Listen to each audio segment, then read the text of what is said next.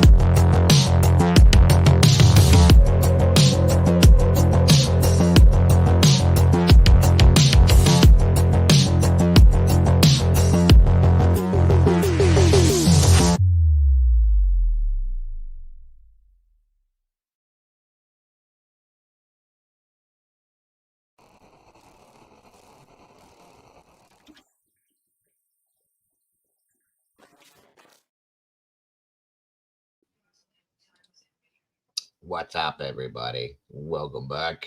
Good to see you. Good to have you here. Thank you for joining me today. As always, so very much appreciated. I hope you guys are staying warm because it is not warm out. And first off and foremost, my apologies for running late. I was in a very important meeting this morning, guys, and it ran over. And I just fell down. Sorry about that. Why am I so what did I just do? That was cute. Hold on a minute. Let me fix this chair now. Sorry, folks. Here we go. Yes, it was a very important meeting. There we go. That needed to be had. So I'm grateful for that. And so that's why I was late. My apologies to everybody that it was waiting on me. Hopefully won't make you do that again. Come on in and grab your coffee, tea, get comfortable with me. Wherever you are, guys. Good morning, good afternoon, good evening, good night. I hope it's good for you because it's great to be here with you guys. I appreciate you all so very much.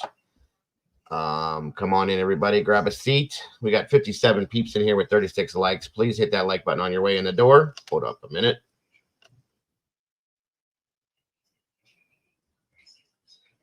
All right, guys. Let me know how the audio is on this. Let me know if you can hear me okay. Yeah, I got your sack of rocks clue. So here we are. The first thing I'm going to say as everybody's coming in is yesterday during the show, we had an amazing show yesterday. I'm going to say, looking for Donna I. Cross, this missing lady that has been missing since January 9th. It's a very sad scenario. And we put it out there the best way we could yesterday. And I'm very proud of everybody that did what they did for that. And I appreciate everybody that did what they did to help with that. So thank you for all that. Now, that being said, there was a bit of an interruption in that show yesterday, and it was for good reason, in my opinion. Somebody that's very dear to my heart, and a very important part of this channel, part of the team here, part of the family here.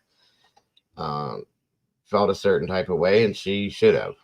Something I'm going to tell you guys here right now, that if you don't know me by now, that I don't put up with, nor will I ever put up with, is fake. I don't like fake people. If you don't like me, you don't want to be here, then don't be here. That's all. I adore everybody that's here and part of this community, but if nobody likes me, why would you be here? I don't understand it. Makes no sense. So just don't be. That's all. It makes it easier. I'm not going to put up with it. And I don't want to be rude or nasty to anybody, but I will be if I need to. That's all I'm saying, folks.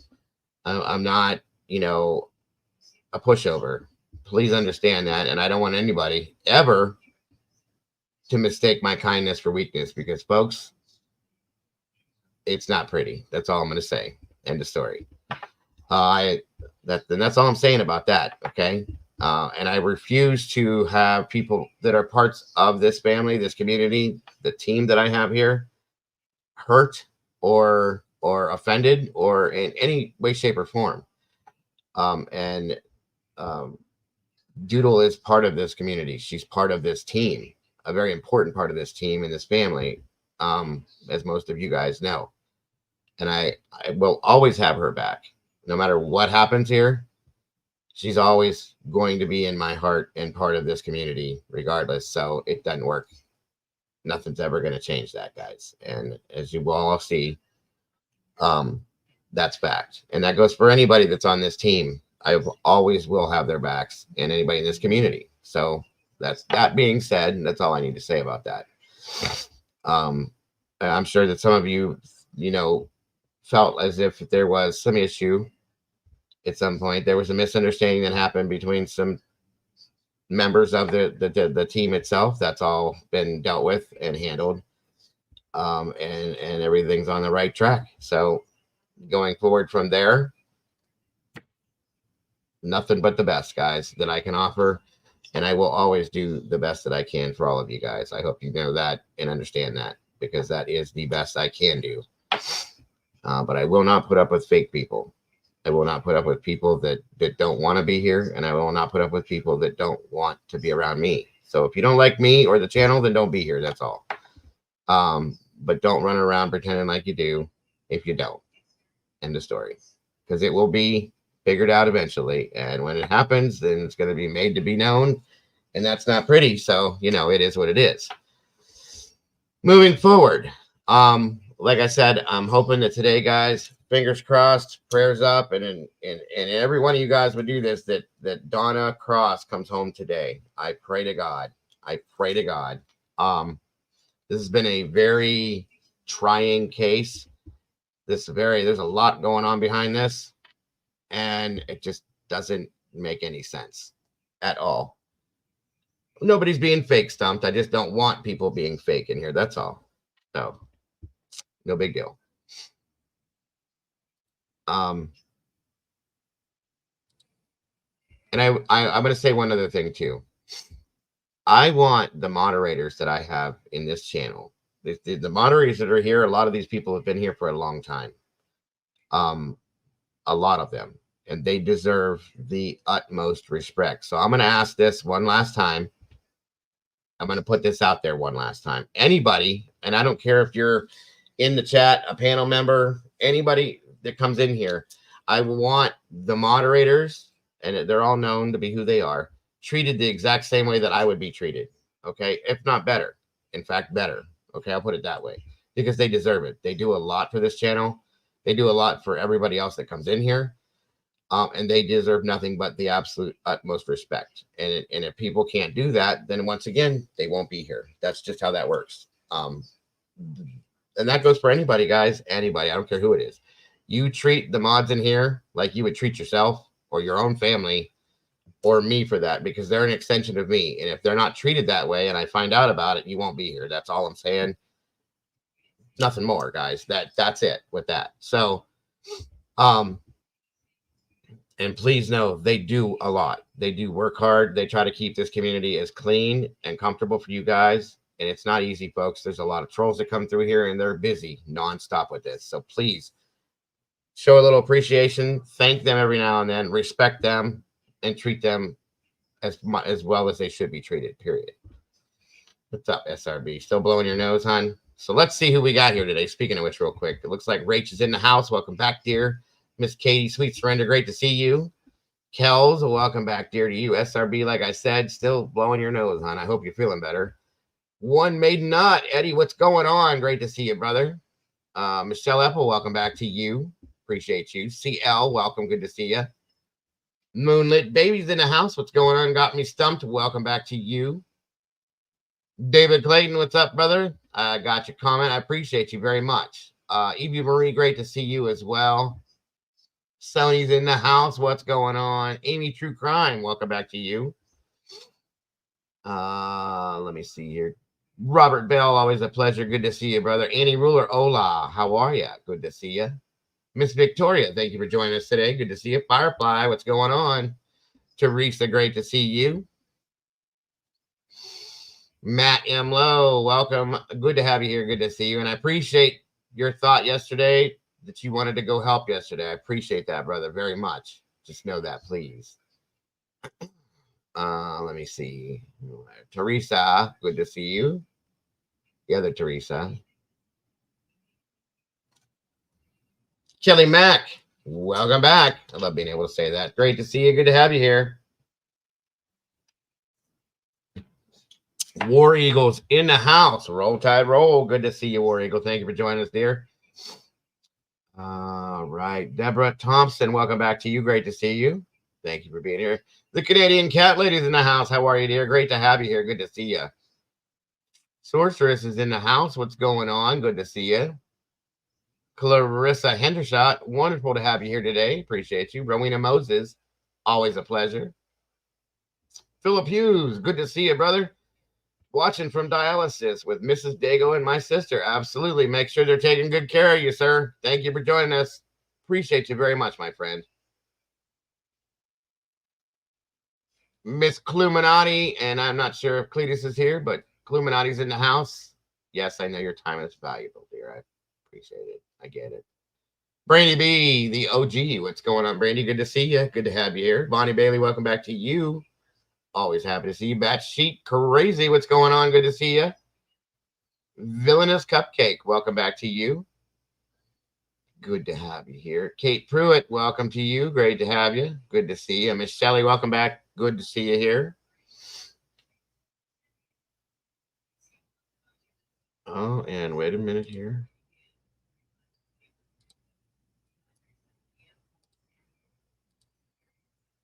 Bing, bang, boom. Doodlebug Farts in the house. What's up, darling? Good to have you here. Good to see ya.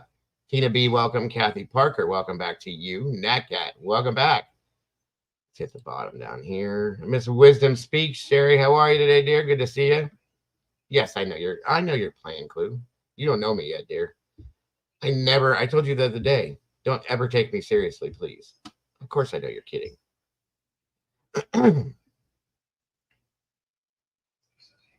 CL, welcome. Great to see you. I think I already said that. Or no, CR. I get you two confused all the time. I don't know why. I'm sorry about that. Andy Kane, welcome back. Good to see you, brother.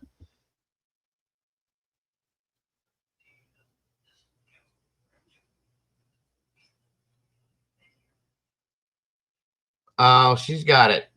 Sherry, don't worry about it. Doodle, type in the chat real quick. I gotta make sure it's right. Just say hi or hey or F off or whatever you want to say real quick, if you don't mind. Rowena Moses, good to see you. Greg McNeely, welcome back to you. Good to see you.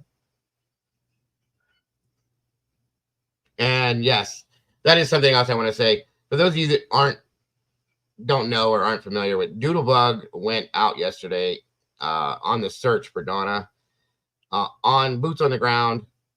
And I mean, God bless. She was out there deep, knee deep, waist deep in the weeds, digging, looking for this poor woman. So thank you, Doodle, for what you did, and God bless. That's amazing. This happened where Doodlebug grew up, by the way, guys. So that's, it's a real deal thing for her. And like I said, guys, hands together, prayers up that this woman comes home today. I pray to God. We have some video we're going to talk about and look at this, and we're going to check into that to see what the updates are with Donna, and hopefully there's something good that we hear. Again, Doodle, if you could type something in the chat real quick, just so I can make sure that everything is working correctly. Welcome, Kim Marin, and yes, go Bills. The Bills, they beat them Steelers, huh? Absolutely, absolutely. Again, I hope you're feeling better soon, SRB. Lord. This stuff is not fun, guys. This sick stuff going around. It's crazy. Joji Joe is in the house. What's up? What's up? Good to see you. Yep, there it is. All right. Something in the chat works for me. Again, guys, on your way in the door, please hit that like, or like Josie does, lick the like button. Leave a little DNA for me. I appreciate it very much. Michael 007, good to see you, and thank you, my friend. Absolutely. Polly Pepper, welcome back. Good to see you. Good to have you here, Miss Pamela. Shelly, of course.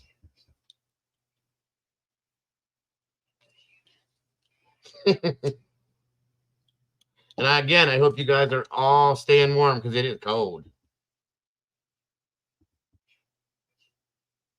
I don't know if I can battle anybody on a keto diet. It's going to kill me. Sergeant Friday, welcome. Good to see you. Absolutely. And we got some crazy stuff to talk about in Delphi, guys. Once we get through updates on the Donna I case, we're going to move into Delphi. And guys, you just won't believe it. If you don't know already, you're not going to believe it. Quite interesting. Come on in, guys. I got 94 peeps with 59 likes. We can make that match. We can make that right. Let's do it. Let's do it if we can. Come on, come on. Again, thank you for that, Michael. I appreciate that very much. It is so cold here, and it's snowing. I'm not happy. Good point, Teresa. Good point. Very good point.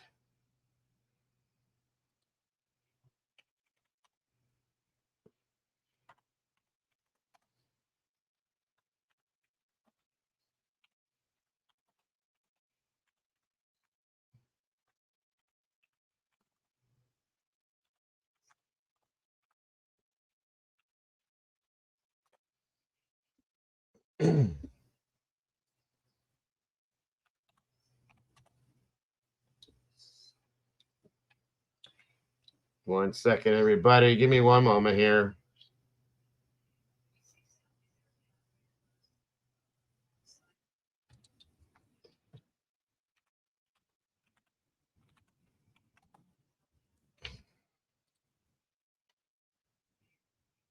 Making sure I got it. Terry Martin, welcome. Good to see you. Good to have you here.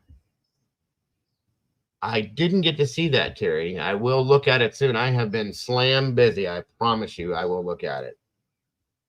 Lots going on all over. Bobby J, welcome back to you. Good to see you. LD, what is going on? It is not a good thing. It's freezing out. I'm not happy either. I get it. And I almost, listen, guys, we almost had a full-blown 4-alarm. Hold on, Cass. A full-blown 4-alarm emergency, folks. I ran out of coffee. How about that? It was bad. It was so bad. So bad. Murky Piglet, welcome back. Good to see you. Thank you for joining. Hello, Miss Cass. How are ya? Staying warm, I hope. I know Cassie's got more. She has more snow than we got in Washington. Yes, it was a coffee emergency, Firefly. I thought I was going to lose a grip on life. I'm not kidding, guys. I ran out of my creamer first, okay? Completely ran out of it all. And then I went to go get, I have a K, you guys know I have a Keurig. So I went to go get one of the K-cups to put it in. And it was a used K-cup. We're going to have words, me and the family back here. Somebody took a K-cup and stuck it. I thought I had one left. They stuck it back in our little, we have one of those little things you spin and it holds the K-cups. And it was sitting in the back. And I'm like, oh, good. I got one left. I'm going to be good. I pulled it out and it had a hole in it. I went, and I'm like, there's nobody in this house. Okay. And I'm freaking out. Like, what the hell? And guys, I'll tell you how pathetic I am. I used it. It was already used and nasty, watery. It was gross, but I used it. And then I headed to the dollar store. It was so gross, guys. But I got my coffee and I'm good. So we're okay. But it was an emergency. It was an emergency. Okay, good deal, Cass. Was making sure. All you mods, please check yourselves and make sure you're right and everything is rolling the right way. I had some technical things going on in here for a while. Wait a minute, Doodle. Doodle, are you? What the hell? Yeah, and Doodlebug has something. There it is. Okay, it was at the bottom. I didn't see it. Doodlebug has some footage that we're going to be checking out that goes along with yesterday.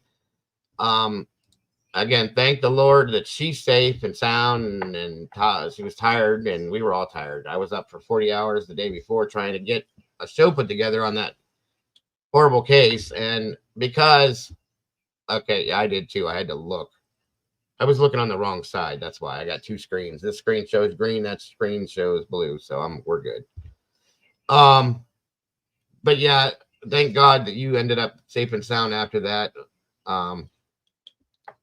That's a lot to go through. And then, like I said, I passed out last night about 11 o'clock finally and slept all night. I don't do that ever. I was burnt out. Gene Anderson, good to see you. Good to have you here. Thank you for joining us.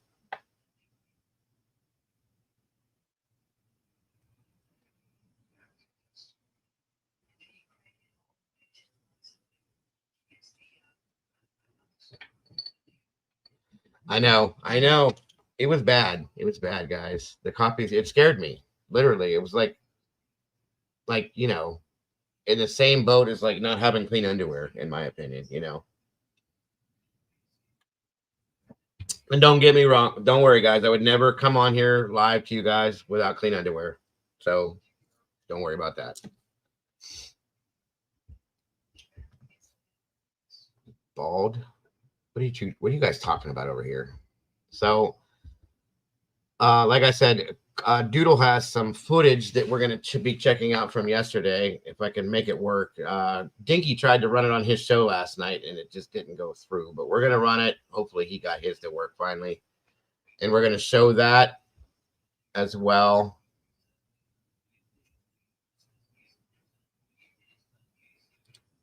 All right, here. Let me see. No, you're okay, Teresa. Well, and I promise you we're going to get to it. Good morning, Miss Cammy Q. Good to see you. Thank you for joining us. Good to have you, Gloss Boss. Good to see you. Good to have you here. Thank you for joining us. I'm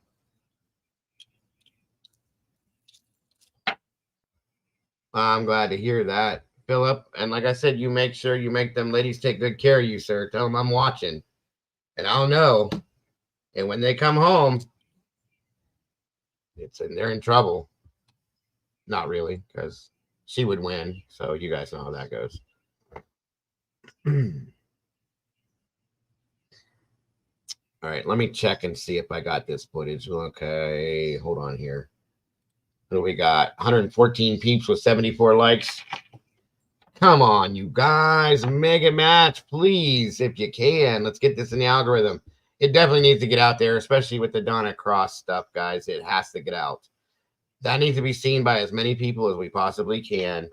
Thank you so much, CR. Gifted a membership, and it went to the Canadian Cat Lady. Of anybody, you deserve it. Thank you so much, CR. That is so awesome. And congrats, Cat Lady. Welcome back to the sauce. It is great to have you here. Another meatball in the house. Time to go to church. Right. Sounds great, Teresa. Sounds great. Thank you very much for that. I appreciate the input. That's okay. Take your time, Gene. We're not going nowhere for quite a while. Let me see here. That's so awesome. I'm super excited for you, cat lady. Welcome to the sauce. And CR, that was amazing. Thank you very much for that. God bless. Mrs. Day.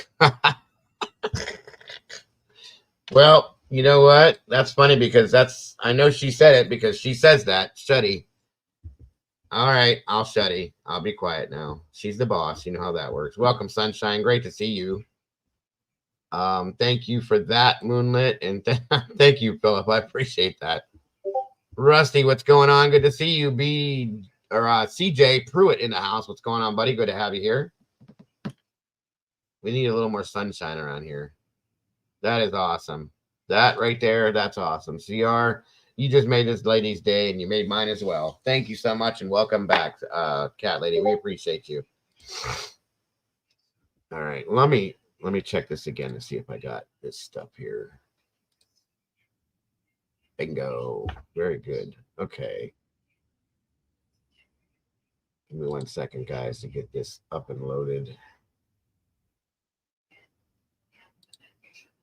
Because I want you guys to get an idea of how bad the terrain is in this area. It's not good stuff, folks, at all.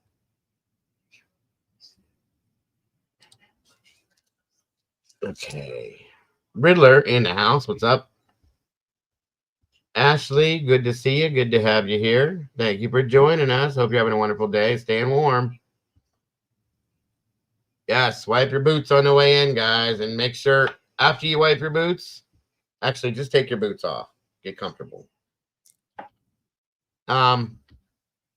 Please hit that like button on the way in and share this out if you will. 121 peeps in here, 83 likes. We're almost there. We can do this, guys. All right, let me see here. I think I got this now. I gotta see where these went to. Oh, shoot. Hold on.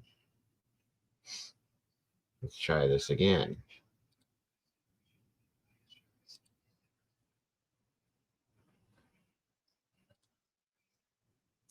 Oh, what? Why does it keep doing that? To me, stop doing that.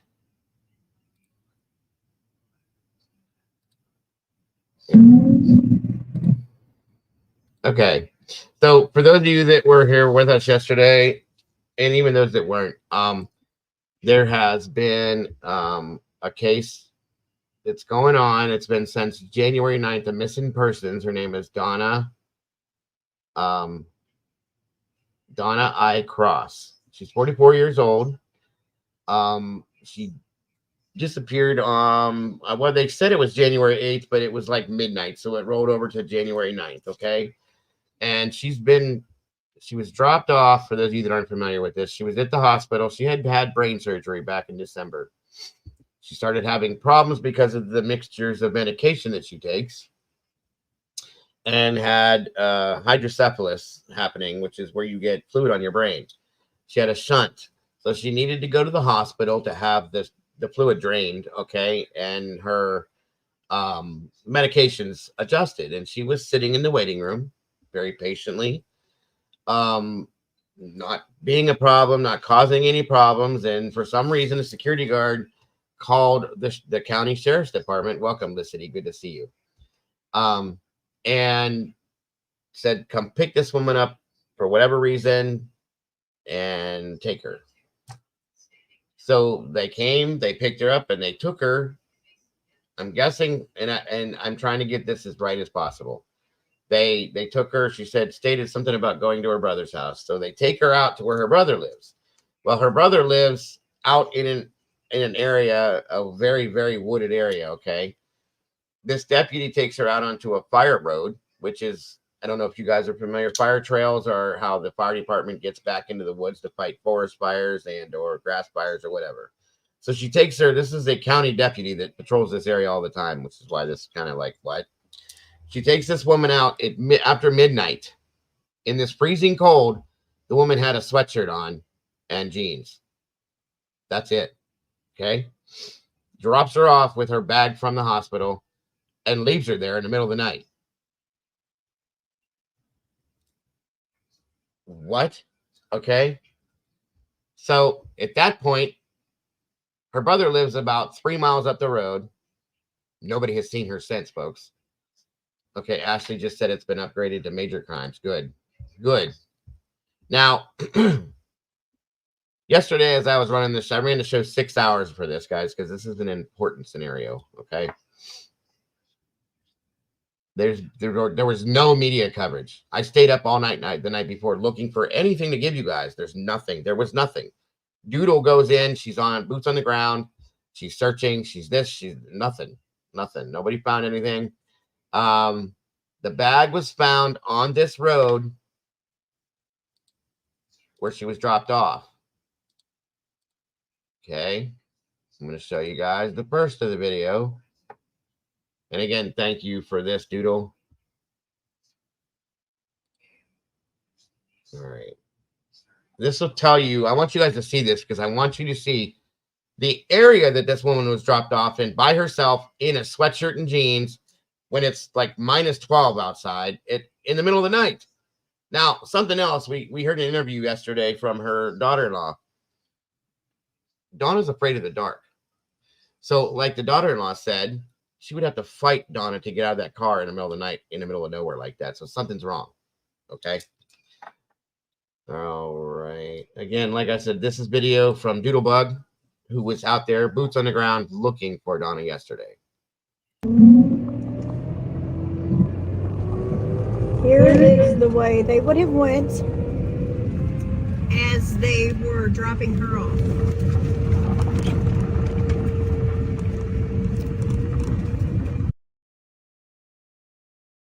Okay, understand something, folks. When it gets dark out here, when the sun goes down, there's no street lights. There's no lights. It was pitch black. So put that in your head. This road, these trees, pitch black. There's nothing out here, folks, other than wild animals and God knows what else, but nothing else out here, okay?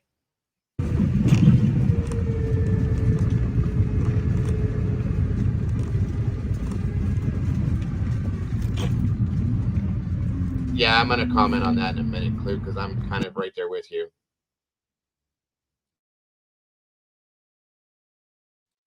And I said this yesterday, the way the bag was found laying on this road, okay, after she was dropped off, it makes me feel like somebody picked her up. And we know of at least 2 other vehicles that were caught on video at this point that have gone up past these there was trail cams out here. And 2 other vehicles went by this, okay? So I'm gonna guess, and here's what my hope is, honestly, is that somebody picked this woman up and she's somewhere safe and sound in a warm area, healthy and happy and safe. That's what my hope is. But I agree with you on that, Cleo. I do. Okay, guys, that was the first video. Again, thank you, Doodle, for these. Let's go to the next one.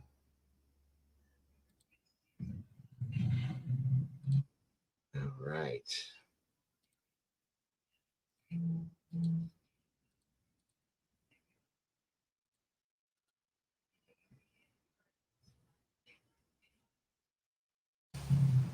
Look at this. Donna, we're not giving up hope. We're going to search every day.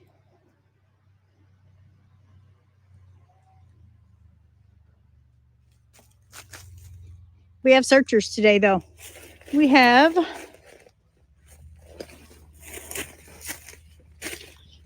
bear with me. This is a big steep hill.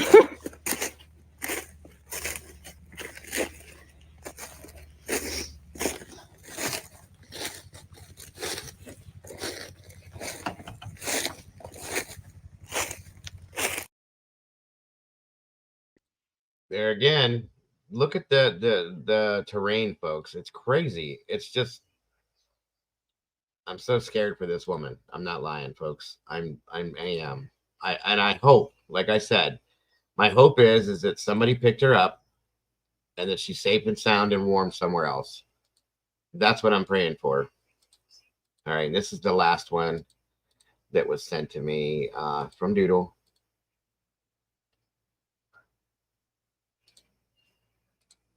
All right.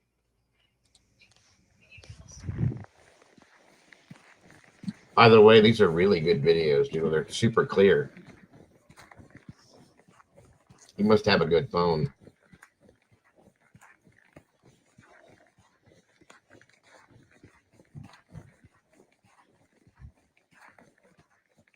Here's your trail.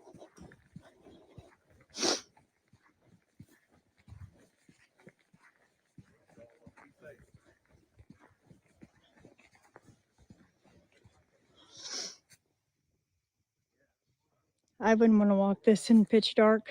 Would you?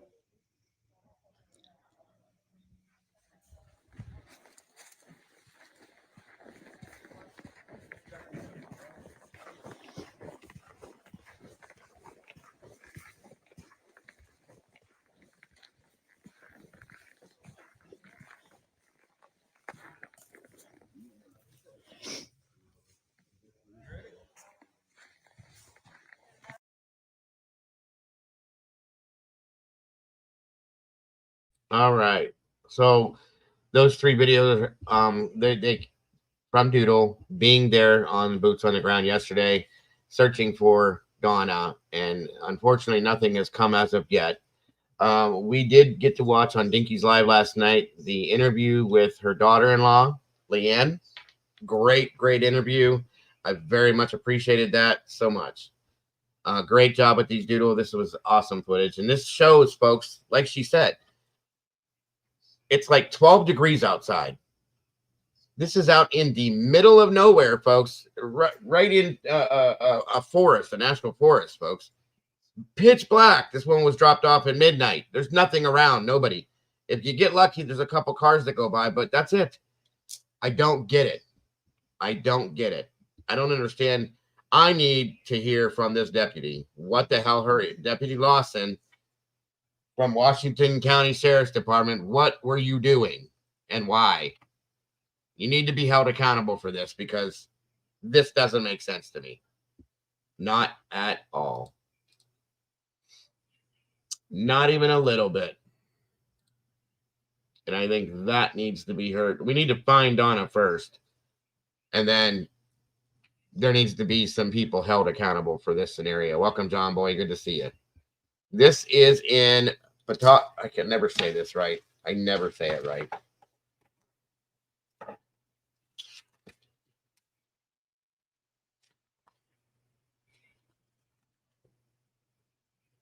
Potosi, I think it's Potosi, Missouri.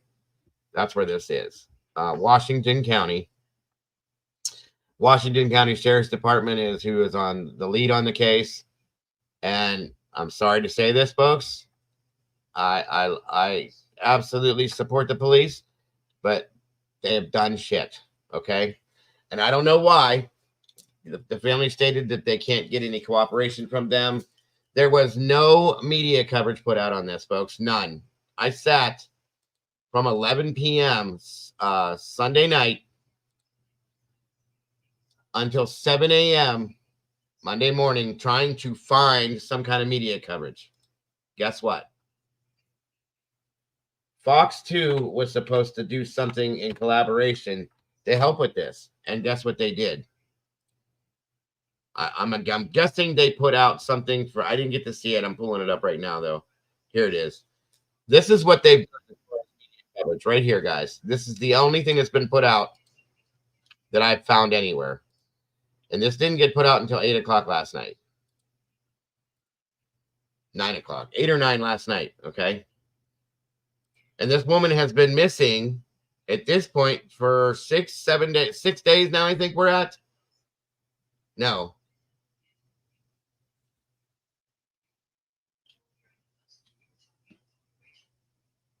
7 days, guys.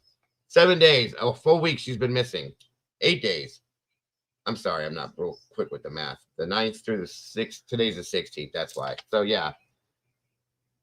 Potosi. Potosi. I think I never say it right. I know I don't. I'm sorry, Doodle. So, this is the only footage I've found on this. The only. In a week's period of time. One channel, one segment. This is pathetic. Goin National Forest amid the extreme cold snap. And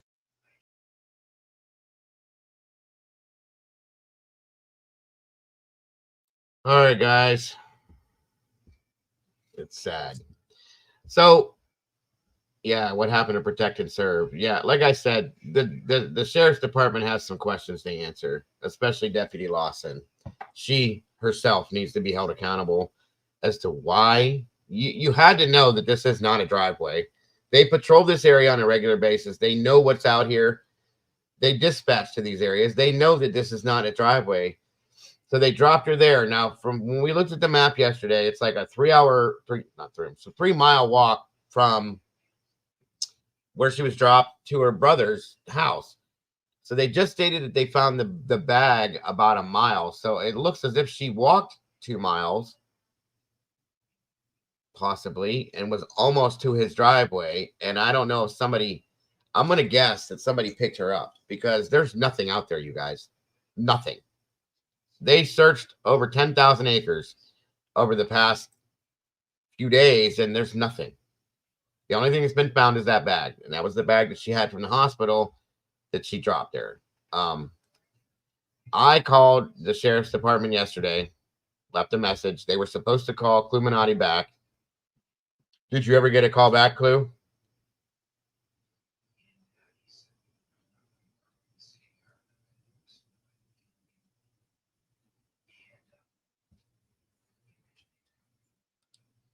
Nope, they did not call her back. So I left a message. They were calling Clue back. Nothing. I called the hospital. They hung up on me. She was supposed to go. She was sitting in the lobby. Her next spot was she was supposed to go to some form of a rehabilitation center. Okay. None of this makes any sense. None of this had to happen. Welcome, Throw Glitter. Good to see you. Is there another one? Because I already pulled up. I just pulled the 3, Josie, and played those.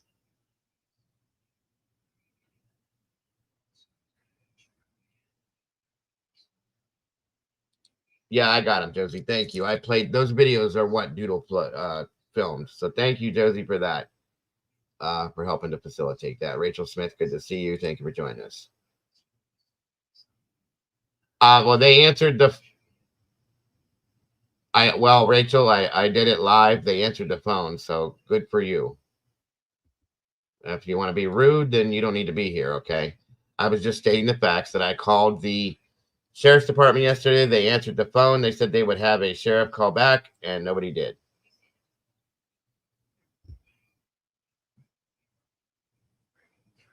I don't appreciate rude. This is a very serious situation, okay? Nobody was being cocky, arrogant, or anything. I'm just saying.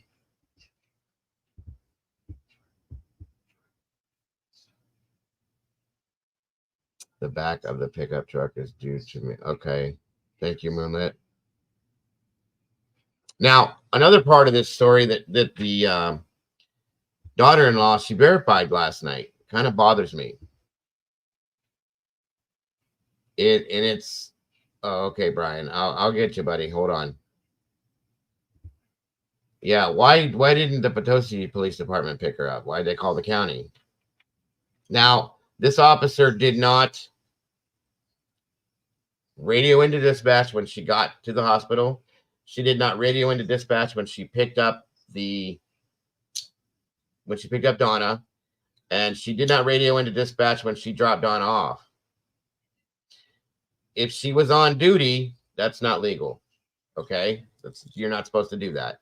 You're supposed to keep radio contact at all times. There's no body cams or anything like that to show anything. So, okay. Good point, Matt. It was out of city limits, so that's why they contacted the county. I got you. Okay. They did not, from what I understand, Gene, the family did not get any answers to any of this. And that's the other thing is, from what I understand, I don't know if the dispatch checked in on the officer or not. So was this taken as a personal scenario? Because anything that comes into no, it's not, Clue. No, the hospital's in city limits, I'm guessing, but then the area they were going to is not in city limits. So again, I guess that doesn't make sense. Dispatch didn't check into the office with the officer. So that's what I'm saying. I don't think I did at this point. Listening, let me go check real quick.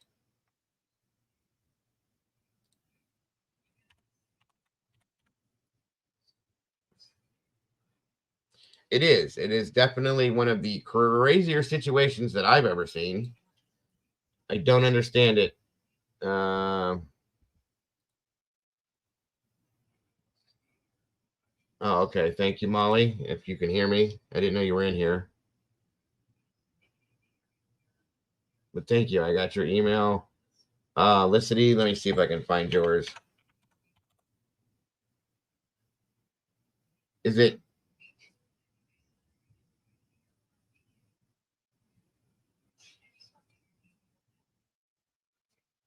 Okay.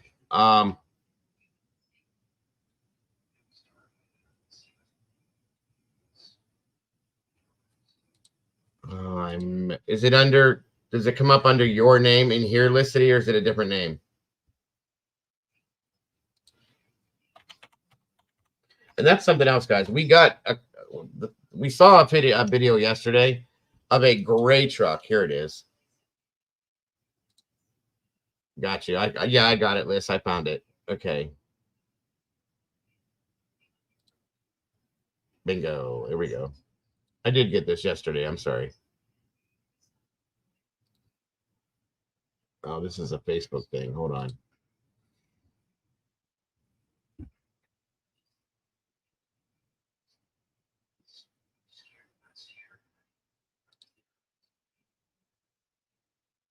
Gotcha. Yes, I did get it. Dear Christina, hey, good to see you. Thank you for joining us.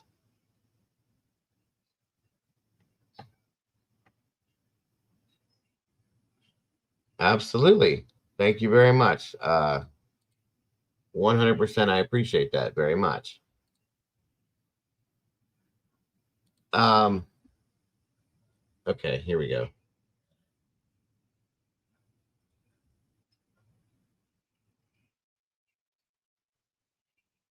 Okay. Thank you, Licity, very much. This helps.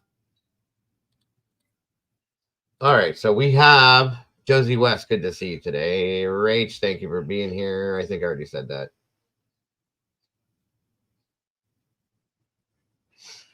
I can't really make this any bigger. So our interview with Fox 2 News will air 9 p.m. tonight. This was yesterday with Leanne in Devon. Okay, Devon is Donna's son. They had a crew of 15 people out searching yesterday. Every single one of them are true angels for bearing the 0-degree temps, and Doodle was one of them. They were able to get in 6 hours yesterday, and tomorrow the K9 unit cadaver dogs will be out there to do another sweep. They also went door to door. The police hadn't done that, folks. The police haven't done anything. Okay. We also went door to door, found out that not only did the police not do that themselves, but that had actually been rude to the neighbors that were asking questions in regards to how they could help to look. They were telling people to go home yesterday. Okay. They were telling people to not do this. What's up with that? Why? Okay. When Doodle was there yesterday, they were trying to send people away. What? That doesn't make sense. And law enforcement wasn't even there at that point. Okay. And says, oh, and we got video footage from those very same neighbors of the truck that was caught on trail cam. Sure enough, the make model of that very truck was not the same as what police told them. Imagine that. Slowly but surely, we're getting things done, and we couldn't do any of it without the help from every one of you that have helped us in any kind of way. Again, there's the area. And we've had reports of 2 trucks, folks. And correct me if I'm wrong, guys. We watched the video yesterday that Clue brought in here, and it had a silver, grayish, blue-looking pickup, Ford pickup. Okay? They're talking about a red pickup truck that they have. So I don't know what's what. Is there 2, or is somebody not telling the truth? Is somebody mistaken with this? What's going on?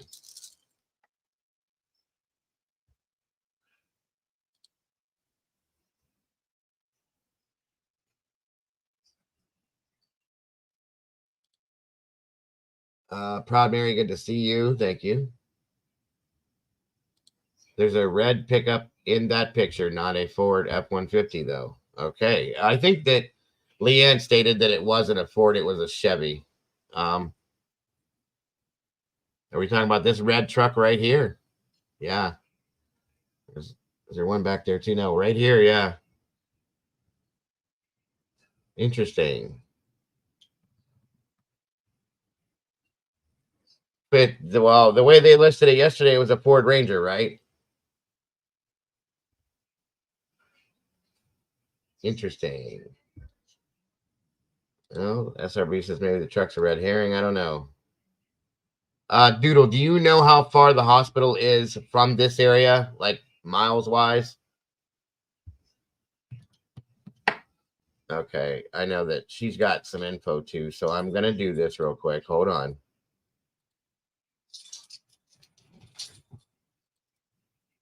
I've seen a few people ask for it. There's a link. Blue, there's a couple people that asked you to come up and talk about the things you know, if you don't mind, real quick, at least just for this. 8.8 miles, Puminati said. Okay, so I still don't understand why they wouldn't call the hospital is in the city. So why would you not call the city police to respond to the hospital rather than the county? Can you hear me? Yeah, I can. Okay. So what were you saying about the truck and stuff like that again? And I don't have. So the girl last night, what's her name? Leanne. Yeah. She said they thought it was a Ford Ranger, whereas the cops came out and said it was a Chevy. Right. And I just looked up the hospital. You guys said it was in city limits. It's only 8 miles away from her brother's address, which is where she was trying to go. Exactly. It's 13 minutes to Shirley Road is what Doodle said. So that's okay. So why not call the cop a city cop? You know what I mean? That's a good point. Like, and again, when I heard last night, welcome, Salty. Good to see you. Oh, okay. Salty's saying now because Leanne said that neighbors had said when her interview last night that they did verify that the cam thing was true, but she's saying that it's been discounted now and the video of the red truck has been deleted. Oh. Well then, okay. Because yesterday we saw that video you brought up here, Clue, of that silverish blue truck, right? Correct. Okay, so where did that one come from then? Because that wasn't even spoken about. Facebook. Huh. Okay. All right. Well, I appreciate that. And city of how do you say that? Potosi? Potosi or Potu. I think it's like that, yeah. Potosi does have a police department. Their chief of police is Roy Logsdon. Okay. Thank you for that. Very good. Very good. Very good. That's the email I sent you. Oh, I see what that meant now. Okay, Liz. That makes sense now. Gotcha. Thank you very much, Salty. That makes sense. See, this is a mess, you guys. Why? And the biggest thing that I have with this, real quick, is that the county deputy did not radio in any of this. Yeah. Okay. I forgot that part. Doodle said she thought it was the opposite. To you, Clue. The opposite. What the hell? Wow. Okay, my phone's doing its own thing now. Sorry, guys. Yeah, the opposite of what would you thought it was the opposite on what, Doodle? Which part, hon? Oh, the Chevy and Ford thing. Okay. Yeah, last night they said, what did they say last night in that interview? That's what fiance said, that girl said it was a Ford Ranger. Right. I remember hearing that, but then somebody said it was a Chevy pickup. If I recall what she said was that she was told it was a Chevy, but when they looked at it, because she said she had the the video from the trail cam, and it was actually a Ford Ranger. I'm pretty sure that's what she said when she was on Binky's last night. Yeah, that's what I was thought too. But okay. And then again, guys, I don't know. It's a little strange. There's a red truck here. That's interesting. That looks like a Ford, though. Are you talking about that picture on your screen? Yeah, that's got a I don't know, the On wheel. cover. Yeah, and then the wheel wells. That's like a full size. That's not a Ranger for sure. Yeah, that looks like a F-150, like the curve, maybe. I don't know. Okay, Sherry said that Cletus is right. Okay, that's what I thought. Awesome. No, The video was not a Ford. It was a different video. Okay, thank you, Salty, again. Awesome. Good stuff. See, this is what it takes a community to do this, folks. Fiance said that's a Chevy in that picture. Right here? Yeah, that fender well is a Chevy. That's what I was gonna say. It's definitely not a Ranger or a Ford. That's they got the flared fenders because I have a 2001 Chevy Silverado. Jesus. Anyway, and I have the flared fender wells on mine too. I wonder though. So what do you think? Do you think this might have anything to do with it? That truck? Mm-hmm. But that being in that video, possibly somebody that lives close, maybe. I wish she would have showed the video, which I mean, they probably don't have it, right? Maybe the cop showed it to them, but I wish she would have shown that. Do you have that video still from yesterday? Or that still picture from the video, the trail cam? If not, don't worry about it. I wanted to show the difference in that based on what because that was never brought up. She didn't bring that up, and neither did the police or anybody about this silver pickup, right? Yeah, she said she had never seen it. She had never seen it. Never seen that photo. Okay, so the red truck video was deleted, and Listed said that too. So okay. No, and the one in the video yesterday was a Ford. I'm pretty sure, wasn't it? It was, yeah, Ford. That's why I saw it. Yeah, this is crazy. So, and it makes me wonder because the Sarah Boyles interview we watched yesterday was, I mean, it was. Yeah, please do, Doodle. Please do. Hold on, hon. There's the link again. Come on up.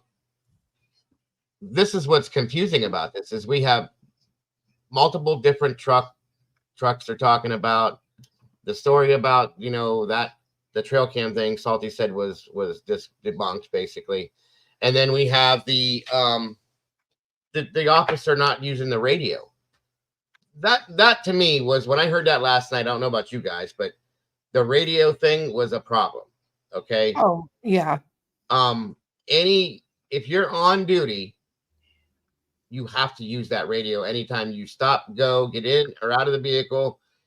Any trip you take, anything you have to do, you have to radio into dispatch, period. And it's mostly for the safety of the officer. Okay. And wouldn't they have like the dispatch records of when she was called? Yeah, they should. Here's the thing. If the security guard is the one that called, they're going to call dispatch for the car. They're not going to call the deputy personally unless they know the deputy personally. But that's not how it was told to us.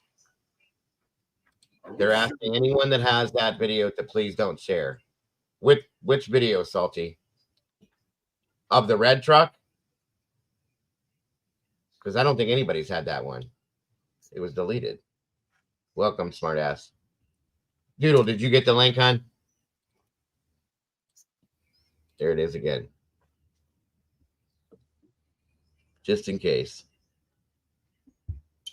I think it's just crazy. Like, Diego, you can probably speak to this for sure, that hospital would not be calling her family. If they wanted her to leave, you have emergency contact in your file. Why were they not calling the family? They said that. To come and pick them up. There's a power of attorney that they should have had to. Welcome, Doodle. Can you hear me? Can you hear me?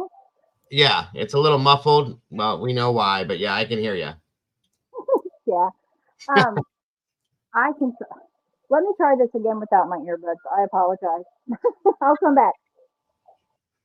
Okay, no problem. Thank you, Ashley. Says love you, Doodle. Here we go. Yeah, this is what I have issue with at this point, is that there was no radio contact for this trip with the deputy.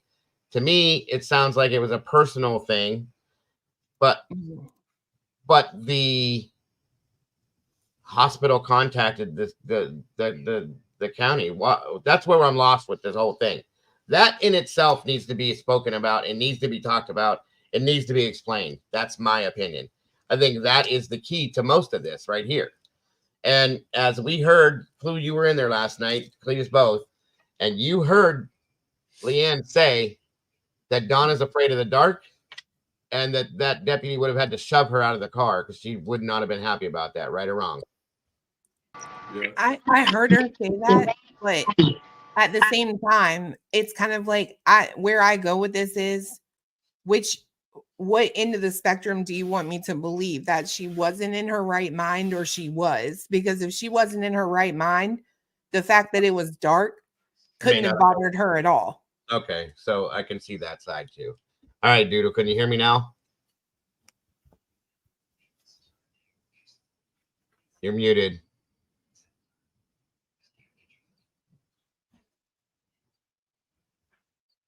Victoria said, I don't think she was dropped off. Well, I mean, unless, go ahead, Doodle. Oh, you muted again.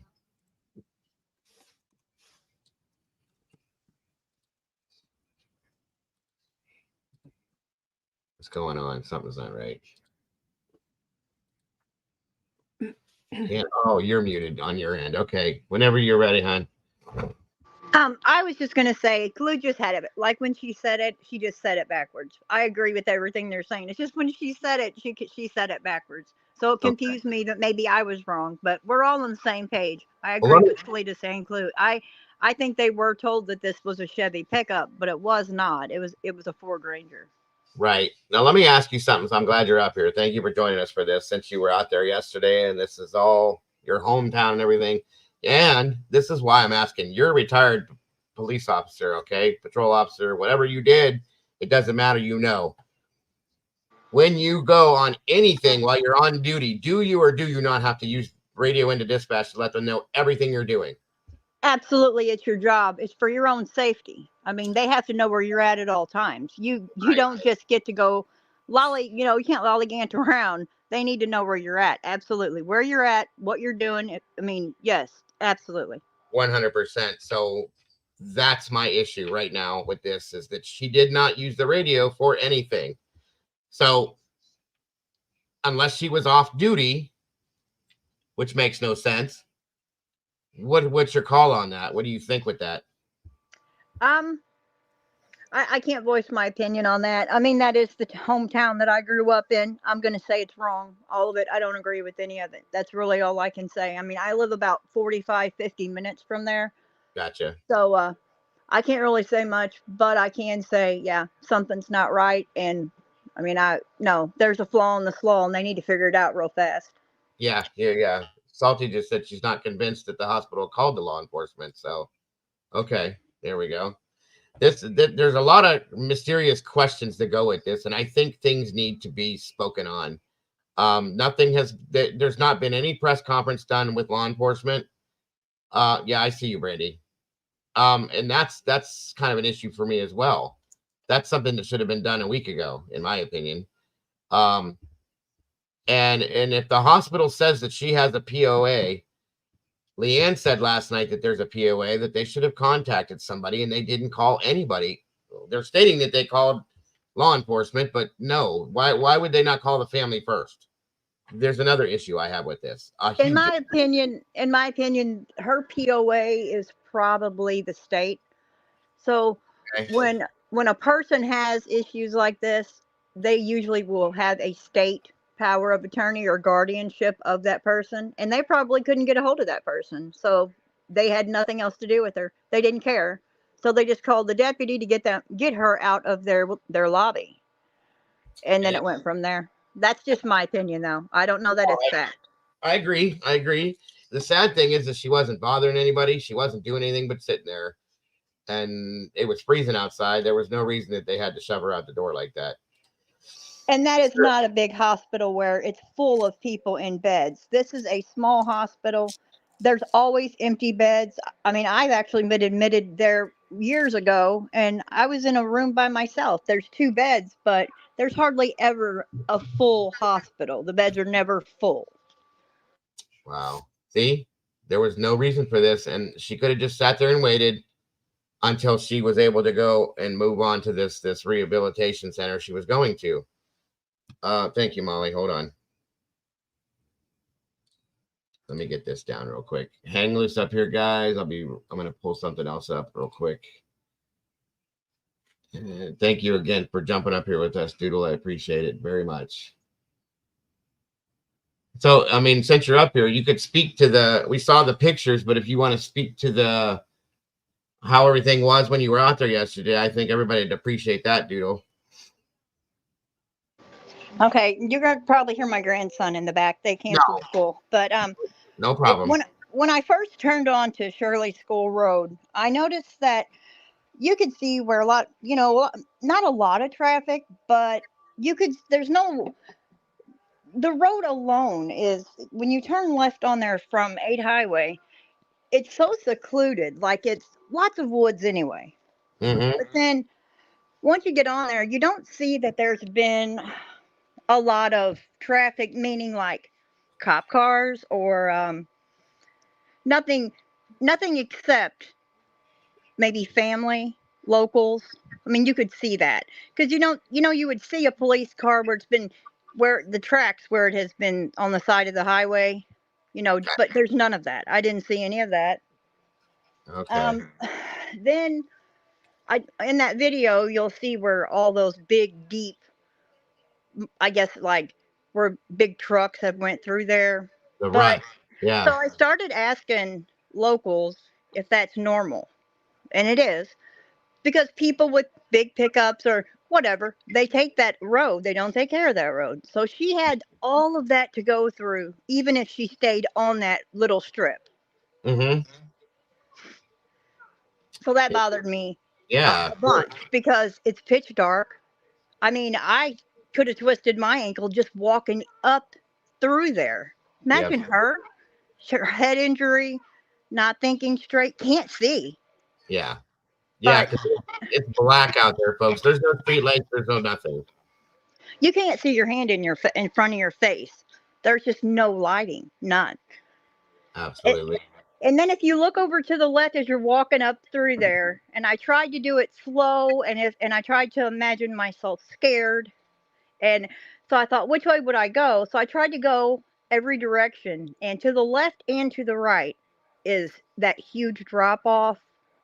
That really made me to where I just want to be there every day.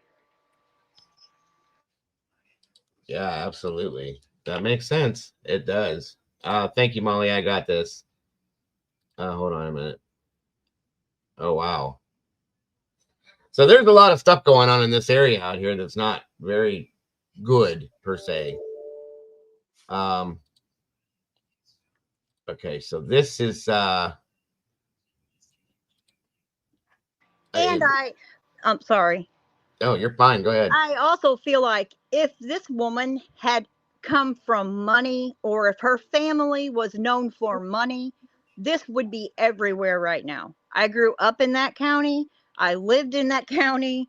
If you have money, you're someone. But because this woman didn't have that, and her family, I mean, not to badmouth family, because I don't know any of their income, none. I'm just saying, being from that area, if you don't have a big last name, you're on your own. And that's why I care so much for these people that don't have that. They don't have that last name. They don't have that backup. It's just sad. And that's exactly how that whole county has been all the 45 years of my life that I'm telling you.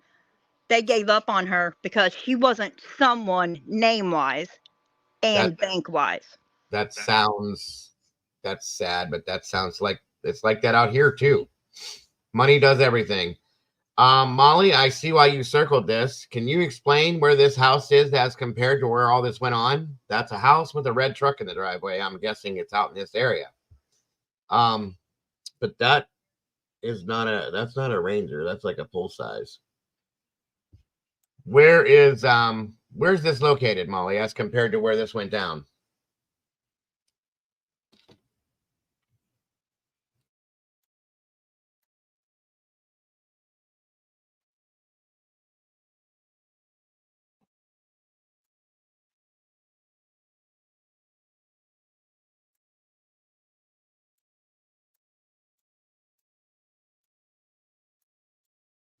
From what we were told, this was the same.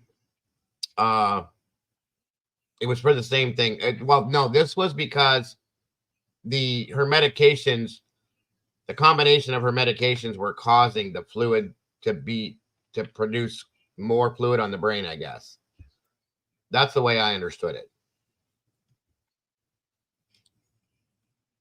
That's a good question, though. And yes, thank you, Molly.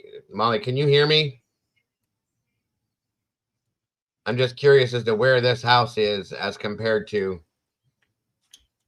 where this went down at and how far away it might be, because that's interesting to me. All right, so that's 10574 Harmon Road. And then this is the Shirley School Road. Okay, so it's right there. Okay, Doodle, can you see this map? Oh, wait, she's gone. What happened?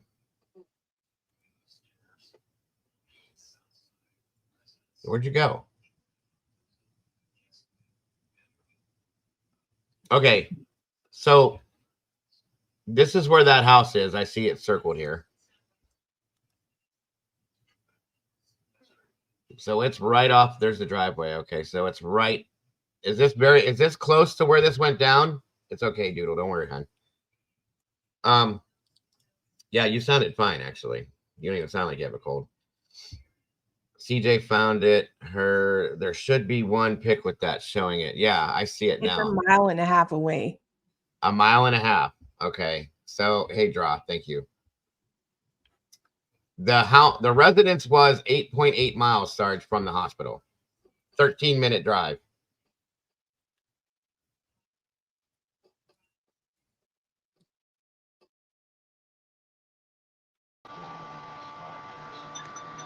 There you go.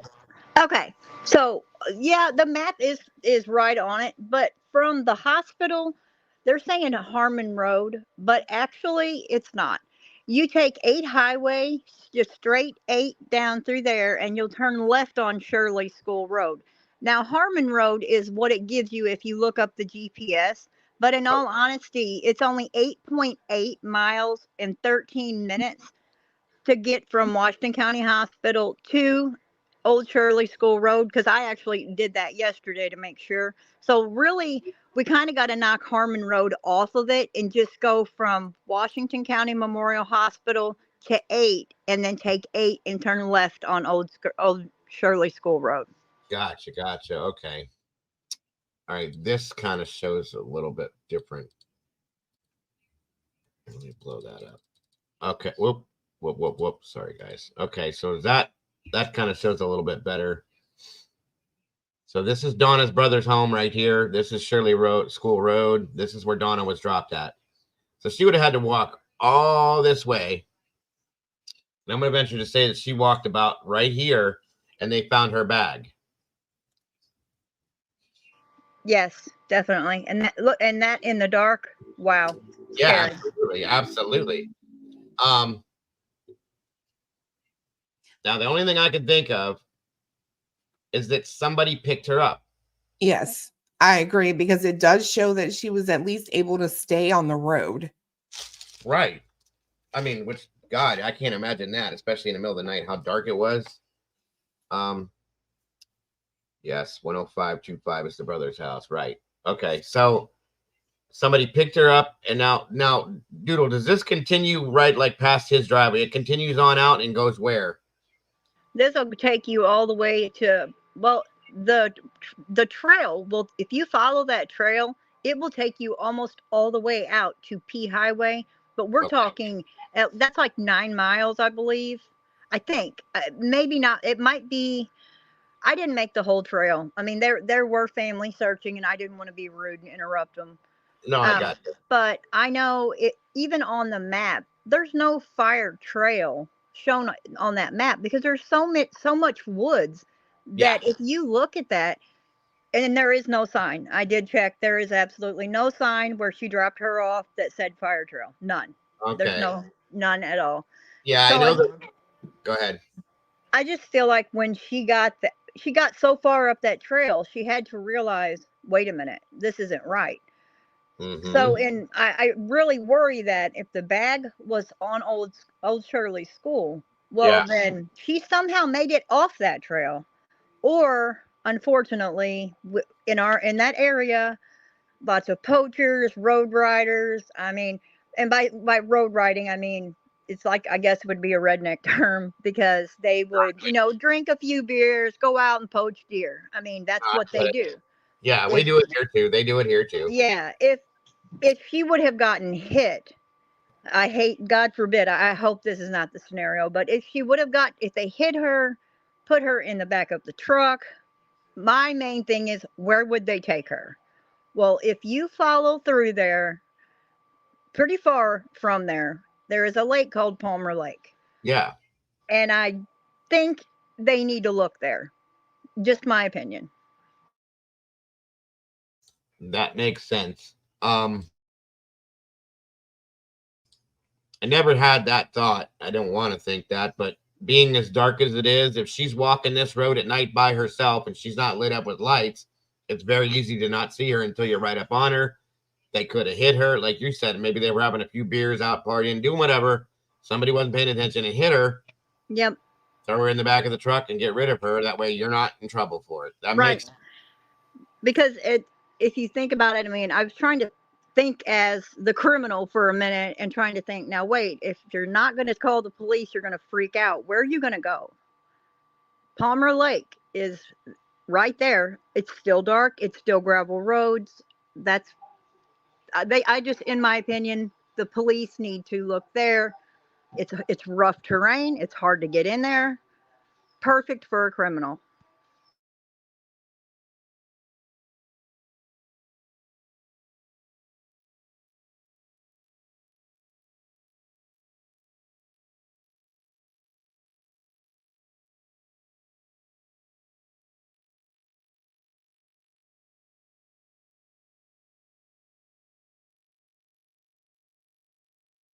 all right. Thank you, Molly. That's a little bit bigger. So this comes out, it goes all the way out to 608, or no, to 8, Route 8. I'm sorry.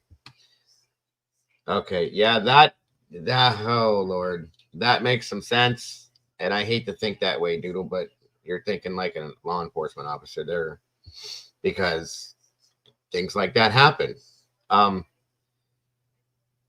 So was do you know, Doodle, if you had talked to anybody, if anybody looked into like EquiSearch or any of these other places yet? Well, I can say that Rock Talk said she would take care of that, but you can take that as far as it's going to take you, which is probably to the trash can. But that's just my opinion. I get it. I agree. I'm wondering if they know, because there are, well, with you talking about Palmer Lake at this point, there are like places like AWP that go do this. Wouldn't the lake be frozen solid? I don't know, Doodle. You know that place really well. When she first would have been dropped there, yes, it would have definitely had some ice, but as big as it is and as deep as it is, I don't think it would be solid. No. Now it would be. That's the problem. Oh my God. Yeah, because it's been super cold the last few days, right? Okay, Molly, thank you. Hold on. Let me pull this other one. Told you guys, Molly's the email queen. She's quick too. 1 second.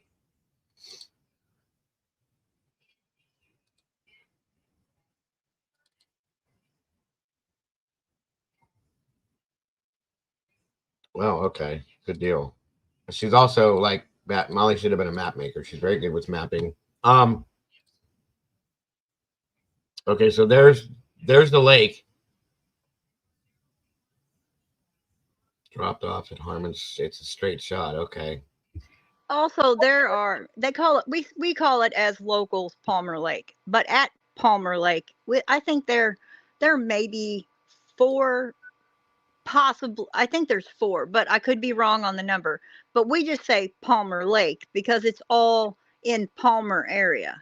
Gotcha. That But makes there's like four different ones, I believe. The number could be wrong, but it's not just one lake. Gotcha. Absolutely. And that's a good point, Draw. A drone could see if there was a break or disruption in the ice anywhere near the shore. If it wasn't frozen when that happened, but if it froze after the fact, that's the problem. Yes, EquiSearch was supposed to be contacted, Pamela. I don't know if Rock Chalk said something about doing that yesterday, but I don't know. There is another group that we talked about yesterday in here that does water like AWP used to. And I believe that they do it just to help. They don't make you pay or this or that. So that from where she was dropped to that lake would be 5.7 miles.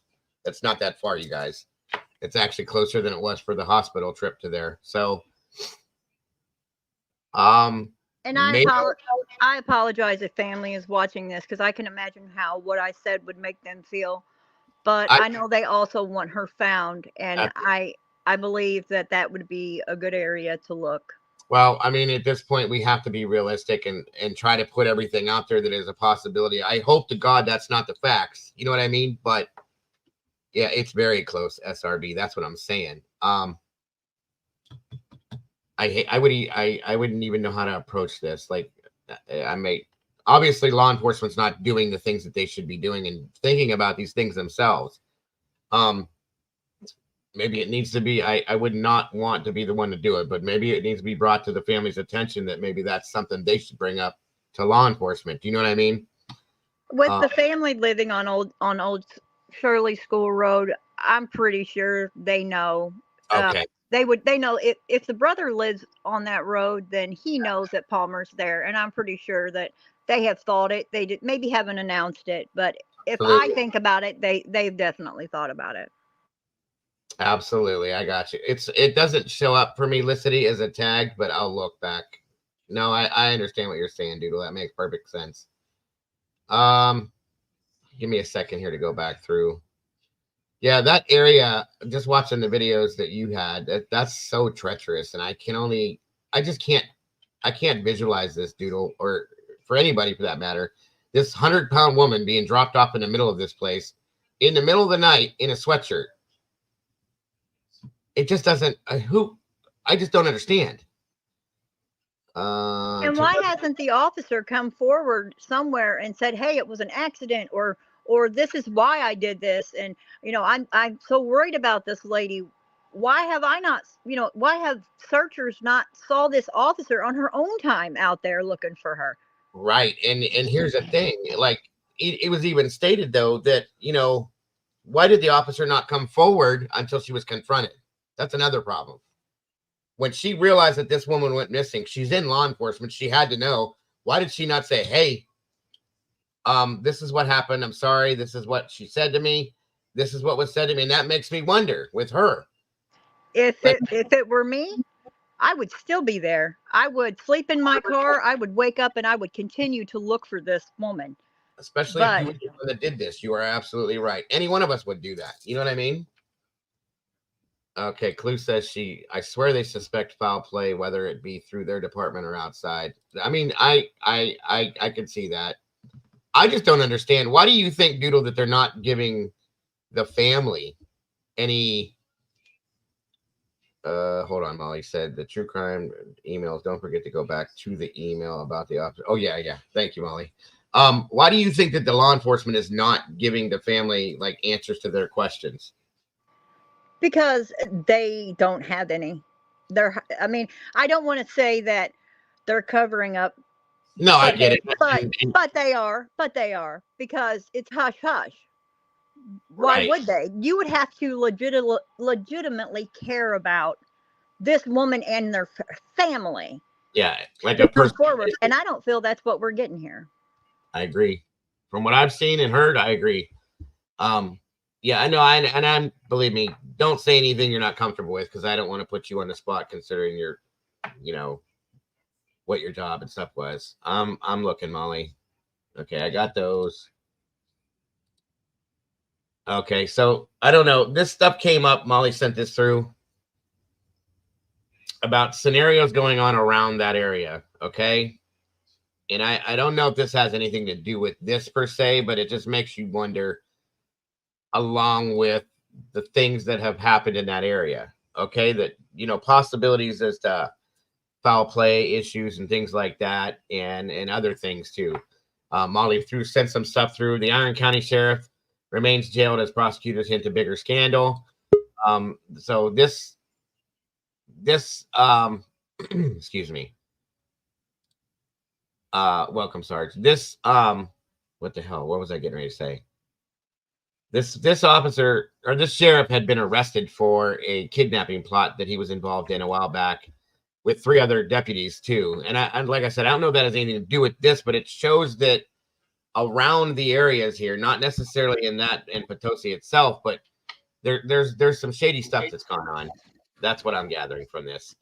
Former Washington County, Missouri chief deputy sentenced to 10 years in prison for beating 4 inmates. Interesting. Okay. Iron County Sheriff Jeffrey Burkett has been charged in a criminal conspiracy involving kidnapping plot. Right. Thank you, Molly. So, like I said, guys, we looked into this stuff yesterday too. Oops, sorry, guys. There's a lot of like strange things that have gone on. Dago, if you will look up Michaela Jones, that's a case. There is Christian Hildebrandt. That one really will throw you off. Those are Washington County cases. Okay. Well, we looked up a bunch yesterday, hon. There's a lot. There's a lot of stuff going on. I know. Around this area, this former Potosi police officer pleads guilty to child sex trafficking. Like, come on, you guys. So these, you know, it can make you. Okay, that's fine. Go ahead, Sarge. What questions did you have? Well, whether she calls in or not, those cars are tracked. They're identifiable. And so would be her cell phone. And so the investigation should start right with the police officer that makes the claim she dropped the woman off, not running around the woods looking for somebody and willy-nilly like that. Right. So, and then you have to determine, and I don't know, I asked Doodle in the chat, she didn't answer because there's so much chat going on, I suspect, but are you able to make a turn around on that road? Is it a 2-lane road, or, you know, what condition is that road there? No, you can barely fit 2 cars on that road. If you have to turn around, you have to find the nearest driveway. So then the nonsensical statement by the officer means the officer actually had to drive by the home where the woman was destined to be. And then turn around and on that trail. She either had to pull into that trail and back up and head back out to 8 Highway. Let me ask you, wait. If you took the trail continuing out, could past the lake, past that house, could you get back to a main road? The lake is not right there, Sarge. When you come let from me ask the question differently. Well, I gotta answer you. Hold on. Let me answer. 8 Highway to your left takes you up. Then the trail is on the right. She could have pulled in that trail, as I did in that video, let her out, back out, and went back to 8 Highway the way that she came in. Okay. Could she have exited if she kept on in the direction towards the home? If she took it all the way, can you exit at both ends of the trail? It would have ran it all the way to Route 8. Why would she? If she thought she was dropping her off right there at that trail, why would she go the long way out? She would drop her off. I don't know. That's all I'm only asking. I'm not suggesting she did anything. No, I'm just trying to understand. Right, I know. And that lake is not right there, though. I probably said that wrong. Like, the lake is farther down. As you say, take the old Shirley School Road. If you follow that, you're going to lead to more gravel roads, and apparently to her brother's home. Mm-hmm. Yeah, that makes sense. Okay. I'm not seeing what else you were talking about, Mom. And the other question I had is, did she live with the brother? Was that her residence? Not that I know of. That was another question I actually had yesterday. What does anybody know exactly where she was living at the point before she went to the hospital? I don't have that information. I do not know. Okay. That was a question I had yesterday too.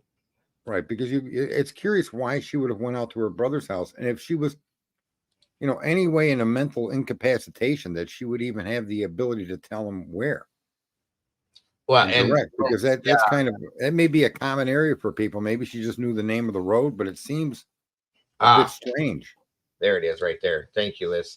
It was reported that she lived with her son and the daughter-in-law. Okay, which does make sense. Where? Does anybody remember where Leanne said that they lived? They live in Iron County. Okay. I'm gonna hop down, Dago, so I can watch chat. Okay. Is that further? Is that further than the 8.8 miles to the brother's home? Oh yeah, yes, absolutely. It is. It's the other direction, and it's a good 45 minutes and out of that deputy's area. We can make sense of why she was brought in that direction is sensible. Yeah, that could be it. Yes, sir. Okay. It's not. I'm sorry. Go ahead. The nonsensicality begins where the woman was dropped off. Well, and then vanished in thin air. Right. Yeah. Yeah, that's a good point. And then actually it starts back when, why did the hospital contact the law enforcement to remove her when she wasn't doing anything to begin with? That's another issue that starts there, in my opinion. Well, we don't have anybody to tell us that that's absolutely accurate, do we? How do we know that that's what happened? Is the hospital told the family that, because that's what Leanne had stated last night. And I believe that the sheriff's department verified that as well. Is that right, Clue? Do you remember that? I'm sorry, you got to ask that again. I'm over here doing research. What? Okay, I see it, Molly. The hospital verified with the family that they contacted the sheriff's department themselves, right? I'd have to go back and listen to that. Okay, and then do you remember if the sheriff's department verified through the interview that they, with the family, I mean, that they were called by the hospital, or is that in there again? I think that's all in what she said. Okay, gotcha. Well, and here's another question I have: like, if she lived with the son and the son and the daughter-in-law, why would she be asking to go to her brother's house? That's kind of, I think, what Sarge was asking when he asked his question too. So yeah, that makes sense. But again, we got to remember something. They were stating that she was not in her right mind, and she had massive migraine headaches to the point where she was crawling on the ground and things like that were going on. Okay, well, so I can also see a sheriff is not a taxi cab, and the sheriff says there's somebody's or relatives or somewhere nearby where I can take you. And she may have said herself, yeah, my brother on Shirley Road. So I don't really see a lot of chaos. We don't know what the hospital did, but for the sheriff to intercede and do what they did, the chaos begins with the decision of the sheriff to drop her off in the middle of nowhere. I agree. Yeah. I wholeheartedly agree. And that's why I said she needs to be held accountable, and she needs to explain why the hell she did what she did, in my opinion. And I know people said in the chat room, but it may be the family has limited information because the circumstances are so suspicious, and the proximity of where she is and went missing is near the family, and so the family might be suspect here.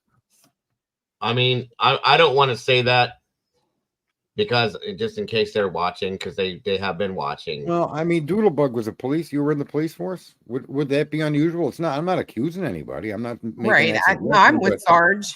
I would say that the police would keep their lips tight.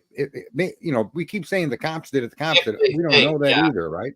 No, so, I know what you mean. But it would make sense to keep the family kind of in the shade because, this may not be as simple as we think it is.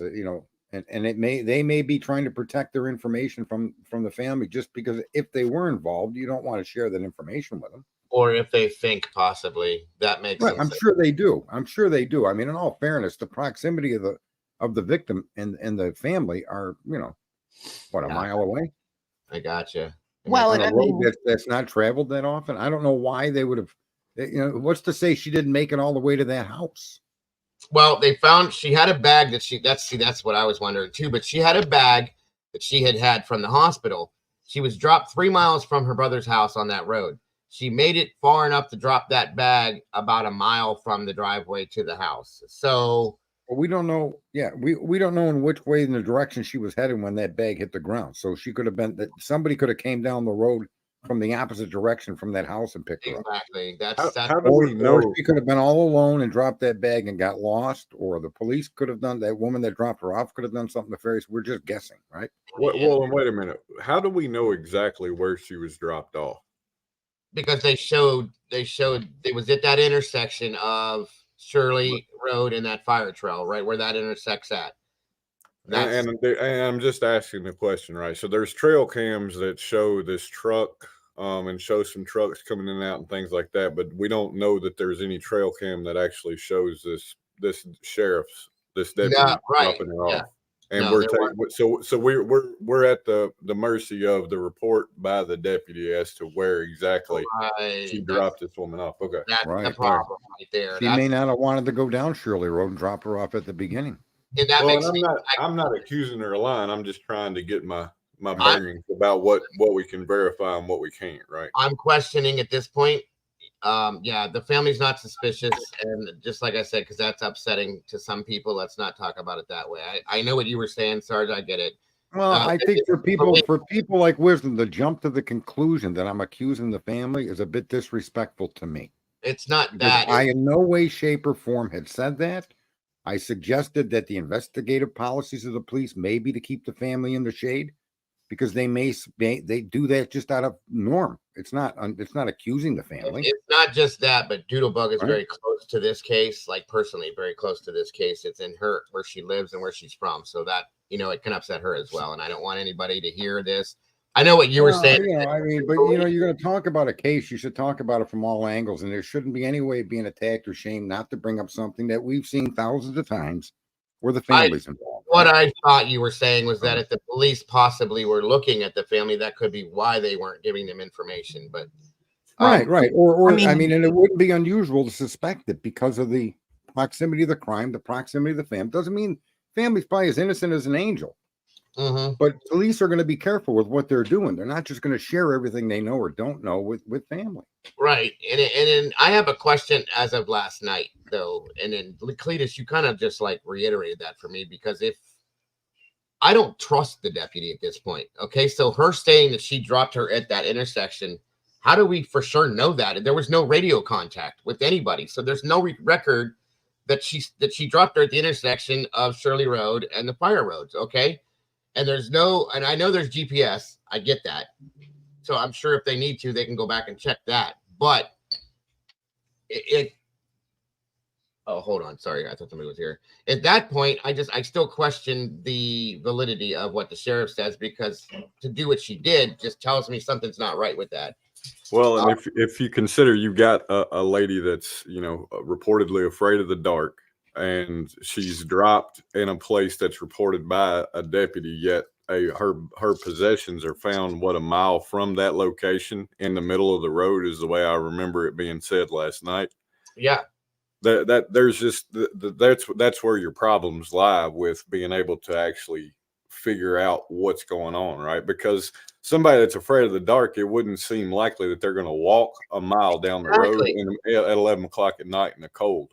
Yes, that's it. Yeah, I agree. And if they did, it just doesn't seem likely that they would drop their bag in the middle of the road like that. It just unless they panicked. Right. And that's unfortunately where my head's going with it right now is the possibilities of that. I agree. That's why I asked about the ability to turn around, because to me it seems like the bag and the drop off may be directly connected. Well, the intersect right there between Shirley and the fire road. She could have pulled up to that intersection, dropped her off, pulled onto that road, backed up, and pulled right back down the fire road. But again, that's the only part that makes sense based on what we know so far. Right. It's also possible that the policewoman continued on and finally dropped her off where the bag was found. That's why I asked if she could have continued on and exited at the other end. Yeah. Well, that road goes all the way out to Route 8, which would have been like a longer route. I mean, so we just have no idea with this policeman's story, if it's accurate or inaccurate, and where these things fall down. They need to track that car, verify her statements. I agree. I'm going to play this interview. This was the interview last night that Dinky had with the daughter-in-law, Leanne, so that you guys that didn't see this possibly can understand everything that the daughter-in-law actually does know. Okay. And I just want to say thanks for letting me up. I got to jump down. Okay. Everybody, you're all awesome. Keep it up. Thank you for your input. I appreciate you, Sarge. Have a good day. All right, here we go. Just left the woods, so I'm currently in a vehicle right now. Okay, cool. So have you been out all day looking?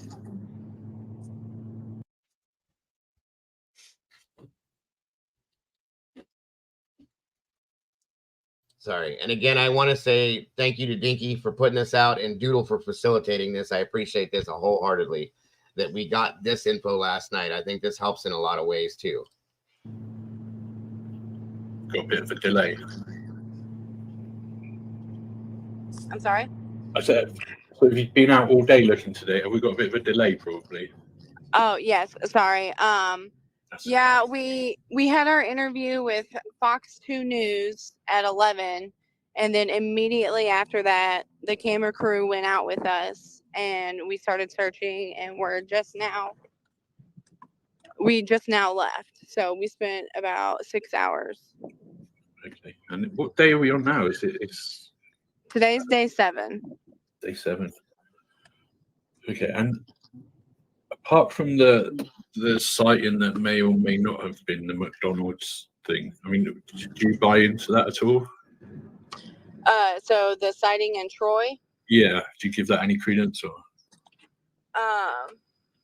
So my husband was hopeful that it was her, but after talking to the detective and then talking to the mother of the son who picked the woman up, there was too many discrepancies for us to believe that it was her. Like, for instance, he said she was traveling with bags.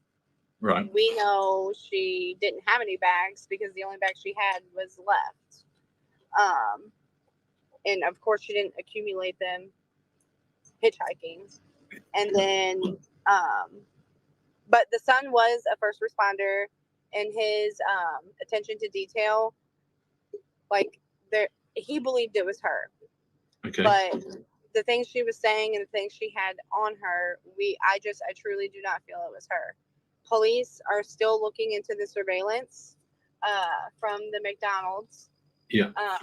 We still haven't heard back from that, because even the detectives on her case right now, they don't believe it's her either. Okay, so but what do they think? Because they're not being very helpful with you guys, are they, so far? Well, they took today off, and they were off yesterday. Yeah. So I actually got into it with a deputy yesterday because I called with the information regarding the sighting at McDonald's in Troy, and he told me he didn't know anything about that because he's not on the case. The 2 detectives that are on the case were off duty that day. And I was like, oh, so Donna's case is taking a day off? And I quote, he said, yeah, I guess you could say that. Okay. So, yeah, I mean, that's pretty bad. I mean, a lot of people have been trying to get hold of the sheriff's office and everything today. They just don't seem to want to make any comment. Oh, yeah, they're closed today. They closed their office today for Martin Luther King Day because Fox 2 News also went there to interview them for their side of the story because they weren't answering their phones. Yeah. But the office was shut down, so they didn't get anywhere. They answered for me. So, have Fox actually put anything out now then? So it will be airing tonight at 9 p.m. Okay. And is that Fox 2? Yeah, Fox 2. Fox 2 Illinois, isn't it? Yeah. Okay, cool. And they also, I'm sorry, what? I can't get that over here, but there's plenty of people there that will get it and record it, send it to me. Okay. So then I can keep putting out. There's a lot of other creators in chat here, a lot of other content creators and channel owners. So they're all. I know. I saw They're- Rules of All Trade, and I just want Yeah. her to know that I am a fan. The Idaho 4, I've been following since day one. Okay. But yeah, I just wanted to fangirl for a minute Yeah. on that. That's fine. We all love Jules. She does a great job. We've got Dago in here, and we've got Clue, whose video I just played. I think Albert's in here, who was Facebook friend, Donna. So yeah, there's lots of people in here offering support and trying to get this message out, and trying to get some answers. So, as far as we know, then she was discharged from the hospital. Yes. And then left to wait in the waiting room. True. That's what she said. Yes. So the sheriff told us that she was discharged. She did not AMA. He said that she was respectfully and peacefully waiting in the lobby. And he seemed unsure of why law enforcement was contacted. But he said that the deputy showed up, picked her up. But I also want to add that the hospital never told her to leave or said she had to leave. So we're also. But they did discharge her, though. Yeah, they discharged her. Okay. But I mean, like, she wasn't being disruptive or bothering anybody for them to like be like, "Hey, you need to get out of here like right now." Yeah. And why we're so confused by the whole discharge thing is because my husband spoke with her at 7:30 from the hospital phone. Like, she called him while he was at work. And not once did she mention that she was being discharged or that that was even a possibility, because everyone wants to question why we weren't there with her. But we thought they were keeping her there overnight, and I was home with our kids after work, and my husband works night shift. So, right. I mean, we physically couldn't be there. Yeah. But yeah, because no I mean, people are us. Yeah, people are always going to question stuff. I guess it's just they're trying to find details because it's horrific. Yeah. The fact that, you know, first of all, she was left to wait, and then somebody called the police to remove her when she should have been going to a long-term treatment center, isn't that the case? So that's also another misunderstanding. Okay. So when I initially put the Facebook post out, the very first one, I was just trying to get as much information summed up and out there as I could. And I didn't think about how people could, like, hyper focus on what I thought was little details. Yeah. And question them. Yeah. So whenever I said that she was at the hospital awaiting the long-term care, Washington County Hospital was not responsible for her transfer. She was there in the emergency room to be evaluated because she was having symptoms that she had prior to her brain surgery, which is what led me to taking her to the ER the first time, and then she was transferred to Barnes, and she had fluid on her brain. What sort of symptoms was she showing, just so people can know what? So she was crawling on the ground because she couldn't even open her eyes because her head hurt so bad. Okay. She was urinating on herself because she had no control. Yeah. She had a massive migraine and couldn't think clearly, and she had no sense of anything going on around her. So it's honestly it's heartbreaking. Yeah. Could she have left the hospital like that, or did they achieve anything while she was in there? We don't even know. Right. Okay. Like, they won't tell us anything, and you're doing great. I know it's difficult. Honestly, you're doing great. But so we know that she was discharged. So obviously she saw a physician. Yeah. But the only way to rule out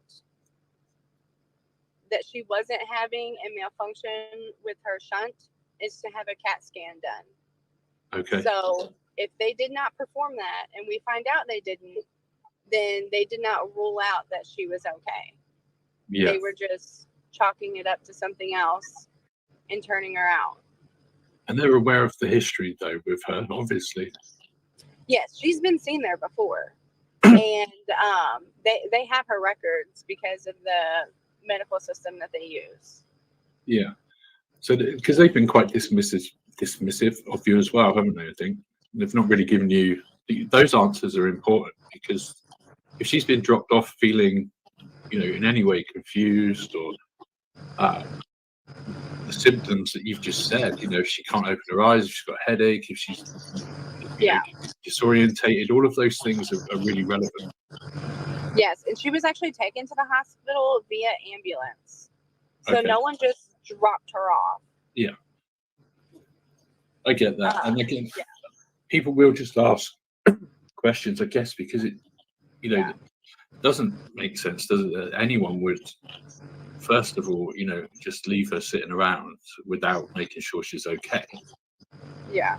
And then to get a sheriff's deputy to basically drop her off in the middle of the woods. At night, in the dark, a mile and a half away from her brothers, I believe, is, you know, people just blown away by that, and me included, and I'm sure you are. From what we understand, Sarge, from what I understand, I should say, was that the security guard from the hospital, is what we were told, is who called the sheriff. Now, if I'm wrong and anybody knows different from that, please correct me. But that's what we were told yesterday. I do believe the security guard there contacted the county and said, "Can you come pick this lady up, or can you come handle this situation?" I don't know for a fact, word for word, but that's who we were told did it. Absolutely disgusting right now. I am so beside myself. Yeah. Because Donna is scared of the dark. Yeah. People keep wanting to say unlawful imprisonment, but I know for a fact she would have had to force Donna out of that vehicle in order for Donna to even be in those woods. She would have not willingly got out of that cop car.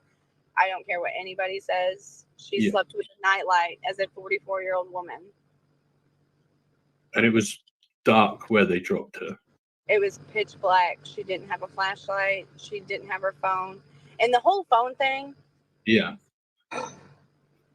So she had locked herself out of her phone. She attempted several times guessing the wrong password, to where my husband had to take it to the Apple store and get it unlocked. So whenever this was happening and she went by ambulance, she left her phone in her room. So we just kept it because the hospital had our phone number. Donna contacted contacted my husband from the hospital. So, I mean, there was really no reason for her to have it, and she is losing it or breaking it when she couldn't even.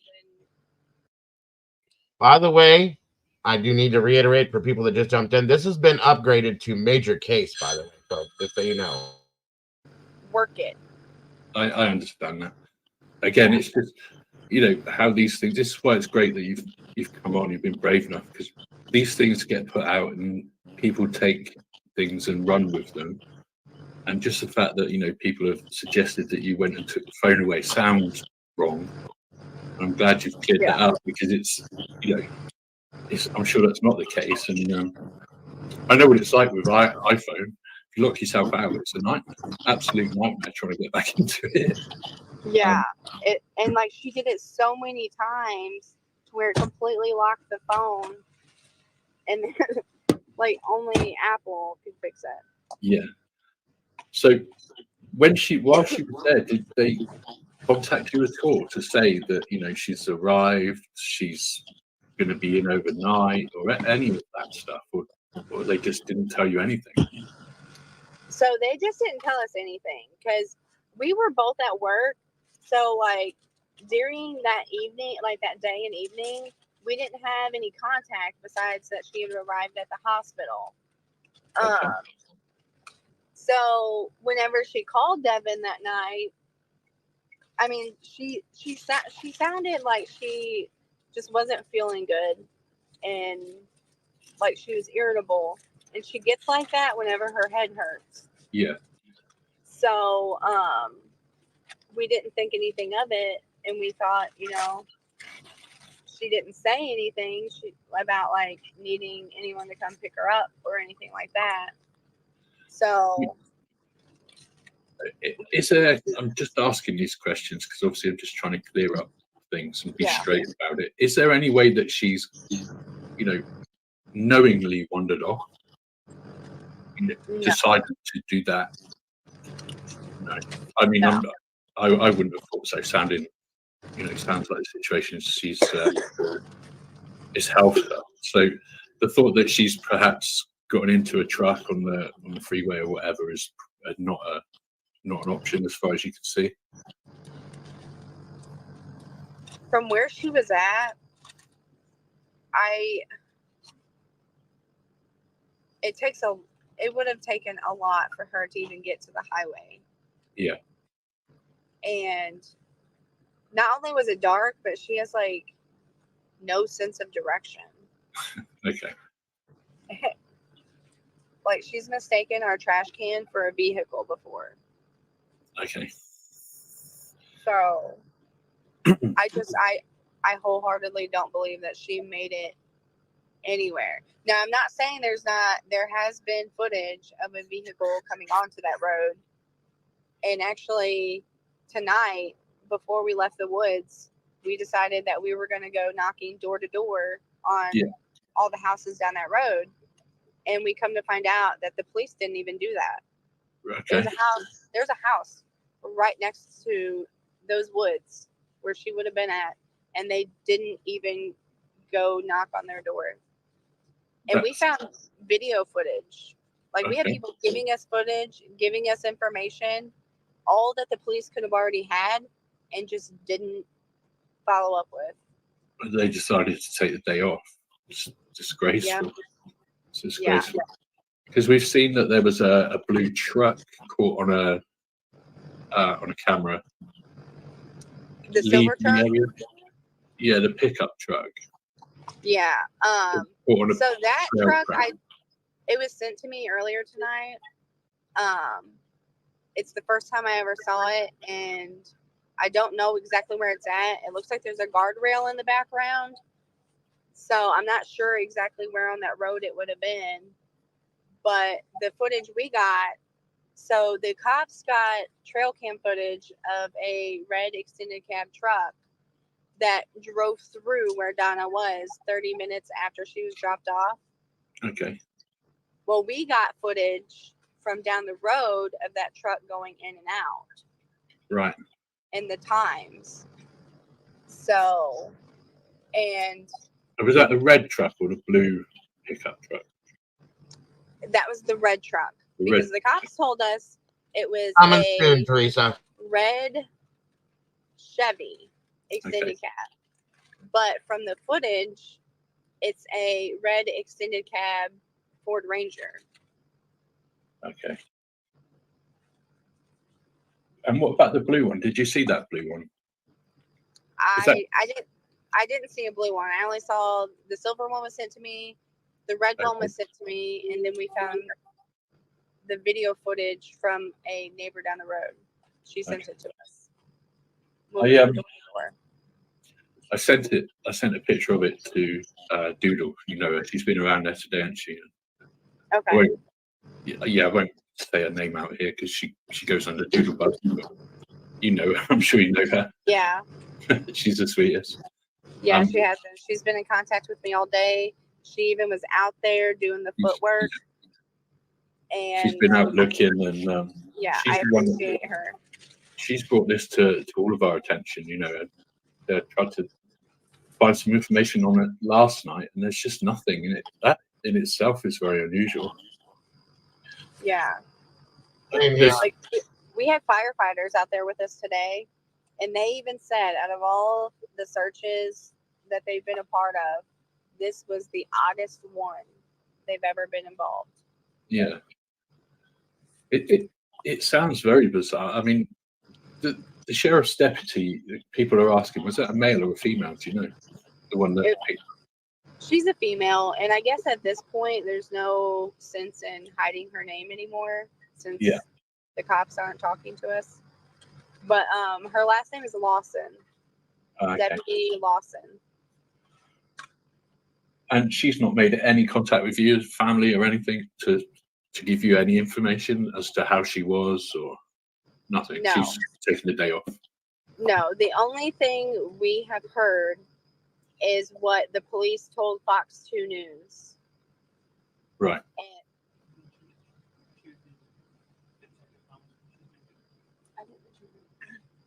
But yeah.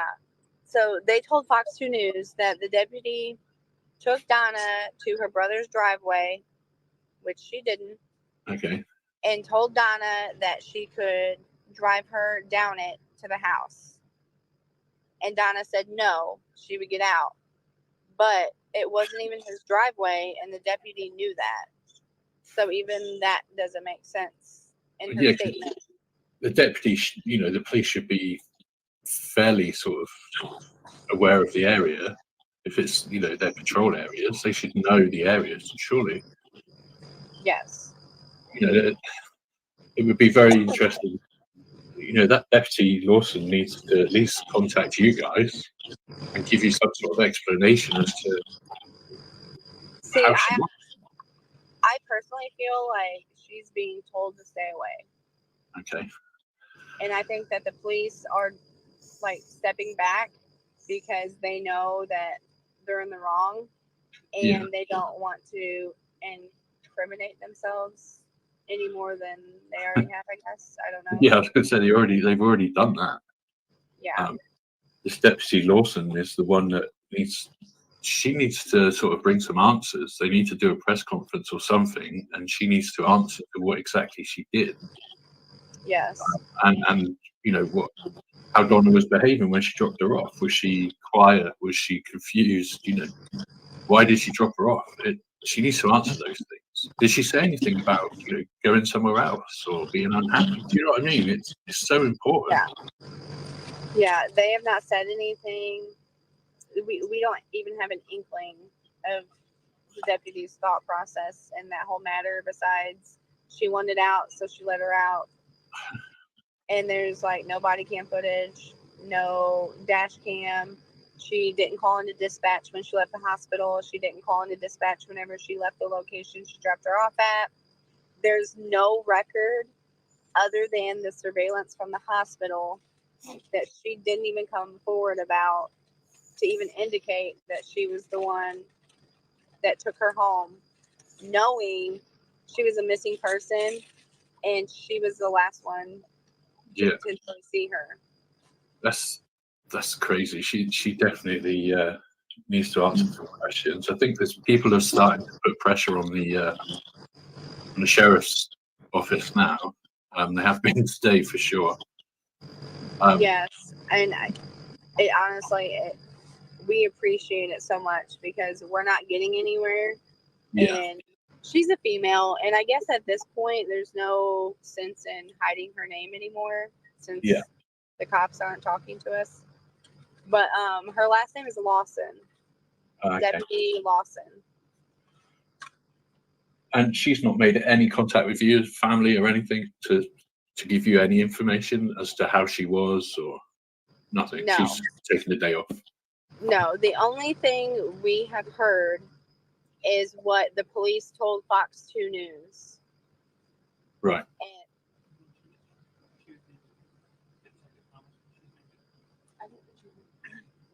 But yeah. So they told Fox 2 News that the deputy took Donna to her brother's driveway, which she didn't. Okay. And told Donna that she could drive her down it to the house. And Donna said no, she would get out. But it wasn't even his driveway, and the deputy knew that. So even that doesn't make sense in her statement. The deputy, the police should be fairly sort of aware of the area. If it's, their patrol areas, they should know the areas, surely. Yes. It would be very interesting. that Deputy Lawson needs to at least contact you guys and give you some sort of explanation as to how she. I personally feel like she's being told to stay away. Okay. And I think that the police are like stepping back because they know that they're in the wrong, and they don't want to incriminate themselves any more than they already have, I guess. I don't know. Yeah, I was going to say they've already done that. Yeah. This Deputy Lawson is the one that she needs to sort of bring some answers. They need to do a press conference or something, and she needs to answer to what exactly she did. Yes. And how Donna was behaving when she dropped her off. Was she quiet? Was she confused? Why did she drop her off? She needs to answer those things. Did she say anything about going somewhere else or being unhappy? Do you know what I mean? It's so important. Yeah, they have not said anything. We don't even have an inkling of the deputy's thought process in that whole matter, besides she wanted out, so she let her out. And there's like no body cam footage, no dash cam. She didn't call into dispatch when she left the hospital. She didn't call into dispatch whenever she left the location she dropped her off at. There's no record other than the surveillance from the hospital that she didn't even come forward about to even indicate that she was the one that took her home, knowing she was a missing person and she was the last one to potentially see her. That's crazy. She definitely needs to answer some questions. I think there's people are starting to put pressure on the sheriff's office now. They have been today for sure. Yes, and we appreciate it so much because we're not getting anywhere, and like we didn't want to make this into like a blame game. Exactly. But it's like the more that happens, the more it doesn't add up. Yeah. And like our only concern, obviously, is finding Donna. Of course. And it's not necessarily about blame game at the moment. It's about that deputy was the last person to see her, so she can answer a lot of questions as to where people might want to start looking. Yes. It's that simple. It's also that a lot of people have said that road or that rack, whatever it is a local dumping site. So I take it a lot of people just go there and dump rubbish. Yeah, there's like mattresses and junk and all kinds of stuff. Okay. So people do use it, is what I mean. People are up and down there dumping things. So perhaps some of the vehicles caught on dash cam, that's what they could have been up to. Yeah, on the trail cam, which we were told that the game warden was the one who posted or who put up personal trail cams. Yeah. In hopes of finding people poaching, because there's a lot of that. Yeah. So, there must be quite a few. I'd imagine there's quite a few trails out there. It's just about getting another room. I was listening to somebody interviewing earlier on Facebook, and they said something about somebody got caught stealing a memory card from a trail cam. Are you talking about Sarah's live that she did on Facebook? Yeah. Yeah, she interviewed me earlier today, and I was telling her that a couple had reached out to us and said that the wife said that her husband hunts that road, and he was actually going out there the next day to hunt. But he was like so bothered by all of it that they both got dressed and they headed out there at midnight on Thursday into Friday. So we met them out there, and he said that he had a trail cam, and he would show us what was on it. And whenever they got out there, they were driving down the road, and this is a sketchy road. They saw what looked like two people running with flashlights, and he wasn't going to confront them because it was just him and his wife. So he just like kept on going. Well, then once we got there, he took us back down the road and we went to his trail cam. And whenever he went to open it, the SD card was missing out of it. Right. That's, yeah, I mean, again, they might just have been poaching and realised they've been seen on trail cam. So it's hard. It was weird because there was no vehicle around. Right. Yeah, that is weird. And what about sort of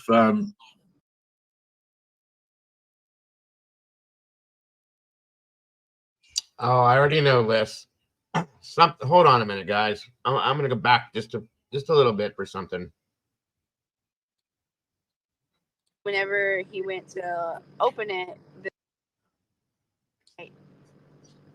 on Thursday into Friday, so we met them out there, and he said that he had a trail cam, and he would show us what was on it. And whenever they got out there, they were driving down the road, and this is a sketchy road. They saw what looked like two people running with flashlights, and he wasn't going to confront them because it was just him and his wife. So he just kept on going. Well, then once we got there, he took us back down the road and we went to his trail cam. And whenever he went to open it, the SD card was missing out of it. Right. That's, yeah, I mean, again, they might just have been poaching and realised they've been seen on trail cam. So it's hard. It was weird because there was no vehicle around. Right. Yeah, that is weird. And what about sort of homeless people and drugs and stuff like that? Is there problems with that in that area, or do they use those woods for hanging out? Or honestly, they didn't use any of that when they were describing the place. They just said poaching and dumping junk off. Okay, so it's not just like just wanted to clarify stuff that people, I've heard some sort of things that they just want to clarify stuff. You're there, and obviously we want to support you the right way. And you say you've been watching this Idaho thing, so you know how quickly things can escalate in the wrong direction. Definitely. We don't need that. We need to find Donna. We need to find out where she is. Yes. How much ground has been covered with the search? So the police say, okay, so this is Mark Twain National Forest. That is what this road is on. There's 10,000 acres. And the police say they covered a 10-mile perimeter around where her duffel bag was found. But there's not even 10 miles of area right there. Right. And they didn't even look across the road. Yeah, and I doubt whether they even looked outside their cars, it sounds like. So they drove 10 miles rather than actually get out. Well, the sheriff definitely looked comfy in his warm little box trailer he was in when we came. Yeah. As the firefighters looked like they were ran through the ringer because they were actually doing the footwork. Yeah, they usually are. They're usually the ones that actually want to help, to be honest. So they're great guys, especially out in areas where you live. Yeah, which I will say that the search party that the cops put together lasted a total of 6 hours. Oh, wow. And then that's when they called it and said that if we wanted them to, they would go back out later this week when the weather warmed up. I can't really even have to ask you that question. They should be out there now. Right. Yeah. Well, we basically just said forget them, and we've been out there. We've gotten anyone and everyone we can. And like Friday night, or Thursday into Friday, we were out there for 7 hours straight. Yeah. And obviously you've got kids and stuff as well, haven't you? So it's not easy. Yeah, trying to be out there looking in that weather with kids. Yeah.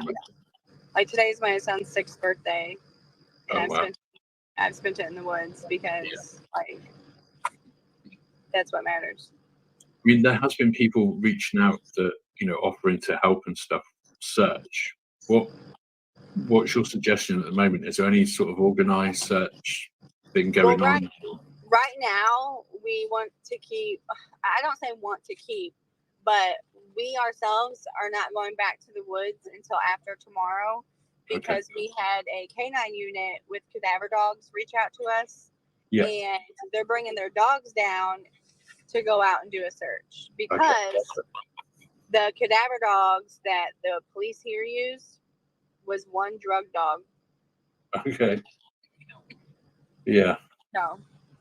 The police don't sound very well equipped. Let's put it that way in your area. What about drones and stuff like that? So they said they were going to get the drones out, get the dogs out, get this big search party. We didn't see any drones. Weren't told about any drones.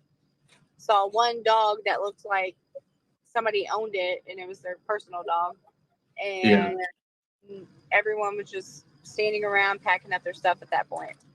Okay, because I think some private people have reached out that fly drones and stuff like that.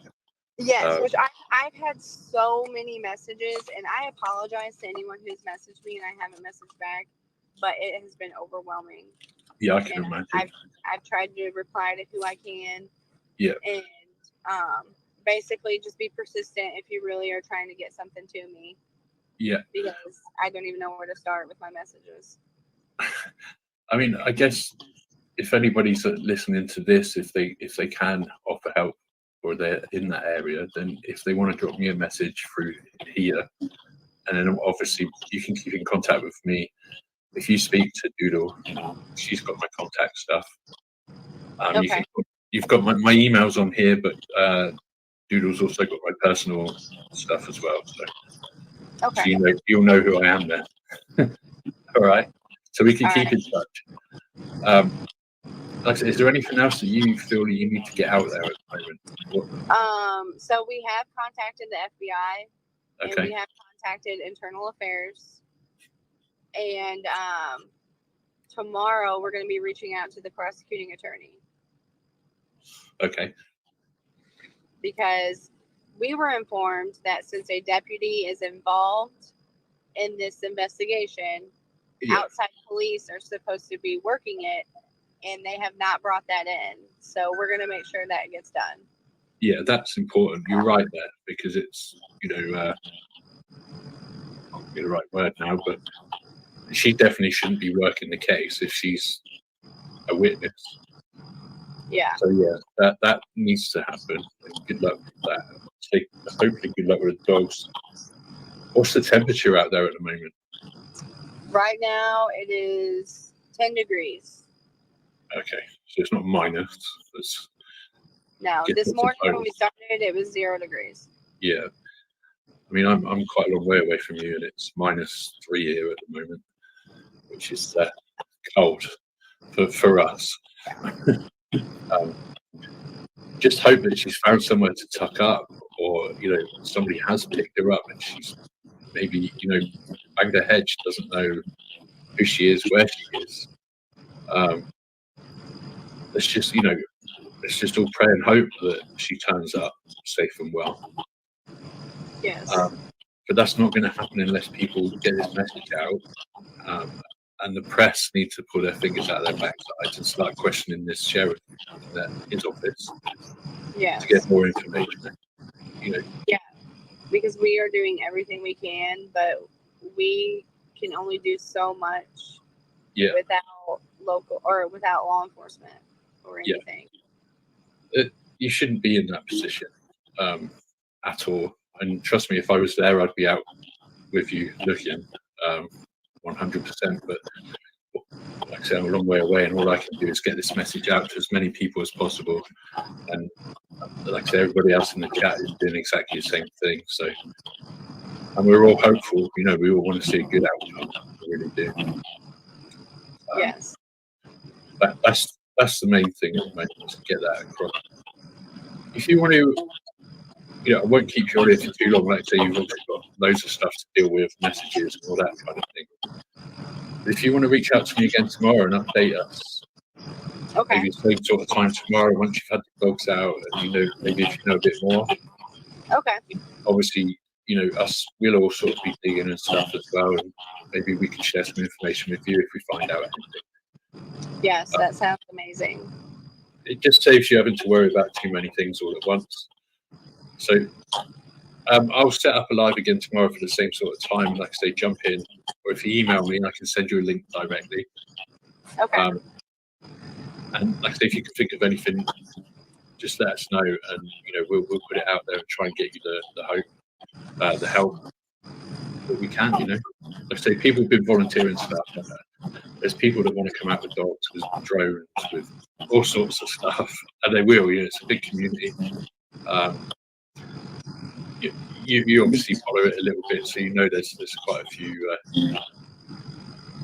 few people that care around here. So yes, like I have so much appreciation for anyone and everyone who's been involved, even just saying a prayer for us. We've got to find her. We've got to find her for you guys. But we'll let you get on. I'll get Doodle to give you a hug tomorrow from me, and Right, thank you. hopefully you can give her one back from me.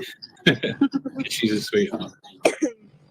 All right, Leanne, thank you very much. You do really well, and we'll keep pushing this message out. All right. Thank you. All right, guys. For those of you that missed that yesterday, there's that. Now that we've seen that, I should have done this earlier. I didn't even think about it. We're going to play that newsreel back that they put out last night at 9 after Leanne's interview. And mind you guys, listen, I said this in chat. I don't know if you saw it. I've seen people saying she looked to the left. I know, I saw it. But listen, I know body language. My wife has 2 degrees in psychology. I know how it works, folks. This girl, one, is emotionally wrought. You'll see it in the other video, what she did with Fox. She was out searching all day. She did an interview with Fox. She did an interview with Dinky. She was talking to people, searching. It's freezing outside. 6 hours she was outside. She's exhausted, folks, mentally, emotionally, and physically exhausted. So you got to understand, okay? Like, I get it. So I was looking at her little hands as she was talking. She lifted her hand up. They're beet red still, okay? So you can tell. She's burnt out, folks. So keep that in mind when you're listening and watching this. I watch. You can see her break down in the middle of the Fox 2 interview, just talking about a Snuggie. This girl is emotionally attached to this woman. Okay, period. All she's talking about is a Snuggie, and she loses her grip right there.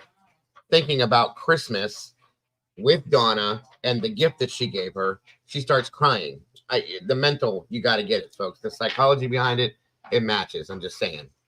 So I do not think, and yes, thank you, Sherry. Exactly. I forgot about that.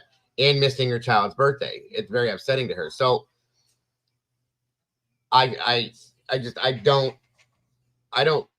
think this girl here did the very best she possibly could with this whole thing. And she's doing the best she can. She's probably, I hate to say things like this, but she's probably closer to the mother than the son is, because this just happened. Okay. My wife is closer to my mother than I am too. I see it all the time, guys. They probably interact. They probably get along very well. And she's, very friendly in a sense. So I'm just saying, guys, we got to think about all these things. This is very taxing on people, folks. I could not imagine going through this. Okay. I can't. And anybody that ever has, God bless you. I'm so sorry, because it's not fun, folks. It is not fun at all. Okay. So give me a second here, and I'm going to play this back now that we've seen that, because this interview, I should have done this morning or when I first started. We got plenty of time for Delphi. I'm not going nowhere, folks, so don't worry about it.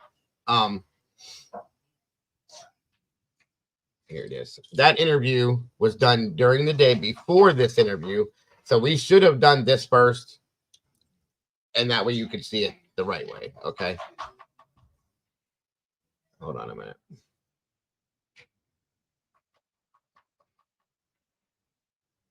Give me a momento.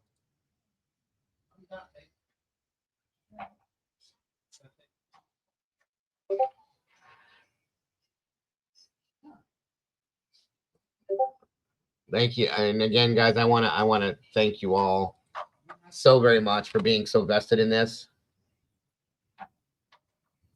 This means a lot, okay? And it's such an important case, folks, because of the way it has all played out. It's bad. So I appreciate all the support from you guys. I appreciate you guys supporting Doodle the way you do, because we love her. She needs all the support she can get. Facts. Okay, so thank you all, every bit of what you're doing, supporting this.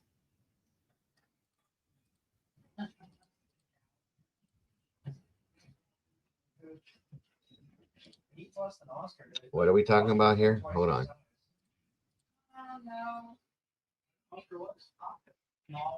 He's like 5 long, barely 5 pounds. Oscar was 10. Well, maybe, but that's twice the size. Oh, so only if Dago says it's okay, but it's a bit annoying very much. Comparison picture of Oscar next to Oliver. I answered you in chat, Lily. I was trying not to talk while this was running. I was typing answers back to you in chat. So,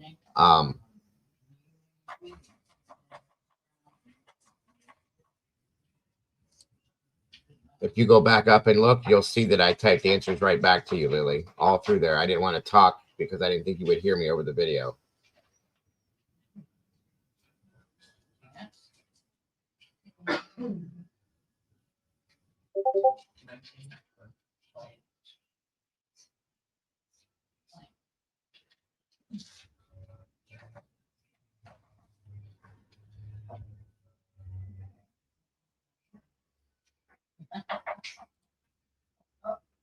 Yes, I won't finish my leg.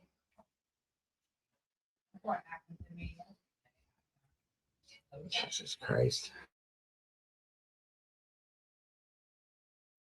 Okay, is there anything that anybody wants to hear from that again? Do I need to go back through and find anything specific, anything you guys want to hear that can help you in any way before I jump off of it? Oh, does that include me, or are you talking to chat? Yeah, anybody at all. So, as far as the hospital, right?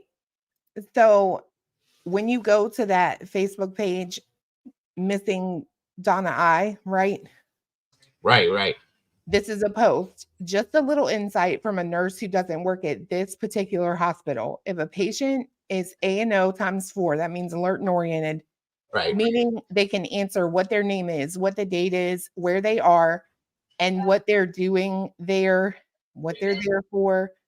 Then they're free to leave whenever they want. We can't stop them from leaving, even if they don't have the proper attire for a freezing cold night.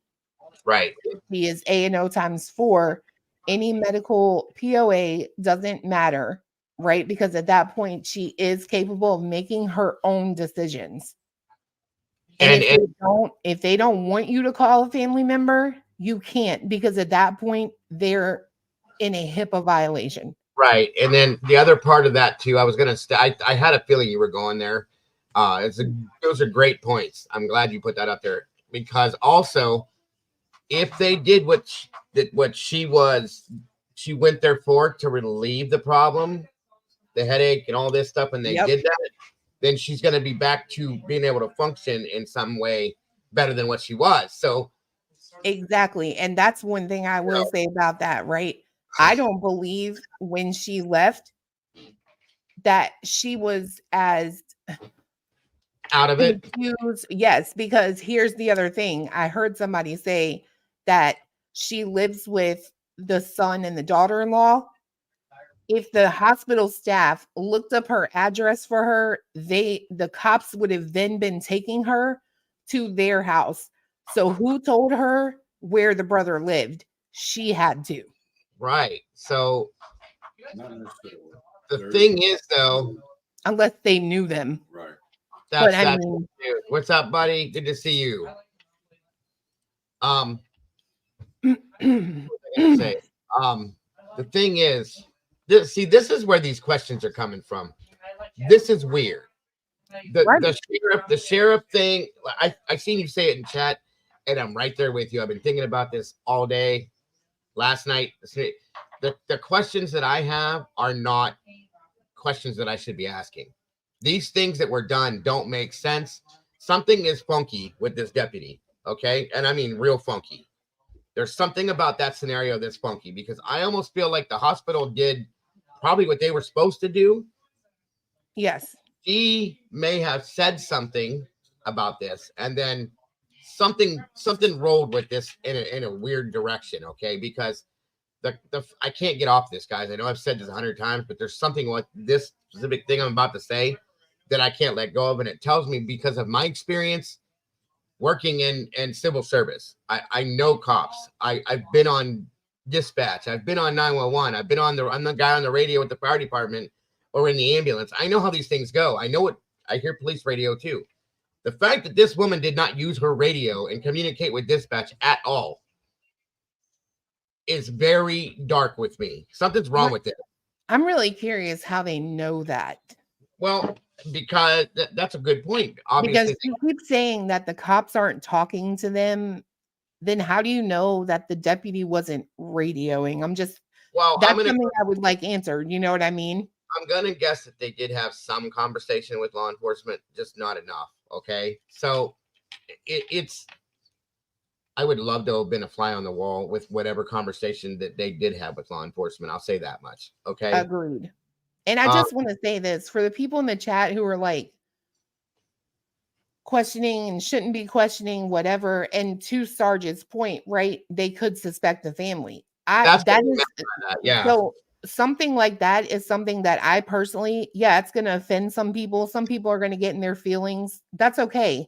But it's something that I personally will never apologize for, because when you don't keep your mind open to all the options, you become just like some idiot detective that I won't name. Anyway, you didn't have to name him. I think everybody knows who that is.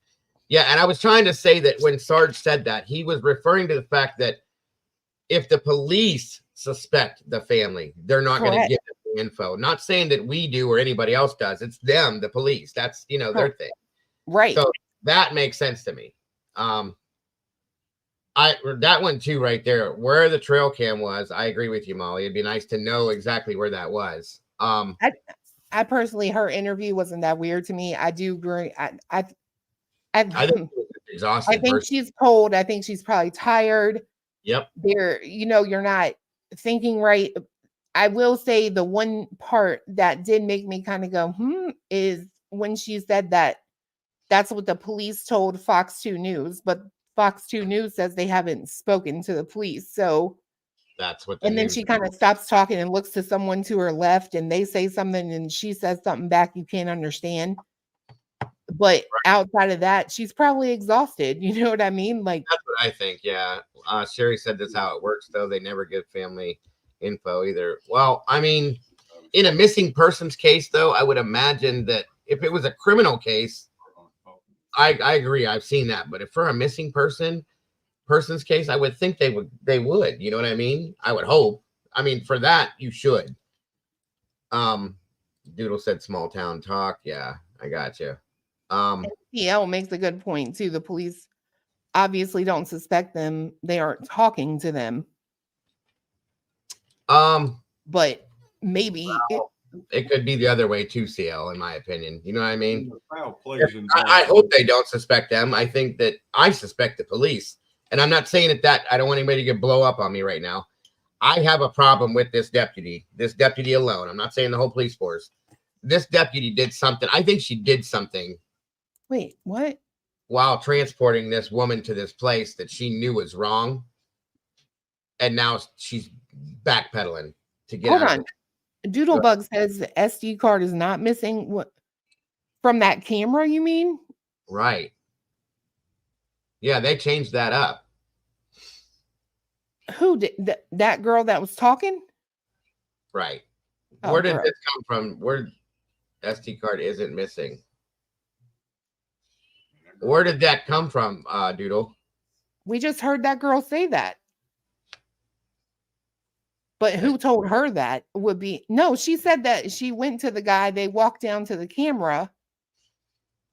and the SD card was gone. Oh, Okay. So afterwards, so it actually wasn't missing. Overlooked it, so that's not gone. Okay. Okay, gotcha. What's up, sir? Well, I'm gonna just politely disagree with you. I don't see anything in here that implicates the officer that dropped her off. I know Why didn't you use the radio? Listen, I know some circumstances are questions, but I don't think those circumstances lead to her getting rid of a human being. No, I don't mean that. I mean, I think rather than suspect the police, we should probably be more focused on this red vehicle that came by 30 minutes after she was allegedly dropped off, right? Yeah, I agree. And that vehicle, if you plot out 30 minutes after, and she had trouble walking, what's the difference between the bag and the purported location of the drop-off? Could that have consumed 30 minutes of her time? 2 miles. Right? So 2 miles, somebody that's not in health that we are used to, that to me would be the first interest and lead I would want to chase down. Of course, I'd want to question the police officer, maybe even, put something on their record. You bring people to their door. If you're going to take on the task of dropping somebody off, that's to their door. It's not in the general vicinity. I mean, a cop should insist, I'm here to take you home, and you could, drop me off here. Well, no, my job is to get you to your home safely, and then you do that and move on. So there are suspicious things or things you could call suspicious, but at least now we know the hospital didn't throw her out. It wasn't a misdeed by the hospital, right? Yeah. When I first got in here, people were talking about the hospital tossing her out. Well, that we now know is not true. So I don't know if all the things we're being suspicious about are in the right, it's legitimate, but I'm not so sure that it's going to bear any fruit. Hold on, man. Listen, what was the title of that? The most recent email you want me to look at? Yeah, Sherry's talking about a scenario. I remember hearing about this. The Dexter Wade thing. It was hit by a cop car and buried before the family knew he was deceased. I remember hearing about that. That's another interesting scenario. I guess the owner got a hold of Leanne this morning and said that it was there, that he must have overlooked it. I don't know. That's strange, but okay, I'll go with it because that's what they're saying. Where are you at, Liz? It does happen. You're right, Sherry. I've heard of stranger things. And that's a good point too, Red. That's a good point too. I just want her to be found. I want her to be found. I'm hoping that she's safe and found, and that she's okay, and we can just get to move on. You know what I'm saying? That's what I want with this. But these cases are getting so damn. Did that young woman point out that the SD card was where did they get the video of a red vehicle 30 minutes after she was dropped off? Where does that data come from? Is it the SD card? I don't know. That's what I just said, Clue. When I heard that this morning, and I that's why I said that to you guys. If major cases getting involved, that's a whole different realm. There's a crime involved somewhere. That's a problem, right? She served an oath to protect and serve. She dropped her off in a fire trail and pouring down rain with no coat. I blame it. I do agree with you on that, dude. I really do. But y'all, like I'm telling you, like, at some point you have to get off morality and you have to look at legality. Those cops cannot physically hold that woman in that car for nothing. I agree with you there, but she should have said, ma'am, it's raining outside. You're not dressed. Is there somewhere else I can take you? It's like, how far till his house, or is there somewhere else that we can go to with it? You know what I mean? That's what I would have said. If you read that Facebook thing, allegedly that's what happened. The cop was like, I can take you to the driveway. And she's like, no, I'm good here. Like, at that point, if that is truly how that went down, you're right. You cannot hold her, or you're going to be charged with kidnapping potential. Like, people have to get out of their feelings. And I'm listening. I'm looking at it on both sides, you guys. You're right. Like, she could have tried to do that, and maybe Donna wanted out of the car for whatever reason. I don't know. But after hearing what her daughter-in-law said about her not being afraid of the dark and not wanting to get out of that car, possibly, it's making me think on both sides. That's what I'm saying. I'm trying to think of it both ways. Now, real quick, what was the title of the email you sent? The newest one, Licity, the title of it, because I can't find it on. Go ahead, guys. Listen, to me, again, I've said this in the Idaho 4 case. It's the outside things that don't fit that you need to question. Of course, you want to question the acts of the police officer. But if you want to do that, then we need records. When did she report back on her radio? How long after that drop off? What time was it? You can get into all of that stuff, but the real question is, who's the owner of the red truck? Mm-hmm. What was that red truck doing on that road? Did that red truck have any eyes on this woman her bag was found in the middle of the road? Why isn't the owner of the red truck come forward, or have they? That's a good point. To me is really should be the focus of what we're looking to figure out. What the cop did in time, we'll know. And if it's pertinent to the disappearance of this woman, we'll know that. Because there's records she can't run from that are electronic, right? But that red truck is to me the most crucial thing about what we've heard today. I can agree with you on that, because it's the only thing that we have no knowledge of, other than the fact that nothing, no follow-up, no identification, no statements that he maybe didn't come forward because the police were closed for 2 days, which would, another piss shot at the cops. But I thought its relevance is important. Excuse me? I thought they cleared the driver. They did. Said he didn't see her. I didn't see any of that mentioned in any of the stuff I saw today. And today's really the first time I've invested, paying attention like this, folks. Hold on a minute here. Let me see if I can. Where is it that he's absolutely cleared? They know who owns the truck. They know he was on that road. He admits to being there, and he saw nothing. Right. That's what allegedly they're saying, right? That who allegedly? I guess the cops told someone that he did not see her on the road. In the very beginning, when we heard about this truck, they said that they cleared the guy driving the red truck, and that he said that he didn't see her while he was driving down the road. That's all it was. Was he a DoorDash driver? Oh my gosh. Sorry. That was what it was. That's all that cleared him, was that he said he didn't see her. End of story. So, okay. That, to me, that's not enough. Like, how I could say I didn't see her, but you know what I mean? Oh, 2 miles, 2 miles and 30 minutes between her and that bag is quite a walk. Do they have times that the vehicle traveled through there? And I find it hard during that time. I find it hard in her condition and in the outdoor conditions that she walked 2 miles in a half an hour.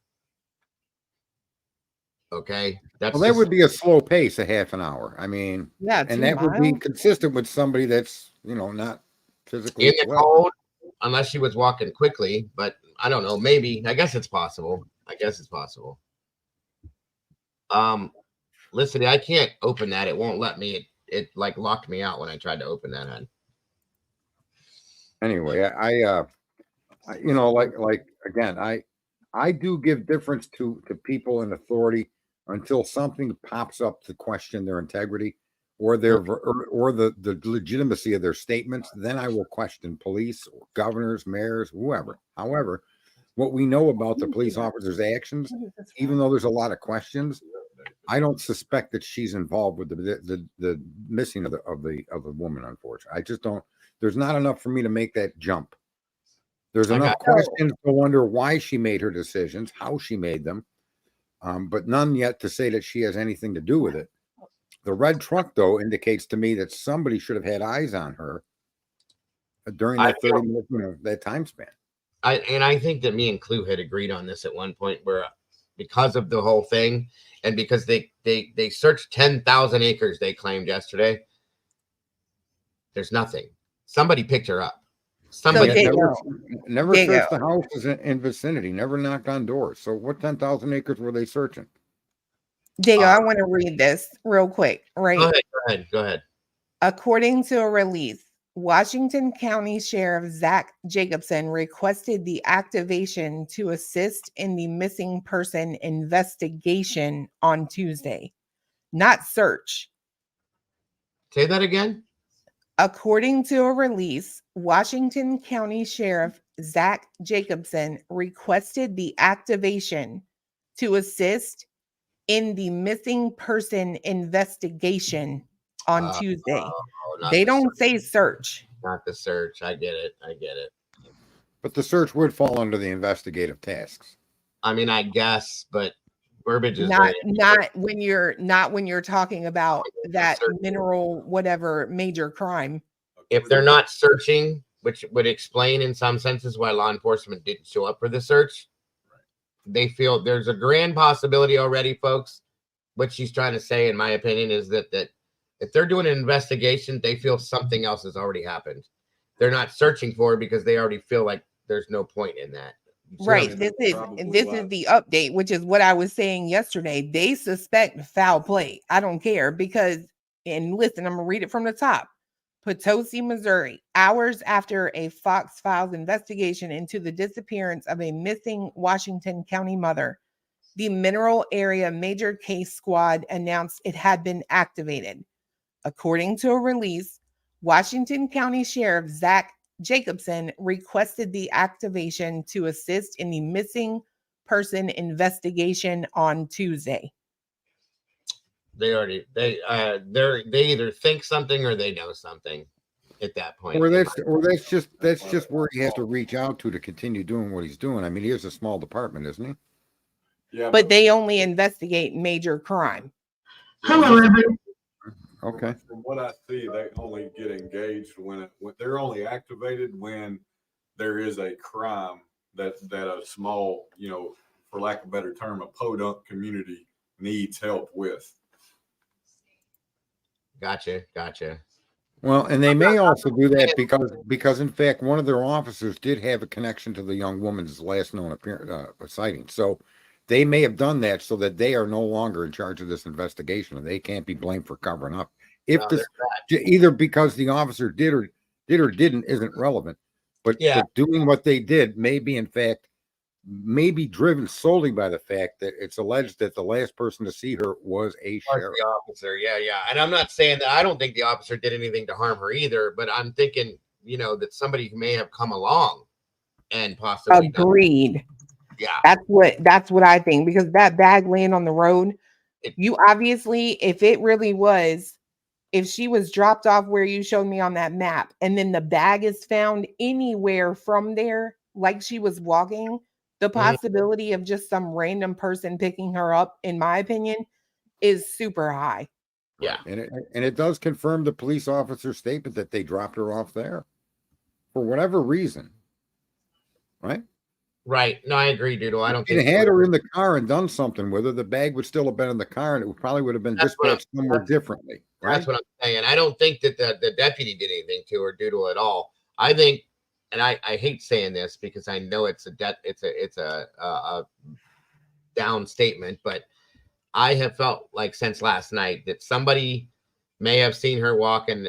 Well, even what you said, Doodle, I hate to say it, that maybe in the dark somebody didn't see her and maybe hit her and tried to do something to cover that up, or somebody came along and grabbed her. Okay, and we know that area. You said that you yourself. Yeah, that's what I'm saying, Doodle. I don't think the officer heard her. If you can hear me, I think somebody else may have come along and either hit her, like you said earlier, Doodle, possibly, and then. Again, I hope the family. In fairness to the officer, whatever drove her decision to go around with dropping her off is going to haunt her for the rest of her life. That's fact. Yeah, I agree with that. Right. I agree with that. I do. Yeah, I don't think the officer did anything to harm her at all. I think she dropped her off and she left. That I disagree with, but that's not harming her. I think what happened after what the officer dropped her off is where the point is.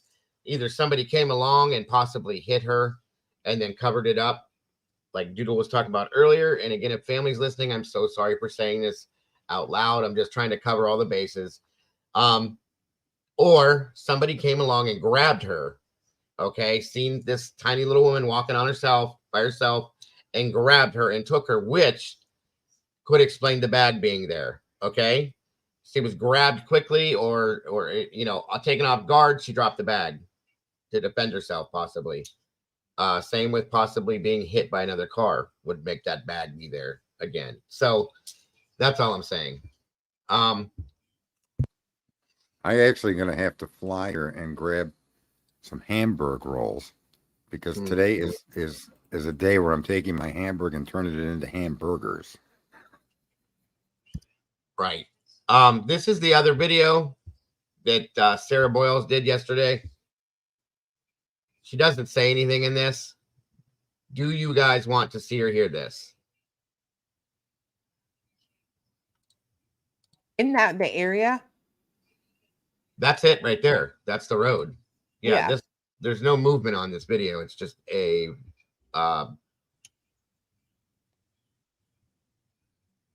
Jesus. It's a audio thing. Okay, hold on. Let me take this down for a minute then. 1 second. Give me a second here. Let's try this again and see if it comes up this way. I agree, Eddie.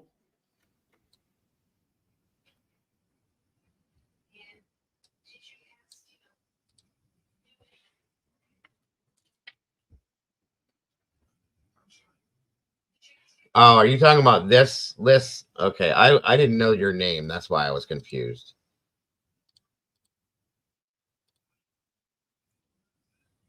Sarah Boyles, freelance journalist, updated. The family reached out and has let me know the SD card was not taken. They are not sure whose individuals were. However, the SD card was intact. They just found out, and Donna was not seen on the trail cam. It might have been fellow searchers spooked when they were approaching them in the woods that they saw running away. Regardless, the SD card was found intact and Donna was not on the video. The family apologizes for the confusion. That's interesting. Okay.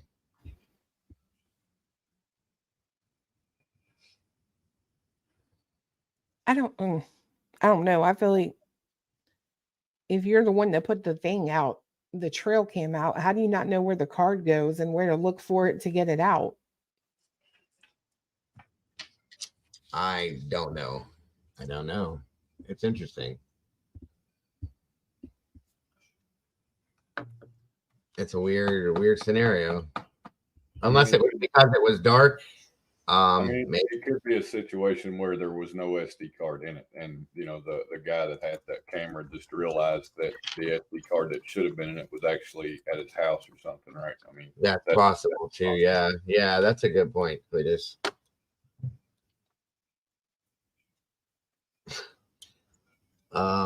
Did anybody else have any other questions on this before we moved on? I want to make sure everything is clear and clarified on this before we go on to this other stuff. Doodle, hon, do you have anything else you want to jump up here and say before we move forward or move on?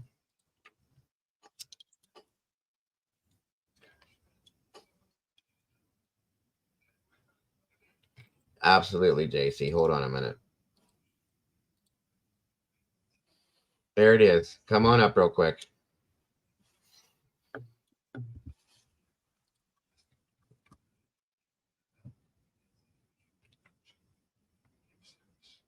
Okay, Heather said, oh, wait a minute. Heather said, a non-law enforcement person to last see someone who went missing is given the benefit of the doubt. Still confusing to me why anyone would not be considered based on their career. I got what you're saying. What's up, JC? Hi. How are you today?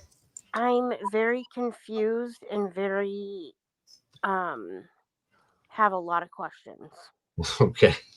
I think we're all confused on this one, but what's up? Okay. So did she leave? So she was at the hospital, right? Mm-hmm. Okay. Did she leave what they call AMA, against medical advice? No. No? No, she had been based on what the daughter-in-law said, she had been discharged and was just sitting in the lobby waiting to be taken, I guess, at some point to some form of a rehabilitation center. The security guard contacted the security guard contacted the county sheriff and asked them come out there, and I guess the county sheriff spoke with Donna, and at some point the conversation, Donna asked them to take her to somewhere, and that was where they ended up at. But why? So Yes, Molly, that's very possible. It's a good point too. Could somebody else have heard the conversation? Go ahead, Jace. So why did she drop her off in the middle of the road in a wooded area at 11 p.m. with freezing conditions and a person who is not Right. What we're guessing totally is that's what capable? Donna. What I'm guessing, I should say, is that Donna requested that to the officer herself. We don't know exactly what was said in the car between the two. That's the problem. We don't know the conversation. Right. But what are you saying no to, Doodle? Oh no, you don't have anything else you want to say? Okay. If you're sure, let me know if you do. You have the absolute ability to. But yeah, that's from my understanding. What we know, which is limited, is that she asked her to drop her there. But even if she did, that is very question. You know what I mean? Well, Like we've all said, the officer should have probably used a little bit more morality and thought about that scenario beforehand. But that's neither here nor there at this point. Unfortunately, it's done. So I think it could have avoided if the officer would have used. Well, then again, we don't know that she didn't try to. That's the problem with this. Okay. If the deputy possibly tried to say, hey, why don't I take you to the door? And Donna said, no, she can't make her do it. You know what I mean? So we don't know what exactly happened. That's where the big problem lies with all of this part of this right here. Yeah. And now Donna's not here to defend herself. Exactly. There's a lot of this right here, rumors and speculation about this. I agree with that, Victoria. Oh, that's not it, but okay, you guys do your baking thing. Miss Lily is asking you, Clue, when she was speaking to Dinky, or telling you, or state. This is state. I got sorry, Lily, I didn't see. When she's speaking to Dinky, she has no mention about her going to the rehab and was awaiting for transportation to the rehab. I don't get where that part of the story is being. I think she did clarify that in the beginning, didn't she? Yeah, she did say something about that. Like she was trying to get as much information out there as she could. And in the hospital wasn't responsible for getting her to the place is what I took away from that. Yeah, that's kind of my thought too. Which if the hospital, I guess, would have called them, is what she's saying, I think, is if the hospital would have called them and said, hey, she's being discharged, then they would have provided her a way to the rehab. But the thing that doesn't make sense to me, I guess I would need more clarification on that, is you typically discharge to a rehab under a physician order, and you normally go right from the hospital. If she was just there for an emergency room visit, that's what, yeah, Leanne said that's why they were confused. That's what I thought. What's up, Lana? That was from yesterday, but okay, same to you. Where was the family? They were at home, I do believe. Well, she said the son was at work and she was at home with the kids or something, I think. Here, let me give you guys the beginning of that. I'm not going to play the whole thing, but I'll show you where that was stated at in the very beginning of the interview. Because that was the first thing talked about. And like I said, if you weren't looking at that listening like close, you probably missed it. And that's understandable. Give me 1 second here.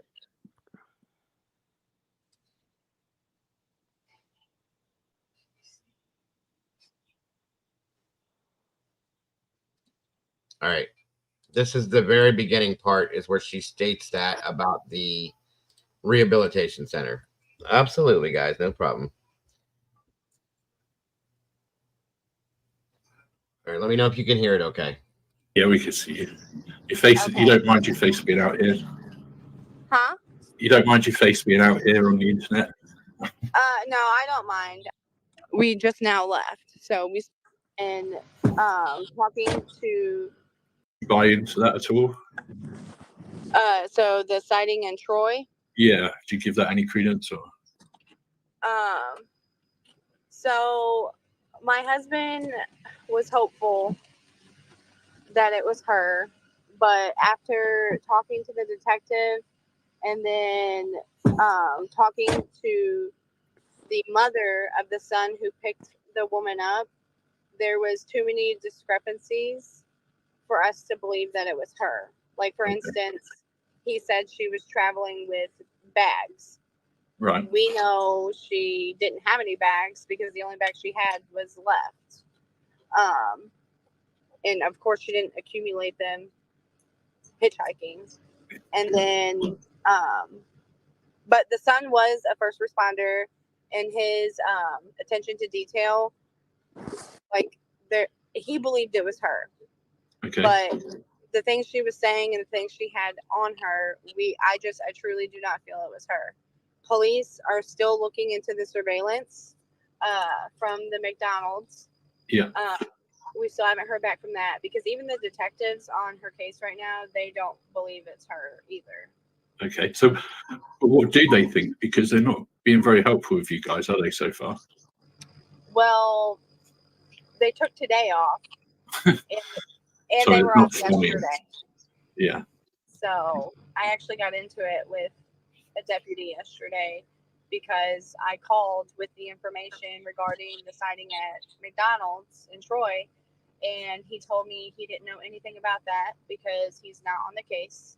The two detectives that are on the case were off duty that day, and I was like, oh, so Donna's case is taking a day off? And I quote, he said, yeah, I guess you could say that. Okay. So, yeah, I mean, that's pretty bad. I mean, a lot of people have been trying to get hold of the sheriff's office and everything today. They just don't seem to want to make any comment. Oh, yeah, they're closed today. They closed their office today for Martin Luther King Day because Fox 2 News also went there to interview them for their. There's a lot of other creators in chat here, a lot of other content creators and channel owners. So they're all. I know. I saw Jules of all. As far as we know, then she was discharged from the hospital. Yes. And then left to wait in the waiting room. Yes. So the sheriff told us that she was discharged. She did not AMA. The sheriff, this is coming from the sheriff to them. So they did have some communication, you guys. So the sheriff said she was discharged and she did not go AMA.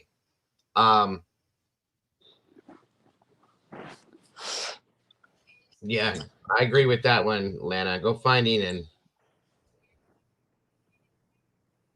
Hold on. Let me see. Why doesn't the brother mention her discharge medical being in it? Oh, well, that's a good point too.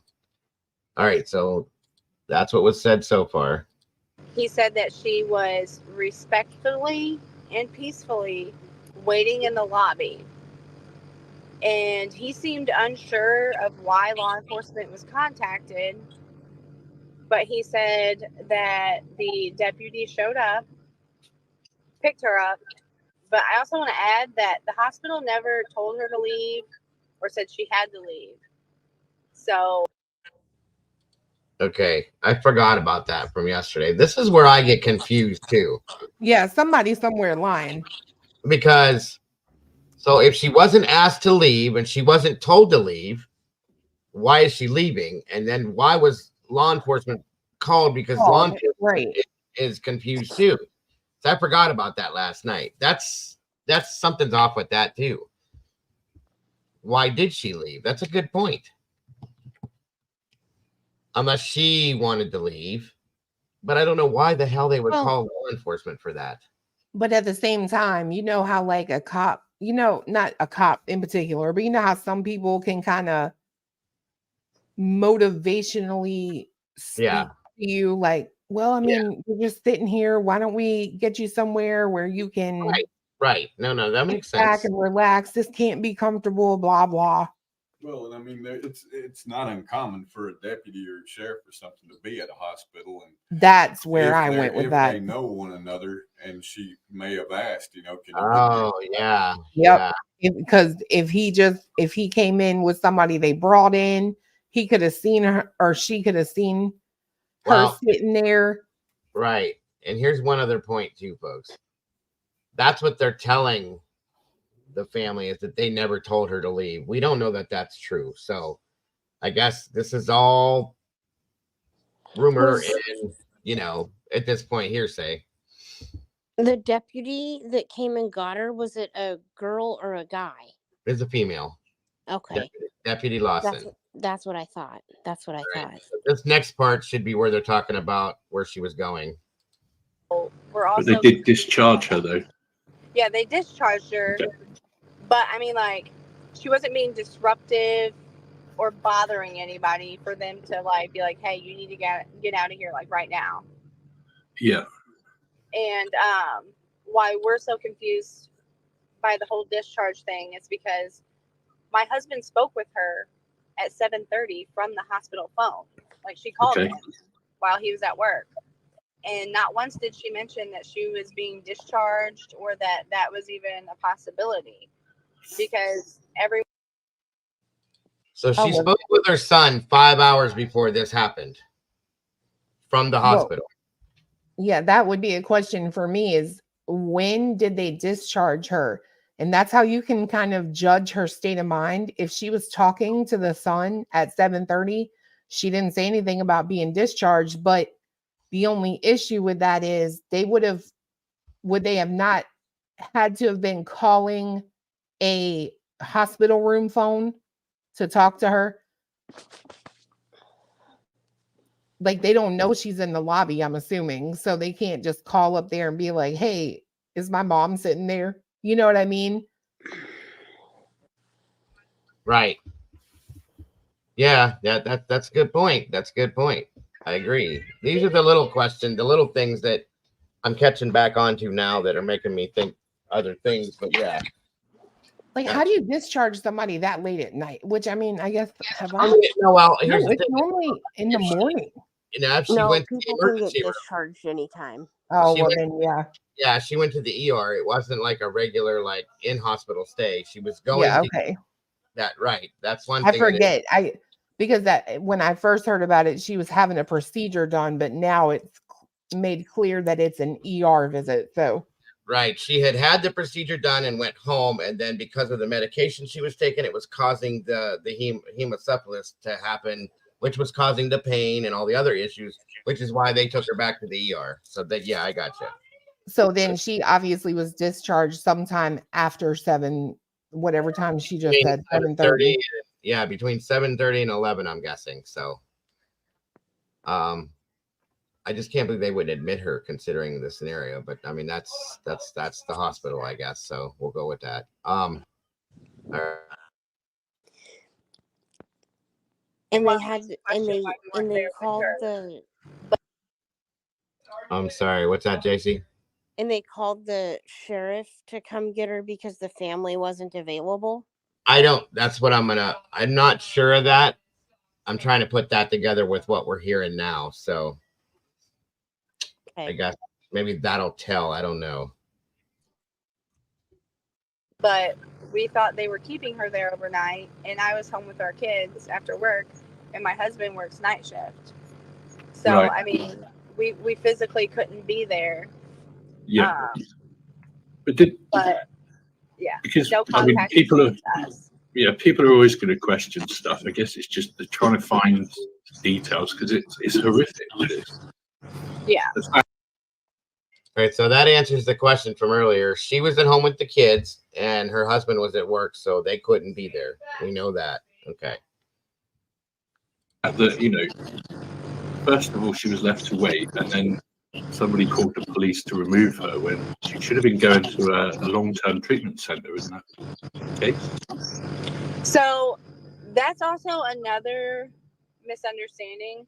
Okay. So when I initially put the Facebook post out, the very first one, I was just trying to get as much information summed up and out there as I could.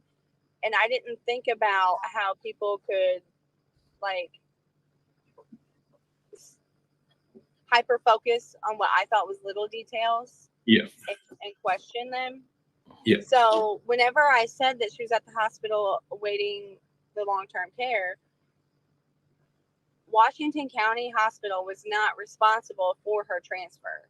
She was there in the emergency room to be evaluated because she was having symptoms that she had prior to her brain surgery, which is what led me to taking her to the ER the first time, and then she was transferred to Barnes, and she had fluid on her brain. What sort of symptoms was she showing, just so people know what? So she was crawling on the ground because she couldn't even open her eyes because her head hurt so bad. Okay. She was urinating on herself because she had no control. Yeah. She had a massive migraine and couldn't think clearly, and she had no sense of anything going on around her. So it's honestly it's heartbreaking. Yeah. Could she have left the hospital like that, or did they achieve anything while she was in there? We don't even know. Right. Okay. Like, they won't tell us anything. And you're doing great. I know it's difficult. Honestly, you're doing great. But so we know that she was discharged. So obviously she saw a physician. Yeah. But the only way to rule out that she wasn't having a malfunction with her shunt is to have a CAT scan done. All right, and that answers those questions, I guess, the best way we're going to get the answer to them. And that's it right there, really. So that's the answer to the long-term care thing, or rehabilitation, whatever you want to call the place, nursing home, I guess. Rehab, they call them both here.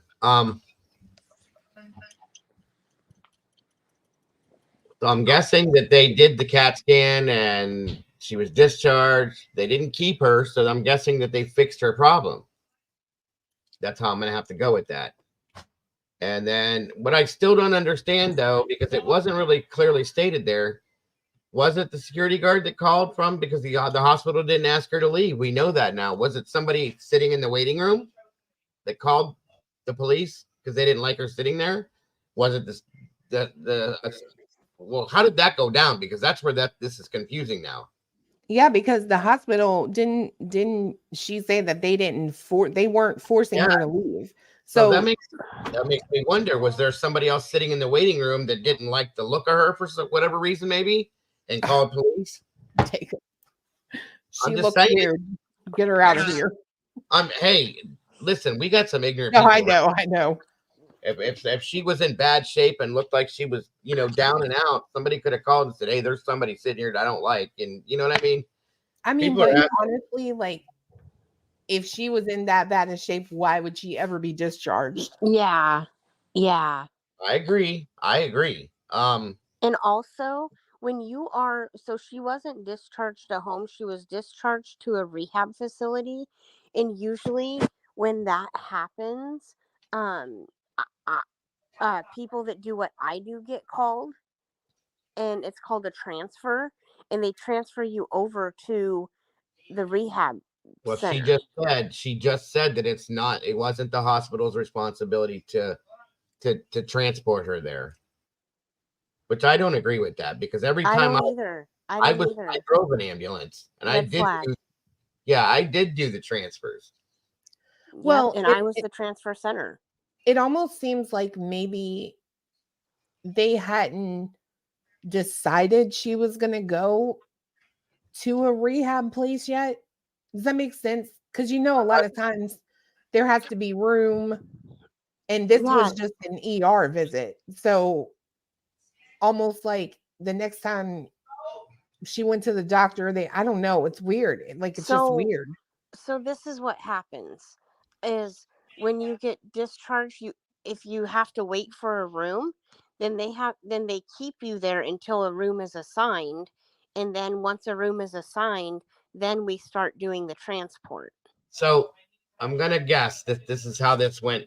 I'm gonna guess that the long-term care facility was set up beforehand, and that she was having some kind of issues. She went to the emergency room, and there was something they had talked about before she went to the hospital that she was supposed to go. And as she stated, she put all these details together, not knowing that people were going to pick them apart. That's what we do. And therefore, that's why the two weren't supposed to go together, I'm guessing, at that point. See what I'm saying? Yeah. So that's my biggest guess on what happened with that, why that was brought into the picture, because she said she was trying to put as much information out there when she did the Facebook post to get people to understand. So maybe that's what that was all about then. Because if she was, and here's the other thing, they don't discharge you from the emergency room and send you to a rehabilitation center either, or a long-term care. That happens when you're admitted in the hospital. If they decide that you're not capable of being on your own, then they will transfer you to a nursing home, long-term care facility, and they transport you via ambulance the same way. Yep. Yeah. So that's how I've seen that done. Hold on a minute. My question is, was she residing at the lawn? No, she was living with her son and this girl here. That's where she was living at before she went, because they took her to they had her sent to the hospital. I'm sorry. If she was already at the facility. No, I agree with you, Firefly. You're right. But she stated that she was living with these two. Wait a minute. Unless she very recently went to the nursing home and no, well, again, that wasn't put out there, so I don't want to say that, but she said that she was living with them. So we're getting there, guys. We're getting there. When was the decision made that she was going to go to the rehab? Was it made prior to, or was it made spontaneously? I mean, yeah, like I said, the way it sounds to me is it was something that was maybe a conversation they had before they took her to the hospital because of the problems she was having. And then she said it's not the hospital's responsibility to transport her to the facility. But it is, though. If they're in the care of the hospital, you're right. But she was discharged from the emergency room, and they don't send you from the ER to. I'm with you, Dago. They don't send you to long-term care from an ER visit.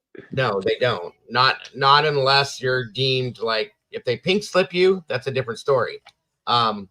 Which. Yeah, you have to be admitted in order to be. That's what I mean. They'll pink slip you, admit you to the hospital, try to get you stabilized. Once they do, and then they'll discharge you from the hospital. They discharge you into the long-term care facility. Yeah. That's how that works. Yep. That's weird. This is all weird. Well, wait a minute. Wait a minute. Maybe. Well, no, because they wouldn't let you leave. Okay, go ahead. No. It kind of just makes you wonder why that was even mentioned at all, right? That she was supposed to go to a long-term care. You know what I mean? And she had some bags with her? A bag. A bag? Which is possible to have a bag with you when you go to the ER. I do. Yeah, those are the questions that have a lot of us going, what is going on with that? But I honestly, all I have to say as we get out of this section of the show today, please, everybody, if you can, pray to God that today's the day that this woman is found. How long has she been missing? Since January 9th. Well, very late January 8th, so I just say January 9th. That's quite a long time in these conditions. Yeah, oh yeah. And if she was And if she was, like you say, like she had some issues and it was freezing, you know. And this is a small town, right? Yeah, oh, very much so, yes. This is Doodlebug's hometown where she grew up at and everything, so yeah. Oh, really? Mm-hmm. Okay, well. We don't even know when the ambulance took her, right? I'm just. Yeah, and you know what, though? Molly's right. Back up for a minute. You remember Crew up here what she just said? She said, we weren't expecting them to release her, remember? Yeah. So Molly said maybe that's why the daughter-in-law was confused on why they didn't keep her, like they thought that she was gonna go. See? Yeah, that makes some sense. Thank you for opening that door, Molly, in my brain. Yeah, but I mean, I'm sorry. Like, so say I leave right now, I stub my toe and split it open, and I go to the emergency room. You don't know when the hell I'm going to be done. Right, but this was a different thing, like the brain thing. I think the daughter-in-law and maybe the son thought that because of the fact that she was in such bad shape, she was very sick, like urinating on herself and crawling around, the headache. They probably figured that they were going to keep her because it was a serious issue, and then she was going to be transferred from the hospital to the long-term care facility, and that's not what happened because she wasn't AMA. I guess I see what you're saying. So you thought they would admit her and right. then okay. Okay, but they just released her from the ER. They didn't exactly. That's where this is wonky. That's where it goes wonky. Play exactly, and they were not expecting that. Therefore, they were not there. Okay, they thought they were going to keep her, and that she was going to end up being transferred from the hospital to the nursing home. Okay, so thank you, Molly. Good God, that just opened like a floodgate opened in my brain. So, and I agree, Victoria. I would have thought the same thing if I would have taken somebody in like that. That's a serious issue. You don't just let somebody go from the emergency room from there. They would have typically anybody upstairs and done the testing they have to do. But like I said, right, we don't know when she went. You know what I mean? And yeah, what did Doodlebug, I think it was, said that this isn't a hospital that's equipped to like deal with big, huge things, right? Stuff like that, yeah. So they may have just been like, sorry, I mean, you need to follow up with you know how they do. Just follow up with your doctor. Right. Yeah. We know you're internally bleeding and you might not make it another hour, but follow up with your primary care. Yeah, because she was in December 26th because she made a post on Facebook herself. She was in December 26th about having shunt issues, okay? And then she even said, you never know when it's going to come or something like that. So that was dealt with then. And then she was put on medication. And the medication caused more of the hemocephalus to cause more issues. So they took her back in because at that point, she was crawling on the ground. She had massive migraines. She was urinating on herself. So there were some issues. So maybe that was what the plan was initially. They took her in thinking she was going to be admitted and then be transferred from there to there and bing, bang, boom. Okay. I feel like Sherlock Holmes right now. But then a lot maybe sooner than they thought. What's that? Maybe they discharged her a lot sooner than they thought and they didn't admit her. Well, that's what I'm saying. That's why they weren't able to come get her themselves. 100%, right. The Band-Aid station. So it's just, that makes sense, dude. Well, it's just a small hospital that's not, I gotcha. Which is probably why she was going to be going to a long-term care facility because they don't have the ability to care for people long-term. So it's probably like a clinic or something like that. You know what I mean? I'm with Carrie too, though. If a hospital, because that girl even said in her video, then she was transferred to Beatty or Bates or Belvedere. I don't know what she said, but I remember. If they couldn't handle it, they typically would because I mean, as much as people don't like doctors and they're hacks, whatever, I mean, they do no harm. You know what I mean? You're not going to sit there and let something terrible happen to you. Yes, they, and so they would okay, transfer you. so this makes sense here with this now. Now, going from that,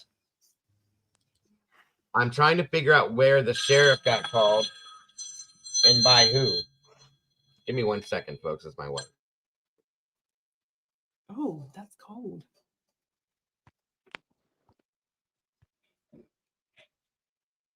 What's the temperature? Look. 6.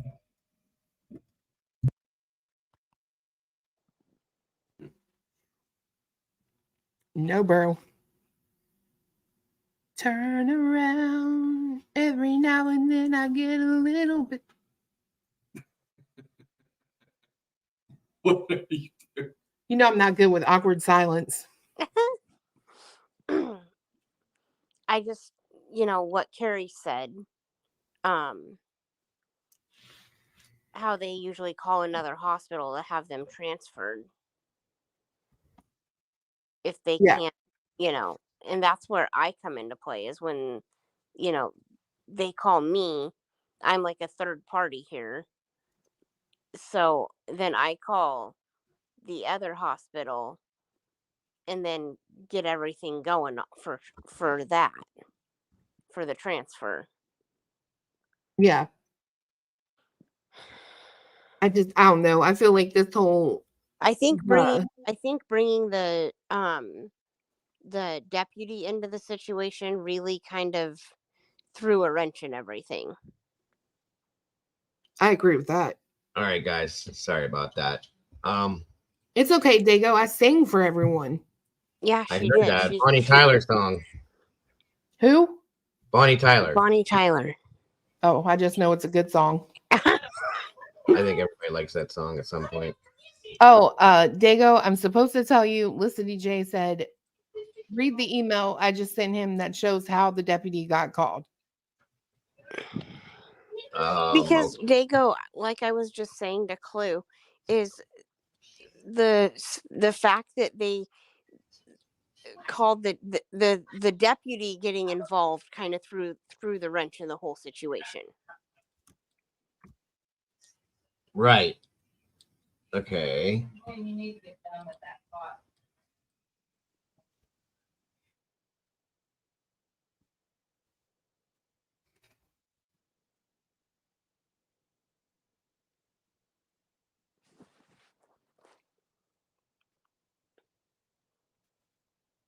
All right, so this is Sarah Boyle. She's the other reporter that interviewed Leanne yesterday as well. And this says, update, I will be interviewing Donna's child, and they have all the answers to your questions. Honestly, it makes sense to me now. She was definitely dropped off by a cop very deep in the woods. The family is not sure people understand how far away in the woods she was dropped off at. They also want to assure you that the hospital was supposed to be putting her in a long-term care facility.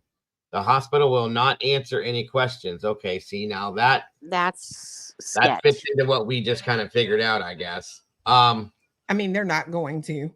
Right. They were supposed to keep her is what they were expecting and then put her into the long-term care facility, but they told her once they released her, they told her probably it's not their responsibility to transfer her, which it is. It should be. That's a lie. And the lie detector test. It should definitely be because I was, like I said, I used to transfer those all the time, but so be it, whatever. The hospital will not answer any questions about why they called. Oh, there it is.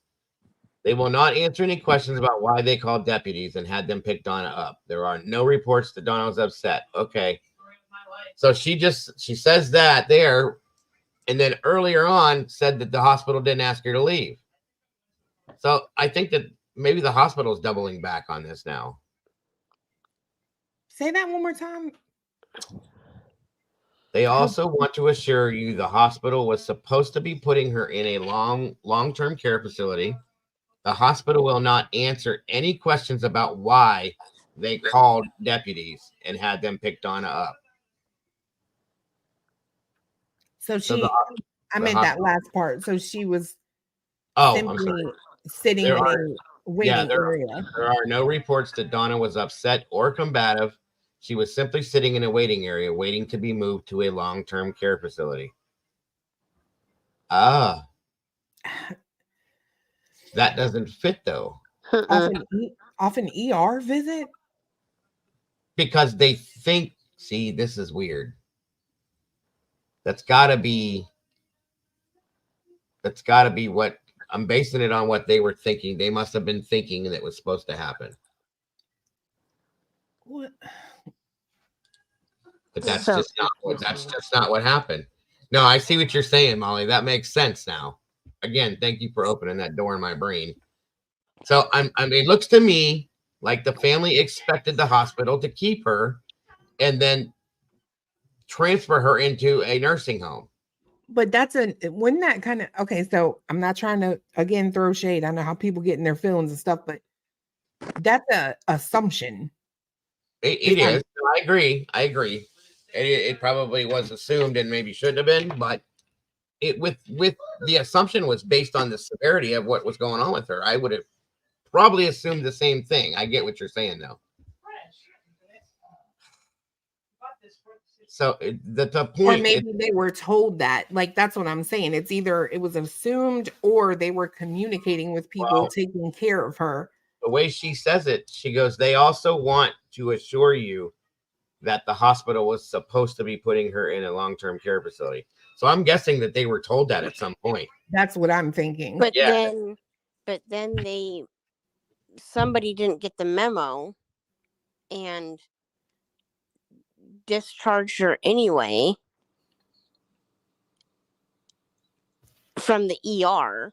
Yeah, the way that this sounds is that maybe there was a conversation between there was just some miscommunication. Right. Yeah. Which, Dago, if you've worked in healthcare, you know. I have. In healthcare is absolutely absurd. It happens all the time. Well, and here's my guess. Somewhere at the hospital dropped the ball. Yep. Because if there was conversations between the family and the hospital and then she was discharged from the ER, somebody didn't do something right. And that's maybe what she was referring to when she said that if they didn't do the CAT scan like they were supposed to, then she shouldn't have been. That makes sense. Okay. I got you now. I don't know. I feel like I know what you're saying about it being an assumption. I agree with that, but I don't think it was. Go ahead. I guess because typically when you're at the emergency room, the only transfers they're going to do is if you're like, we can't, you have your appendix is about to burst, go to a next level facility. Yeah, right? Life flight or another ER. Right. Yeah, they'll life flight you or take you to a trauma center or something like that. Yeah. But see, this to me sounds like there was a conversation had from the family and the hospital, between somebody at the family and the hospital. Okay, and it says they want to assure you. Where did it go? I keep losing my spot. That the hospital was supposed to be putting her in a long-term care facility. And the hospital will not answer any questions about why they called deputies and had them pick Donna up. There were no reports. So the hospital dropped the ball in here somewhere, guys. Yeah, that right there is very... Right, I seen what you're saying, Firefly. It takes hours and hours to set that up, blah, blah, blah, so on and so forth, days at times. You're right. So that all goes on while your hospital stay is happening. You know what I mean? So yeah, I'm guessing guessing people on the wait list for a bed all the time. What I'm going to guess here, guys, this is just a shot in the dark. Right, and you typically wouldn't be discharged while you're waiting for a bed. You know what I mean? Nope. Yeah, they don't do that. Here's what my shot in the dark is that the family spoke to the doctor, okay, Donna's doctor, and it said, we took her to the hospital. The doctor was probably supposed to meet with them at the hospital, never got the chance to because of the time. And the hospital discharged her before the doctor could communicate with what was going on. Yep. And she was never admitted, and the doctor didn't get to take charge of the thing, and boom. Because I've seen that happen before. Yeah. Right. And they didn't think she would be released till morning. That's true too. At the very latest. And then she would have been transferred from there, whether or not that happened to the long-term care facility, so on and so forth. Yeah. So this shows where those balls were dropped. Okay. Yeah. Now we have to move on from there to the sheriff's deputy dropping her off in a place she probably shouldn't have. But that again could have been what Donna's wishes were. So we have to remember that too. And so now then we move forward to the red truck. And the fact that I full-heartedly feel like somebody picked Donna up. I do. Yeah. Yes, I said that the balls were dropped. Plural. Meatballs were dropped. But hey, Dago, I'm going to drop down, but maybe I will catch you again soon. Absolutely. Thanks for jumping up. I appreciate your questions. Yep. That helped with some questions I had. So thank you very much, JC. I appreciate you. All right. Have a good day, guys. Bye, Clue. You, bye. And yes, Sarge, the red truck. We go back to that. So I think we kind of put some of the story together ourselves, folks. At some point, and now. Yes, we're in kindergarten, Kels. It's kind of how it feels sometimes. For myself, though, trying to figure these things out. They definitely don't do that, CL. You're right. Which is why I believe that everybody thought she was going to be admitted. Maybe Donna didn't know that because of the state of mind she was in when she went there. I mean, she was admitted. She was just discharged. It wasn't as serious as... Well, they did. What I mean by admitted is admitted into the hospital to stay for a length of time. Like you're not when you go to just not triage and all that. Yeah, that's what I mean. So yeah, and it's all bad. I think there were some mistakes made throughout this whole thing that led to the end result here, unfortunately. And there's a lot of people that are going to be answering questions for this. The hospital, the doctor. Or the hospital to the doctor. I bet you the doctor's having a fit right now, if that's what actually happened. And then I know I would feel so bad. Like, could you imagine if you like discharged it for like? But I mean, at the same time, if I'm the doctor, like, I didn't do anything wrong. If I saw you didn't need extra care, and I discharge you. You know what I mean? Sure thing. Absolutely. Oh wait. That's another thing, guys. We had a holiday coming too. So they go small hospitals. You don't get good help over holidays, which was, like I said, it's very possible. So well, people keep saying the hospital was a warming. What is a warming center? Like, I don't.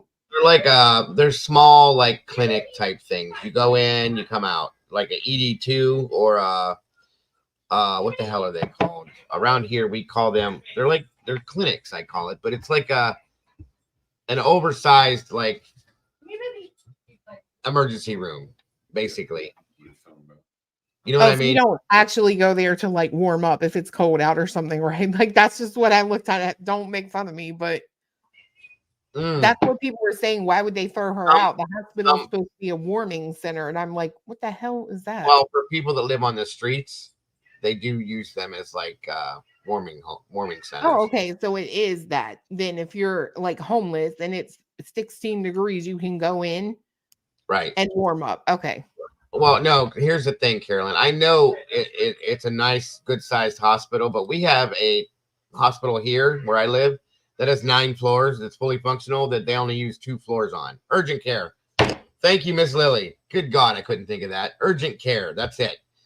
So we have a full-blown 9-floor hospital here that is they're only using 2 floors of the hospital right now. The rest of it's sitting empty because they don't have staff. They don't have the machinery. They don't have supplies, all of that stuff. Yeah. So like a walk-in clinic after hours type scenario or whatever. But yeah, urgent care is what we call them here. Thank you so much, Lily. I was going nuts trying to figure that. Yeah, they do that around here. Urgent cares, they definitely do that. We have a lot of homeless people that will just walk in and sit in the lobby. Okay. And they just kind of hang out there, and they allow them to do it because they know, like this time of year especially, it's bad out, and they'll let them sit in there for so many hours, and then they have to leave for a little while, and then they let them come back in, and if there's too many of them, then they ship them off to somewhere else. Maybe that's what somebody thought was going on with her. I know that sounds ridiculous, but who knows? Yeah, if you can do that, Lana, and record it, I'll send you a super chat right off the get. I want to see you sing a duet with Enan. I want to see you fire stick. Sorry, not sorry. Yeah, I can see you do that too. That's interesting. Check maybe without the fire though, because hair not good. But I'm just saying, I wouldn't do it with fire. I agree. I can agree. Oh shit! What is going on here? Hold on a minute, guys.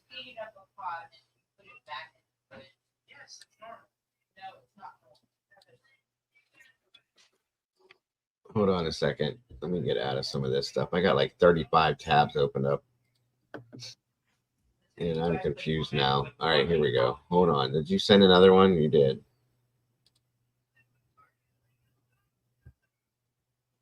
Okay. Let's say he's on the ball today. All right, let me see here. Why did the police pick her up from the hospital? Only time they do that is if you are going to lock up. So none of this makes sense. Feel free to message me, Ronnie. I am confused. As are we. From what I understand, the sheriff's department tells people they're not a taxi service. They were called up there because Donna was trying to leave the hospital.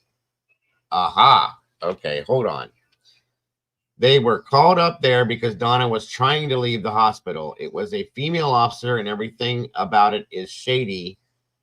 They haven't been straight with their answers and they have contradicted themselves over and over. Okay.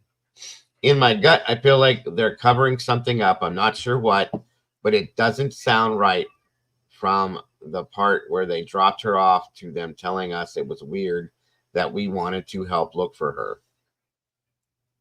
Why would they say that? That's not weird. No, that's not something I knew. They told them, the police told them it's weird that they wanted to help look for her. Wow. Yeah. No. And then Doodle said yesterday they were trying to send people home, remember? Oh, yeah. They were trying to get the rescue search people to leave. Right. That's weird. Something. Oh, shit. No, I don't know. See, that takes me back to what Sherry was talking about earlier. I'm not going to go into that again, but I'm just saying. I missed it, so I don't know what she was talking about, but. It's about that other case. I can't think of the name. Oh, okay. You know, so, and that's true, folks. That did happen, and it does happen, so. I don't understand. Like, I'm trying to tell you right now, if that was my mom, like if I was this guy and that was make me leave because you will have to use handcuffs. You know what I mean? Sure thing. But she was trying to leave the hospital.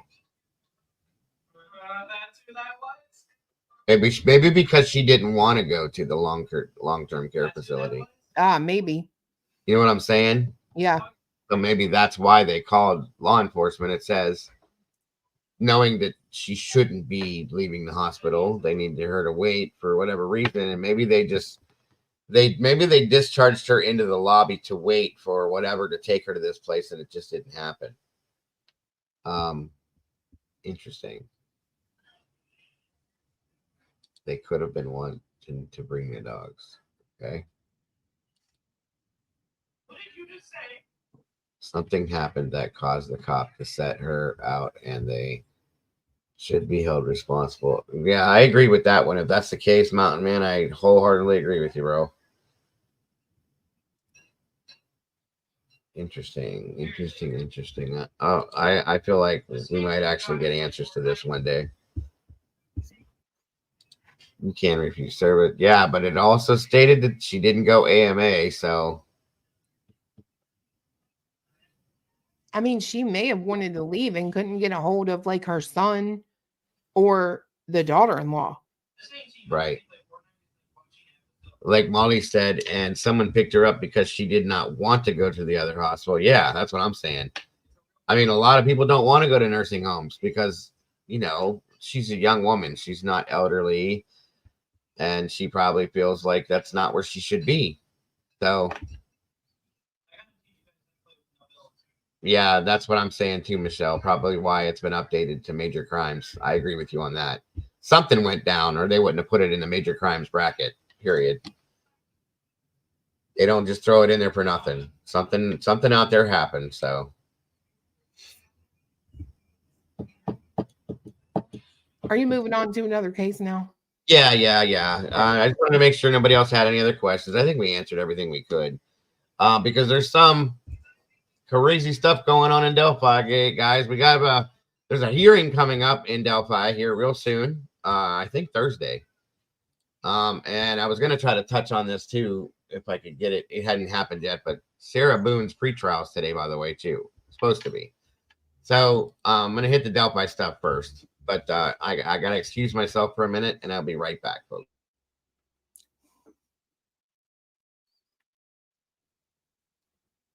I know y'all want more singing. That's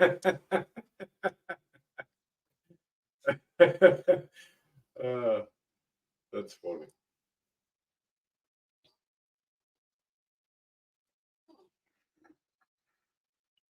I'm going to drop when he comes back. I haven't followed Delphi. Yeah. That case makes my head wobble. Wobble, baby, wobble, baby, wobble. That's a good one. No, I'm not going to sing.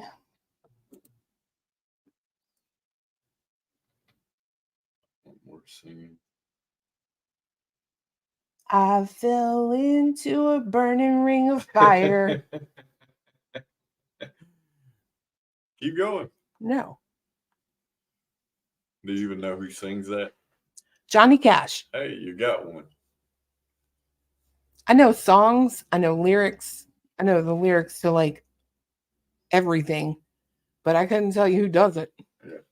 Except if I was younger and I thought they were hot. In that case, I know your name. So in other words, you know the difference between New Kids on the Block and 98 Degrees and Backstreet Boys. No, they never did it for me. I was more a fan of like Joey Lawrence. Okay. Whoa! What? Fuck! Sorry. Because it burns. The ring of fire. You scared the living, you know what, out of me. She jumped. Literally Whoa. Joey Lawrence, Right. huh? I'm going to drop because I haven't been following Delphi. Okay. And I'm terrified to get involved in that case because it's like what I did read. I read one thing on the like PCA or something. And I was like sucked. I felt this like sucking motion. I'm like, nope, I'm not going to do it. Oh, you're going to get sucked into it eventually. Yes, you will. Mm-hmm. You will. No problem, though. Thank you for joining us. Thank you for your input on this case because this is a bad one. And I know you're about as crazy as I am with it, too. So, well, I just drive me nuts.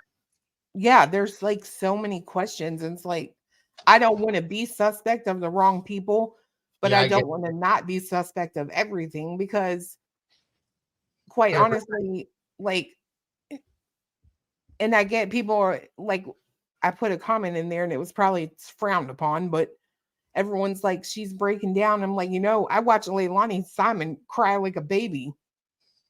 And at the end of the day, that trash. That ended how it ended. You know what I mean? Mm-hmm. So, whatever. I get it. But, well, thank you guys. Appreciate you very much. Your input and everything. And yes, we're moving into the Delphi stuff real quick here to finish up the day. And then that'll be it. So, thank you much, guys, both of you. All right. So, here we go. Okay, Cassie, thank you, dear. SRB. The the Quentin Simon case burnt it broke my heart. I'm telling you guys right now, it's bad. Good job, Miss. Thank you for that, Cassie. Johnny Cash was in the UK. That's interesting, Michael. I would have never guessed that they would go over that way, but hey. So, as everybody knows, there's been some crazy stuff. Thank you guys all for hanging with us today. Thank you guys for the support on the case that we just finished with here, guys. It needs it. It needs as much exposure as possible, and we need to bring We need to bring her home, guys. It just needs to happen. End of story. So thank you all for helping in the ways that you do, and every bit of it is more than appreciated. Doodle, thank you for all your help on it as well. You're more than appreciated. Like I said yesterday, you're a hero, a true hero, my dear. So thank you. Unfortunately, moving into this case has been insane. The Delphi case has been nothing but insane. You guys all know, for most of you guys know what's going on with it. And sorry it took so long, Teresa, but here we are. You guys know everything going on up till now, and that there's a hearing coming to try to. Richard Allen's trying to get his original defense team back, and he's trying to have Judge Gall recused from the case. He wants her gone. A lot of people want her gone because of some of the things that she's done have not been very moral, for lack of better terms. So Richard Allen has been awarded a new defense team. The hearing Thursday, like I said, is in effort to try to get that original team back that actually seems to care for him. He was arrested and moved immediately to a state prison, okay, rather than sitting in a county jail. And there were some issues there. You know, it came out that there were some odonistic qualities possibly involved in this case. So, and it's possible. I'm not saying it's fact. I'm just saying it was talked about. And when he was put in the prison, there's guards there that have patches on their uniforms that are show, you know, that they're odinists. They support odinism. Well, folks, guess what happened again? The attorneys, the new defense team now are basically saying that they cannot defend him while he sits in this new prison. So they want him transferred to a county jail. Come to find out also that in the new prison that there are guards there, or a guard that has tattoos on him in support of odinism, odinistic form type tattoos and markings on his body. Crazy, very crazy. So I'm going to show you guys, I'm going to catch up on this real quick, and then I'm going to show you the documents, and we're going to talk about it. Thank you all for the patience that you've had with me today with all of this. And let's see, I think yeah, this is the one we're going to watch. Exactly, I agree with you, Victoria. He should be back in a county jail. That's exactly where he needs to be. Take care, Clue. He needs to be in a county jail. He should have been there the whole time. Oh, there's no thanks needed, SRB. It needed done. Needed done. That's why I'm running both of these today.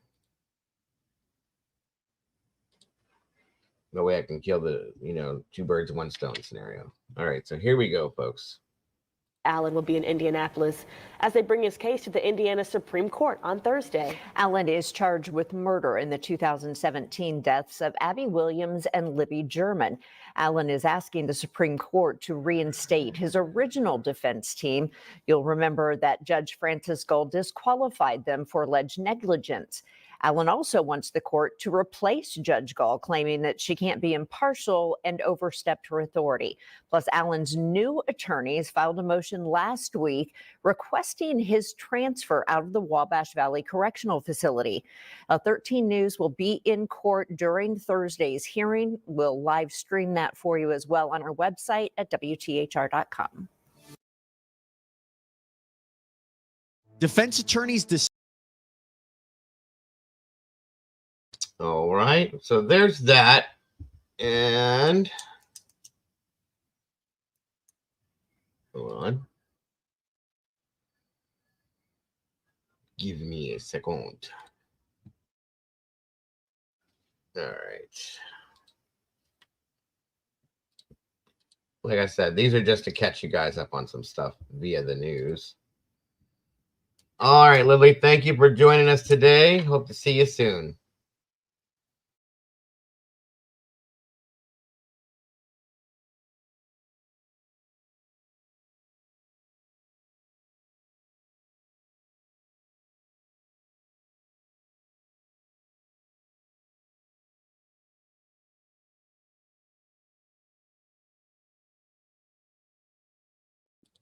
Yeah, I have that, Teresa. Thank you for asking. All right, where's it at? Where did it go?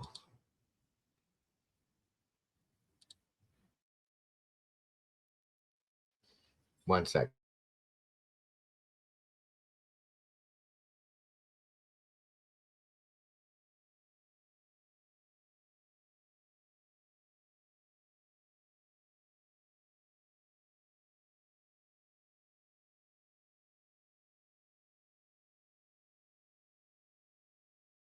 Now listen to some of the stuff in this one. This is interesting, you guys. Daniel Olson, good to see you. Good to have you here. As a crew, you guys all seem nice. I don't know why. Doesn't matter. We're not worried about it, Daniel. I appreciate you, though. Thank you for that. The new attorneys agreeing with the dismissed attorneys means a lot. I agree with that one, Sherry, wholeheartedly. That says a lot right there. Okay. Now we got four. We have two sets of attorneys that are on the same page with this. That says something. That should say something and explain something. Very much so. Very much so. Yeah, check this one out, folks. There's some things in here that are quite interesting to me as well. The man who's accused of committing the Delphi murders. One of Richard Allen's new attorneys says the defendant is now being held in conditions that make it impossible to represent him. Our senior investigative reporter Bob Siegel says that new request includes some extraordinary details that now are raising some serious questions about how the state is treating Richard Allen. And he joins us now in studio. Well, Bob. This new motion was filed just this morning. It does include some disturbing allegations, but perhaps most interesting, Richard Allen's new attorneys are making claims that are nearly identical to complaints made by his previous attorneys. And those original attorneys were kicked off the case because the judge thought they were false. Robert Scremin was appointed as a new attorney for Richard Allen in October, and he visited Richard Allen a few weeks later at the Westville Correctional Facility. He said Allen was unnecessarily shackled and chained in a manner resembling Hannibal Lecter, a convicted psychopath killer in a Hollywood horror movie. He said guards watched the meeting through a glass window, which made Allen hesitant to speak freely with his attorney. Scremin said in December he visited with Richard Allen again after he was moved to the Wabash Valley Correctional Facility south of Terre Haute. He said the round trip from Fort Wayne took him 10 hours. And during that visit, Allen was locked in a room with a solid iron door. The attorney said he and Allen were forced to communicate through a small hinged 8-inch hole in that door. And prison staff instructed the attorney to remain at least 6 feet away from the door, which he said made it impossible to show Mr. Allen any videos or documents or discuss the case with him without raising our voices and almost shouting. He also said the prison used a video camera to monitor the meeting between the attorney and his client. He said during Allen's first 2 weeks at the prison, Allen received only 2 showers and had not been offered any recreational time like other inmates. Scremin said in 25 years of practicing law, he has never seen visiting conditions like those he experienced while trying to visit with Richard Allen. For all these reasons, he says Allen is not being treated like other pretrial detainees. And he said keeping Allen at the Wabash Valley Prison will seriously, if not fatally, impact his ability to effectively represent Mr. Allen due to the sheer distance of travel and the unworkable visitation conditions. That's why Scremin filed this motion asking Judge Francis Gall to transfer Allen to a county jail in either Allen or in Adams County. The judge has denied several earlier requests to move Richard Allen to a local jail. And when his former attorneys made those requests and presented evidence, the judge later accused them of making false claims, kicked him off the case, and appointed Scremin to represent Allen instead. Now that the new attorney is making the exact same allegations and arguments, and even saying the arguments made by the previous attorneys have merit, it will be interesting to see how the judge responds. So when we see this development now today, Bob, does this raise questions about how the judge presiding over this case has been handling the case? Yeah, it does raise some questions for sure. And it also raises questions about her finding that Allen's previous attorneys made false statements to the court. Next Thursday, the Indiana Supreme Court will hear all about that because Allen is asking the court to reinstate his original attorneys and to replace Judge Gall. Now, we want to point out the other thing that raises big questions is information in this document that seems to support allegations that the killings of the two Delphi teenagers were related to a pagan ritualistic sacrifice. That claim was first made by Allen's original attorneys, and the new attorneys say that claim appears to have merit. I'll explain all that coming up later at 6. Yeah, so much to unpack there. We'll look forward to your continuing coverage, Bob. Thank you. See you soon. Thanks. Okay. You can learn more about that recording.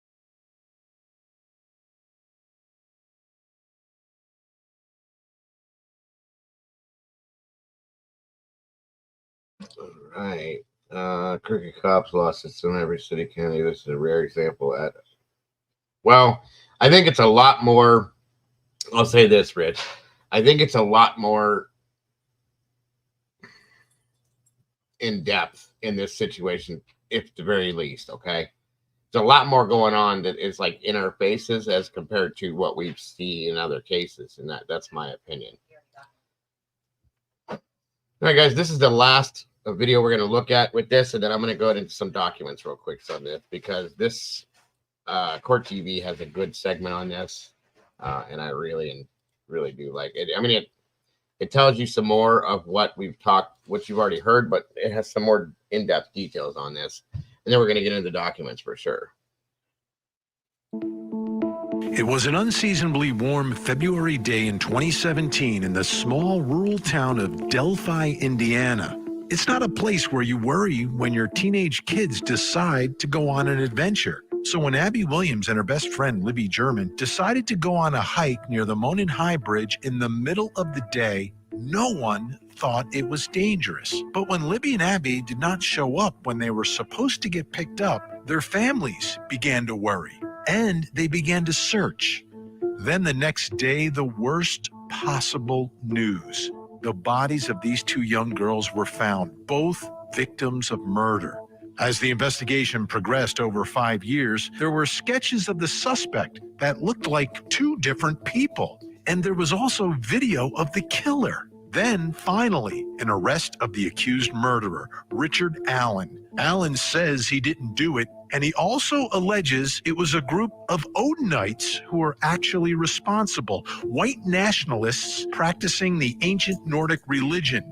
Images of the murder scene have been sealed, but have been described in court papers and leaked online. And all this has led to more drama and more arrests in the case. Tonight, we return to the scene and bring you all the latest legal controversy as we continue our investigation of the Delphi murders. I'm Vinny Politan. Thank you so much for joining us tonight here on Closing Arguments. And this investigation, this story, what's going to be this trial, the Delphi murder case, since the arrest and since this case was, according to investigators, solved, things have gotten a lot more complicated. And it was already a very complicated case.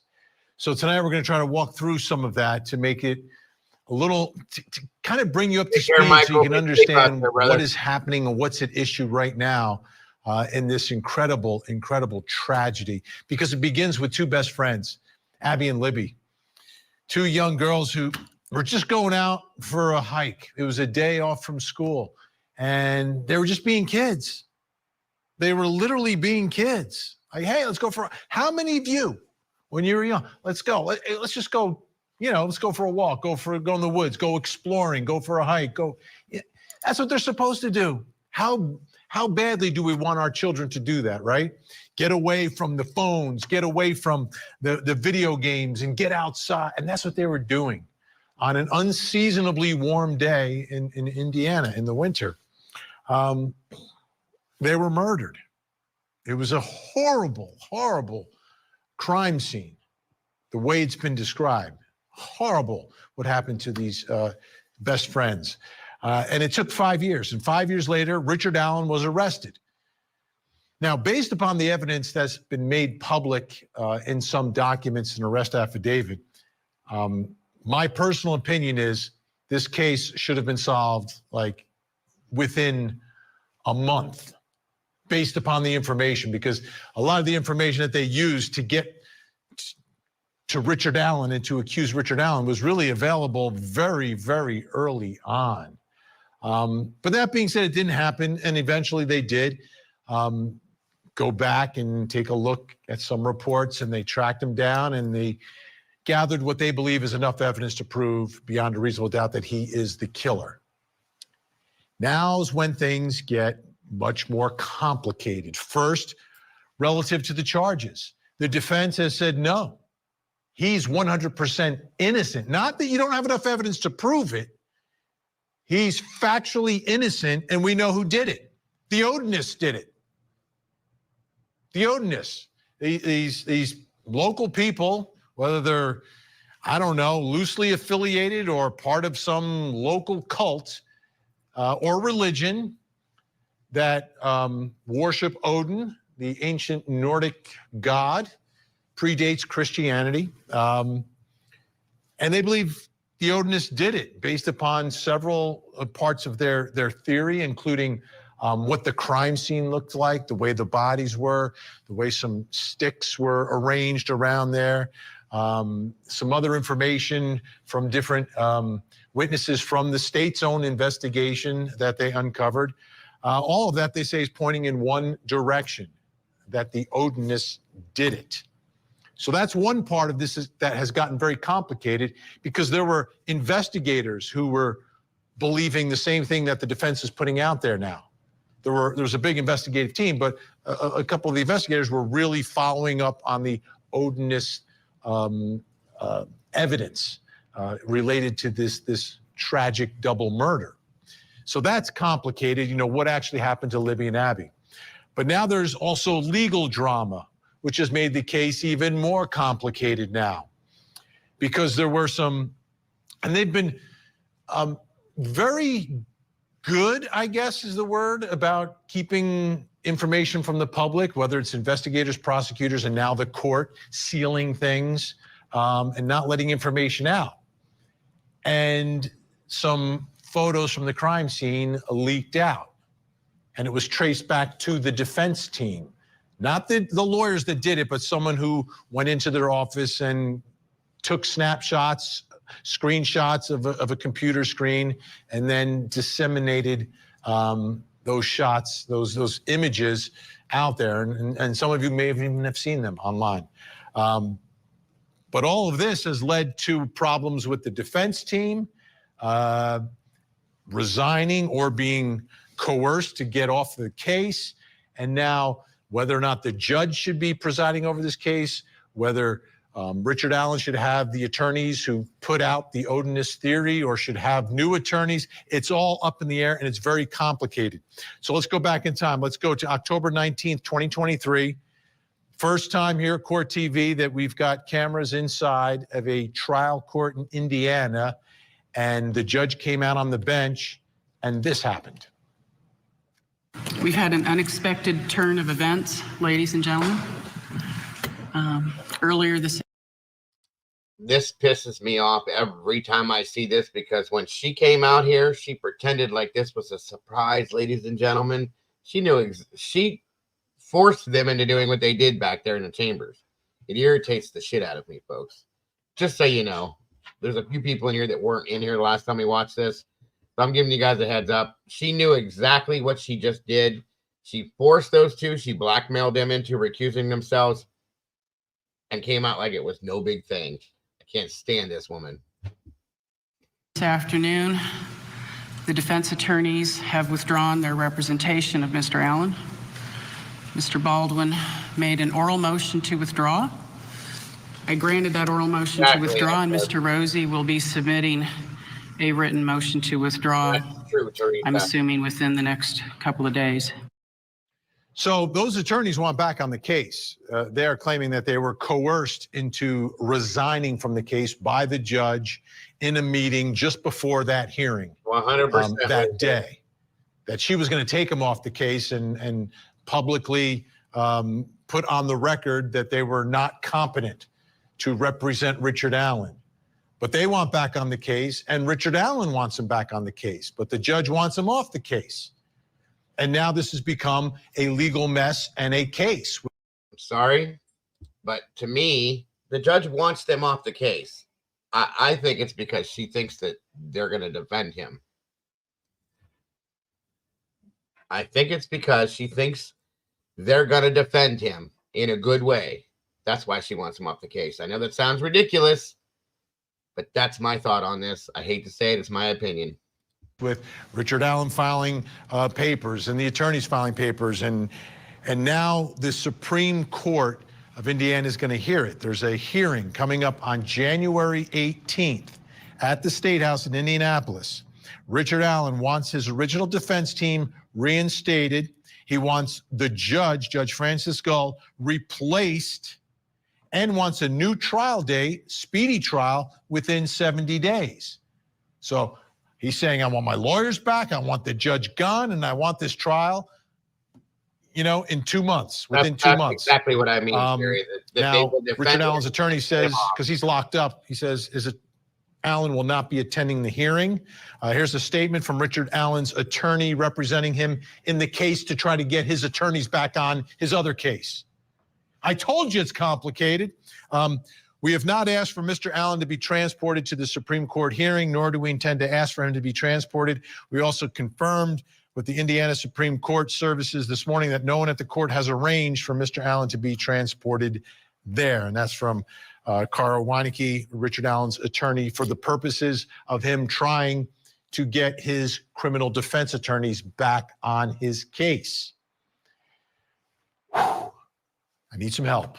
Let me bring in my guest joining us tonight from Indianapolis, Indiana. Hosts of the Murder Sheet podcast, Anya Kane, Kevin Greenlee are with us. Make sure you download it after the show. You'll be up to date everything that's happening in this case. Also joiing us, he knows everything about the case too, in Chicago, Illinois, criminal defense attorney, host of Defense Diaries. Need to listen to that as well. Bob Mott. Just so you guys know, I spoke with Mandy Joe. I'm trying to get Bob to come on the show here to talk to us and give us his side of things in Delphi. This guy right here, folks, if you haven't checked this out, you guys got to see this. The Defense Diaries, this guy is great. If we could drop Bob's link in here, guys, please. I appreciate that so very much. I watch everything he does. He's very good at what he does. Like I said, I'm working on getting him in here, guys, to do a show with us on Delphi. You guys would love him because he's so down to earth. He knows exactly what he's talking about, and he's very good, folks. Very good. So let's see if we can get that link in there. I love Bob. Is with us. Welcome, everyone. It's I've never covered a case that got more and more complicated after the arrest. It was a case that, like, what was going on with the investigation? No one's been charged. It's been 5 years. And then there's an arrest, and then everything gets like, thank you, SRP, wow, what is going on here?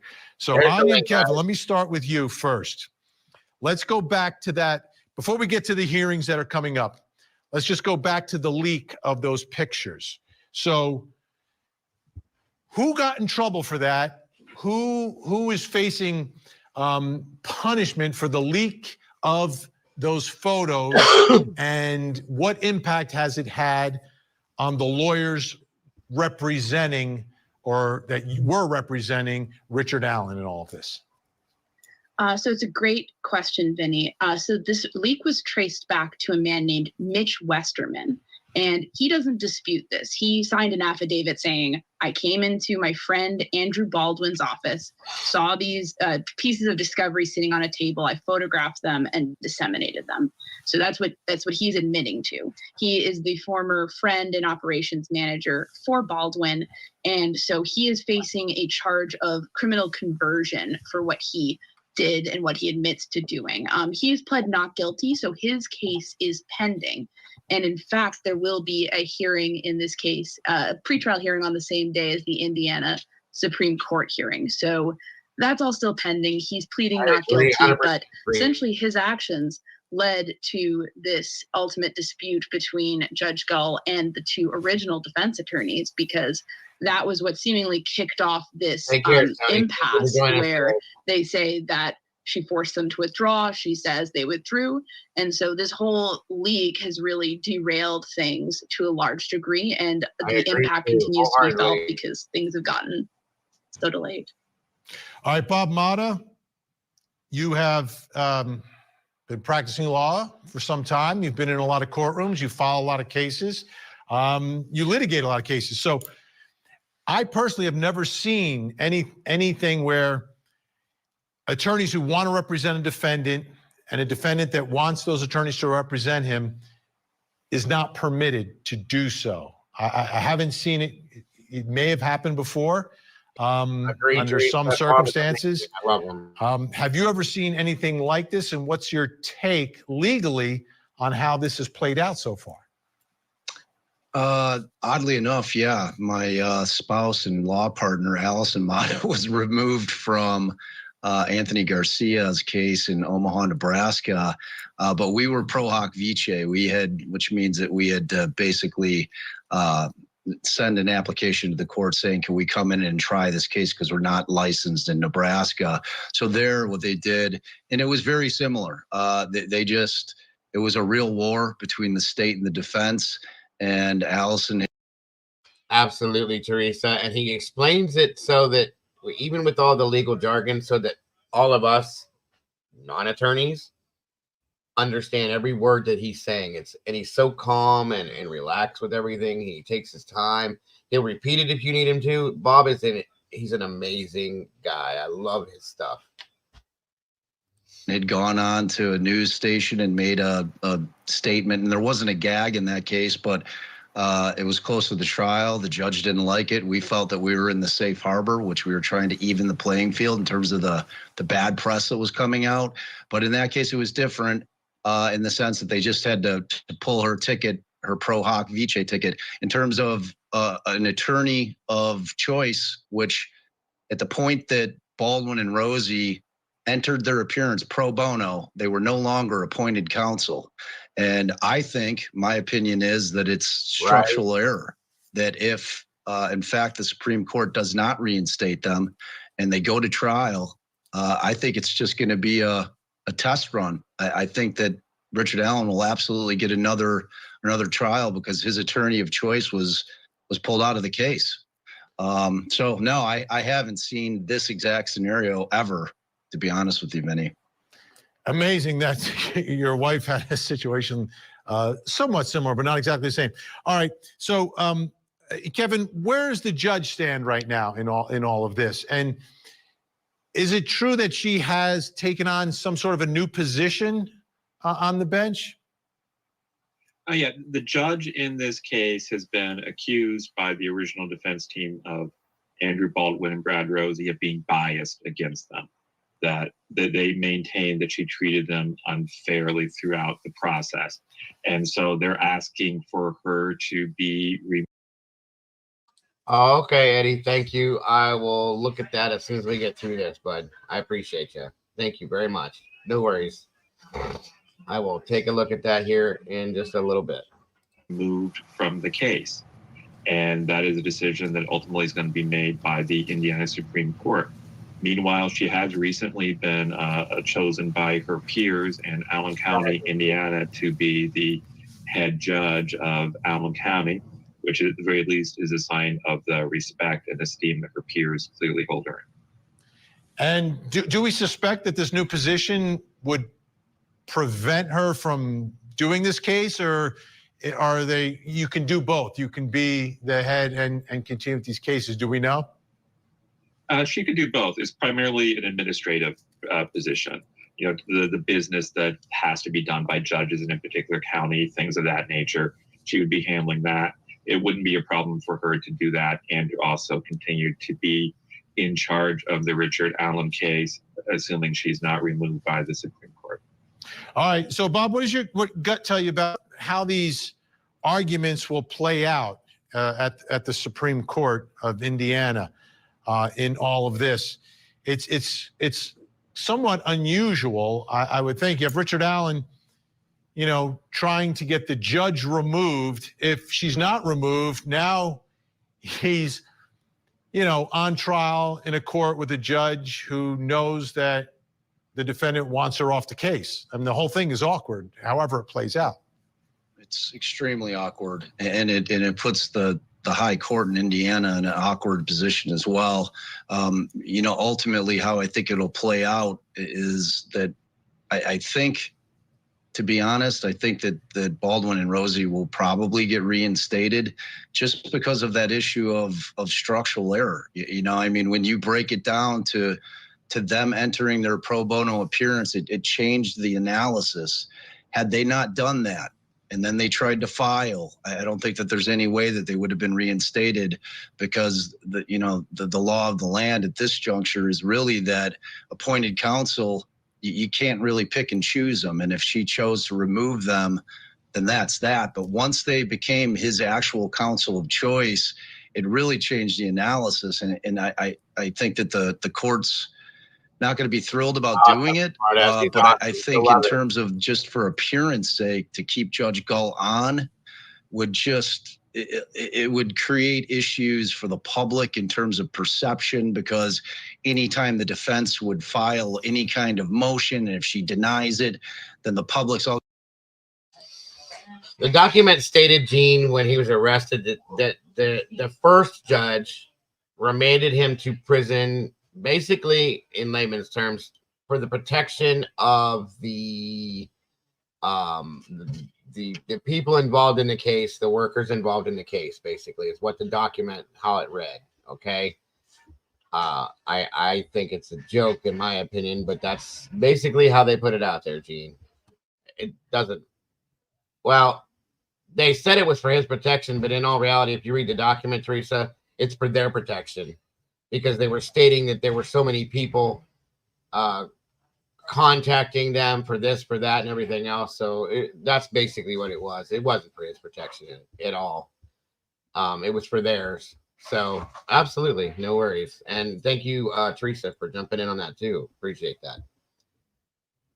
All the information is important in this case, and everybody needs to know everything on this to understand it, because it's crazy. I'm going to say, oh, well, she's biased, and whether she is or she isn't, perception is everything in cases like this. And there's so.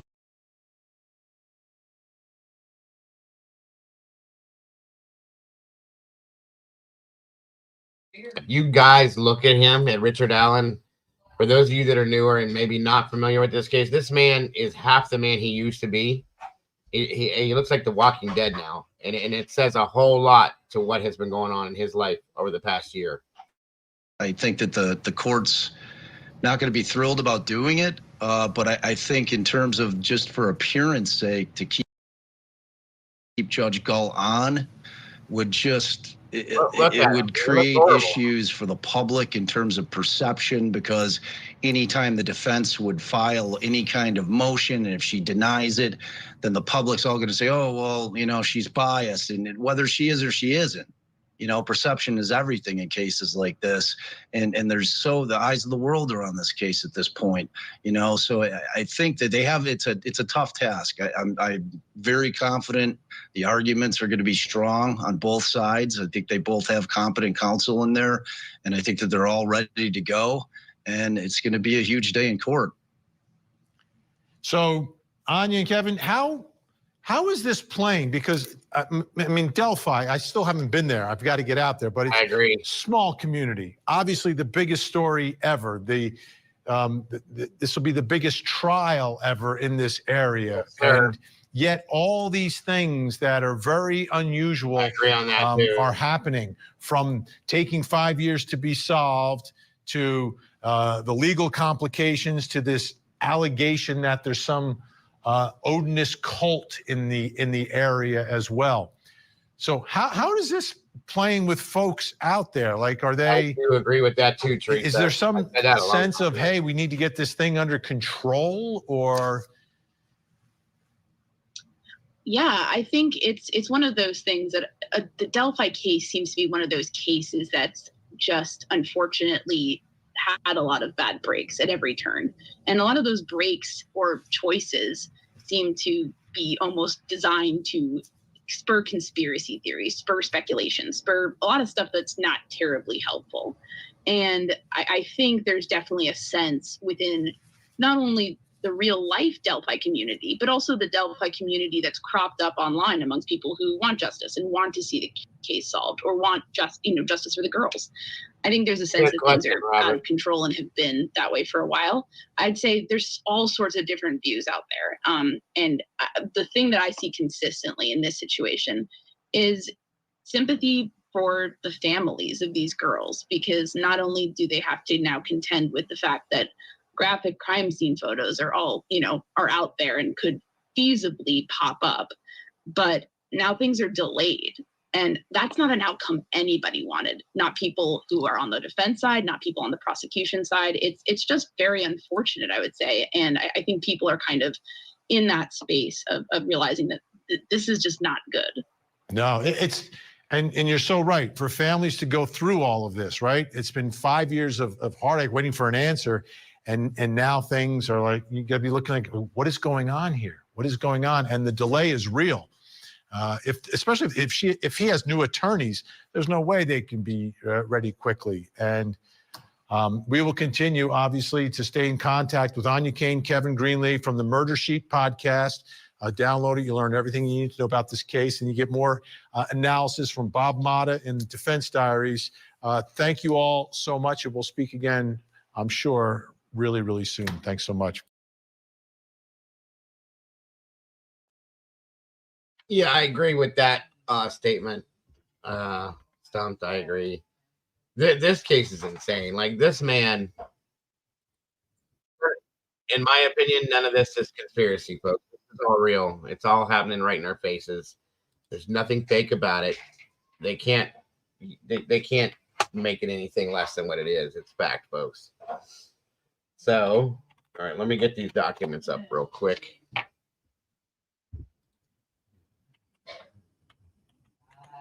Again, guys, thanks for your patience. Teresa, thank you for being so patient today as we covered the other case to get to this. I really appreciate all you guys that were here for Delphi, that sat through the other case more than you know.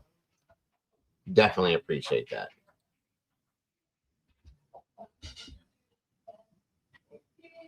Exactly. Silence. Okay. And then I will check that out, Eddie, at the end, just to see what it is. Mainstream always plays it that way. Both cases are important. Oh, agreed. I agree. Both cases are important. Obviously, that's why we did the other one with this today, and why we did it first, because it's well, in my opinion, it's more important than this case at this point, because she's in danger, and well, actually he is too, but you know what I'm trying to say. There's nothing we can do about this, but we can do something about her. So, or hopefully help with hers. You know what I mean? That's how I was trying to put this. But okay, so this is the motion to transfer that was just put in, as you guys heard. Okay, here it comes. Now comes the defendant by and through his appointed counsel, Robert C. Scremin and William Librato, and hereby submits this motion to transfer and states as followed: Richard Allen is currently being held in pretrial detention at the Wabash Valley Correctional Facility, a maximum security state prison. After visiting with Mr. Allen at both the Westville Correctional Facility and the Wabash Valley Correctional Facility, it is counsel's belief that, one, Mr. Allen is not being treated similar to the other pretrial detainees being held in county jails. See, that's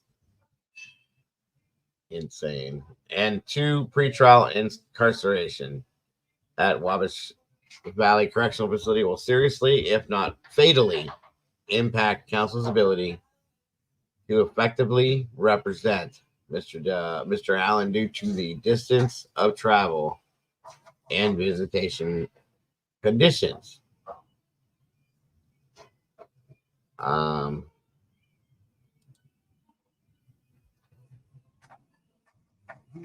So the facts are that on November 3rd, the state of Indiana filed a motion on behalf of the sheriff of the Carroll County asking the court to transfer Richard Allen to the custody of the Department of Corrections, claiming that due to this being a high-profile case, the Carroll County Sheriff could not adequately provide Mr. Allen with necessary security or other needs at the Carroll County Jail. Judge Diener, without holding an evidentiary hearing, on the merits, granted the state's motion and approved Richard Allen's transfer to the Department of Corrections, and then recused himself from the case that same day. That happened at the beginning. That was insane to me. Can you hear me okay now, Patriot?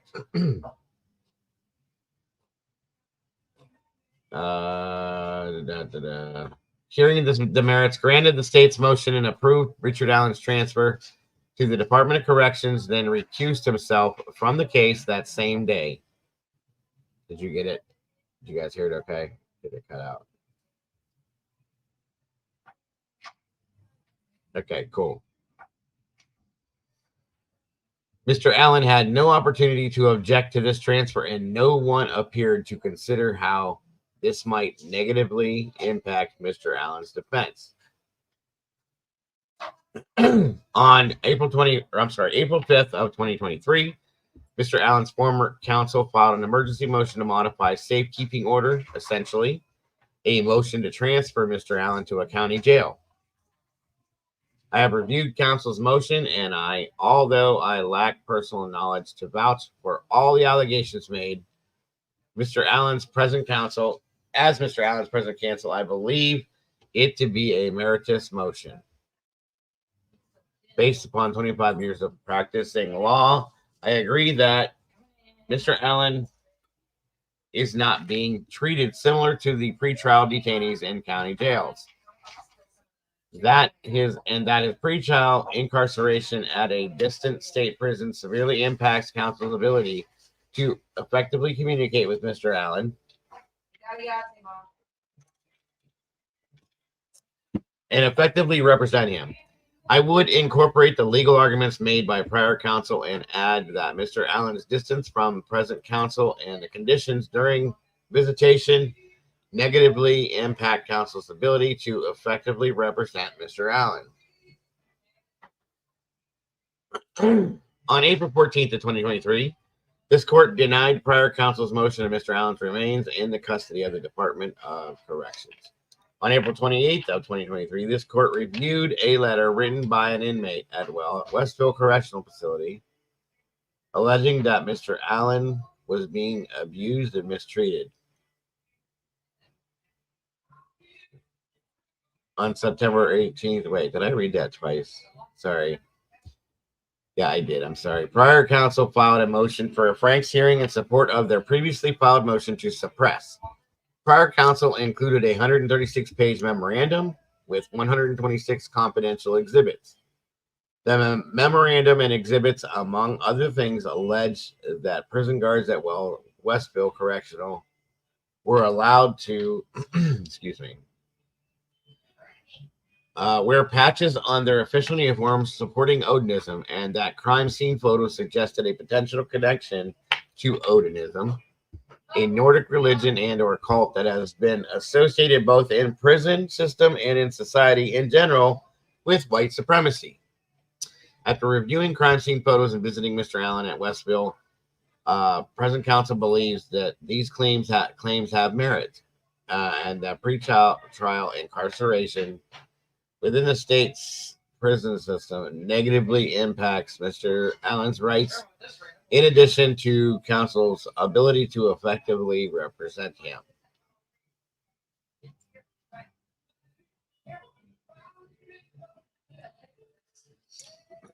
On October 27th of 2023, Richard Allen's attorneys Scremin and Labrato both reside and maintain primary offices in Fort Wayne, Allen,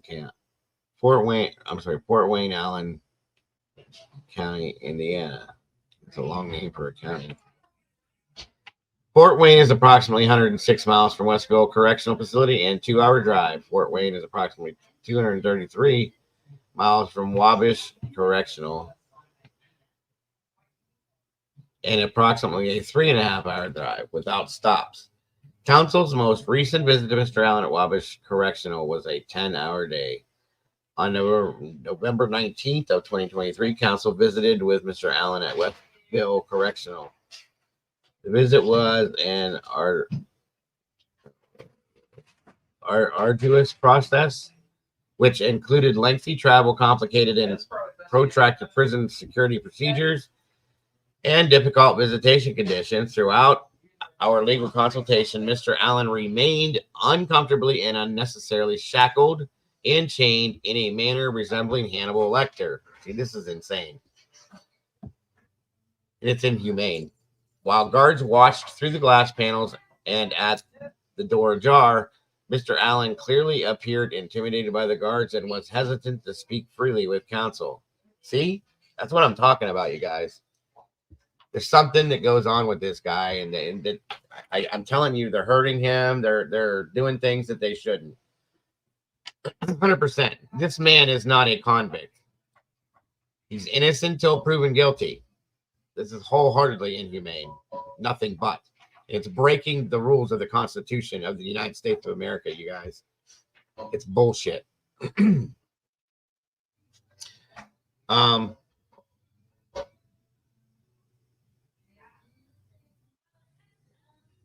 Investigator Moeller, although none of the prison guards were wearing patches in support, here it comes, of Odinism, one of the guards did have a symbolic face tattoo of Odin's spear, and multiple hand and finger tattoos were emblematic of Odinism and or Norse mythology. This same prison guard had a public Facebook account that also displayed the same tattoos in addition to a necklace with Thor's hammer, inscribed with the letters BRSRCR, an acronym for Berserker, which is a very specific type of Norse battle axe, and the name given to warriors fighting in the honor of Odin. Other photos displayed 3 interlocking triangles, another symbol associated with Odinism. Mr. Allen stated that Westville guards were intimidating and reluctant to provide him with a shower and recreational access because it caused them extra work. What a joke. And as a result, he often simply remained in his cell and went without recreational time or a shower to keep the peace.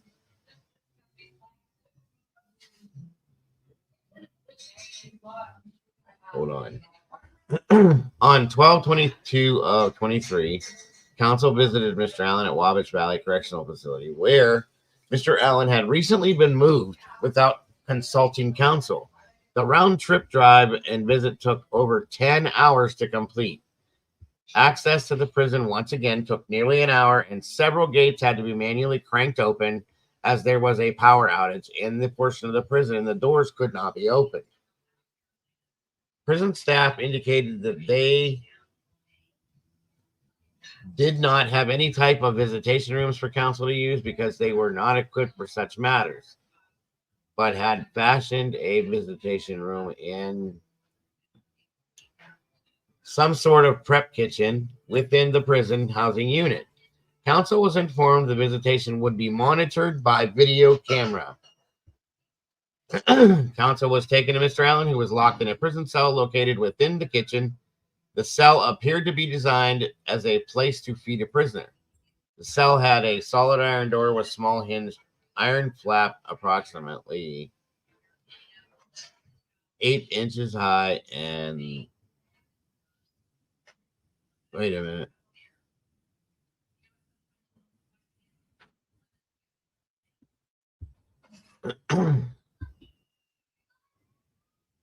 Approximately 8 inches high that opened just far enough to slide a food tray through. This iron flap was left open, and it was through this small opening they were allowed to see Mr. Allen and speak with him. A folding table was set up approximately 6 feet from the cell door with 3 chairs on the far side of the table. We were instructed to sit in these chairs and not to approach Mr. Allen or come within 6 feet of the cell door.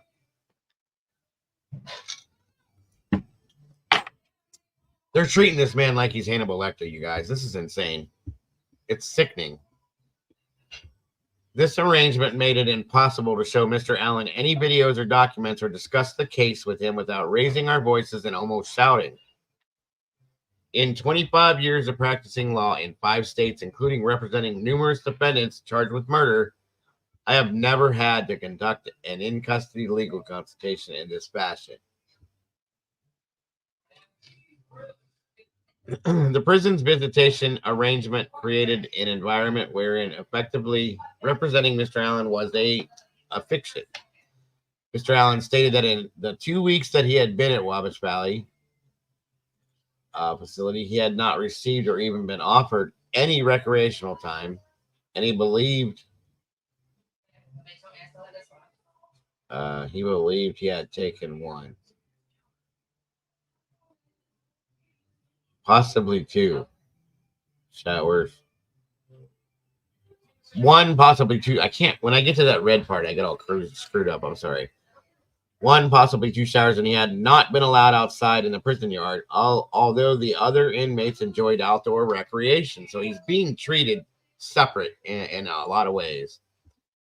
In 25 years of practicing law, I have never had to conduct an in-custody legal visit in the manner that I have with Mr. Allen. I routinely conduct legal visits within the jails in Allen, Adams, Huntington, Randolph, and Wells counties, including consultation with numerous clients charged with murder. There is never a guard present during the consultation, and there is never audio or video equipment recording the visit. My clients are never shackled, handcuffed, and or chained during visits.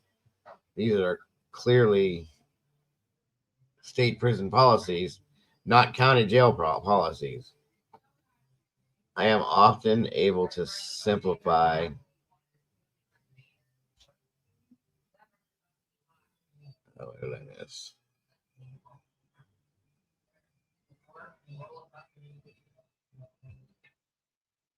Hold on, guys. I'm sorry.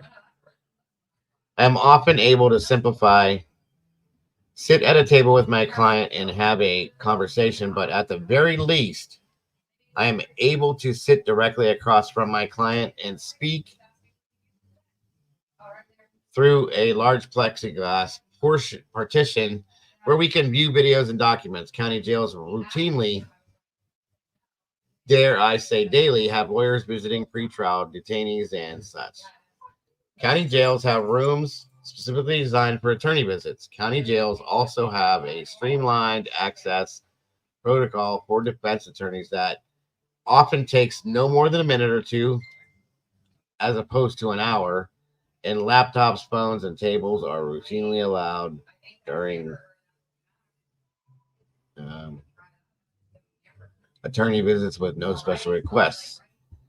County jail visits with clients can even be set up the same day.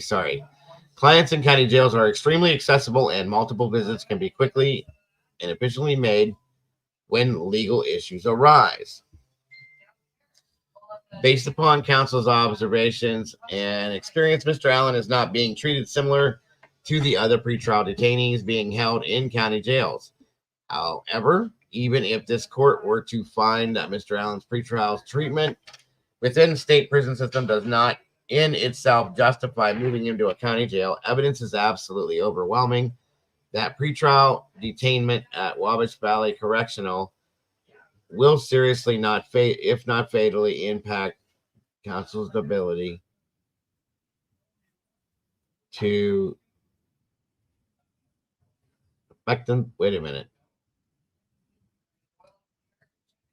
impact counsel's ability to effectively represent Mr. Allen due to their sheer distance of travel and unworkable visitation conditions.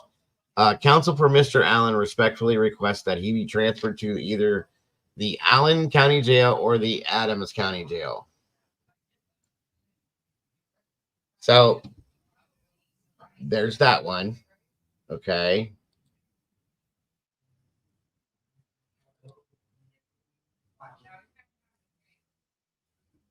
Let me see here.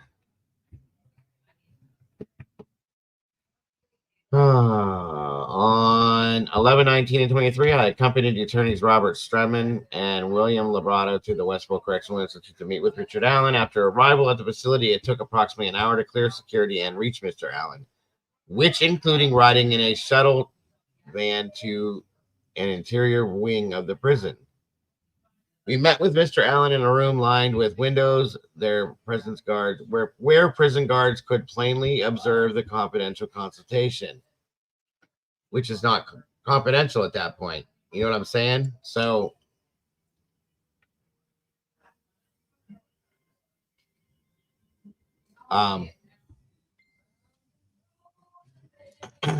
the door to the room was left ajar and could not be closed. The door's deadbolt was left protruding from the door, preventing it to be closed. Prison guards remained posted outside the door where they could look through the windows. Mr. Allen appeared apprehensive to speak freely with attorneys Scrumman and Labrado. Like he's scared. He's afraid to speak freely, in my opinion, to state the things that he wants to say in front of these people. And he shouldn't have to say these things in front of the guards. It's not their business. It's not their right to do this. And this is, again, violating his constitutional rights. It's bullshit, folks, and it pisses me off. So, Richard Allen was brought to the room wearing ankle shackles, handcuffs, and a wide leather belt fitted with metal O-rings, which is not normal to do either. The ankle shackles and handcuffs were both secured to the waist by short chains, which restrained Mr. Allen's every movement and gave him the appearance of Hannibal Lecter, with his hands were cupped together such that the back of his hands were together with one palm facing down and the other palm facing up. Surprised they didn't put him on a damn dolly and wheel him out with a mask on his damn face. This is ridiculous. Completely ridiculous. Gordon says the situation is intriguing and giving any details pertaining to the grand jury process are confidential. The focus must be on potential prosecutorial misconduct. I agree. Strategy seems to be about either bringing this issue to public attention or compelling the prosecution to actively attempt to conceal it. Good point, bud. Good point. Wow, I hope you're a bud. Budette. Where are we at?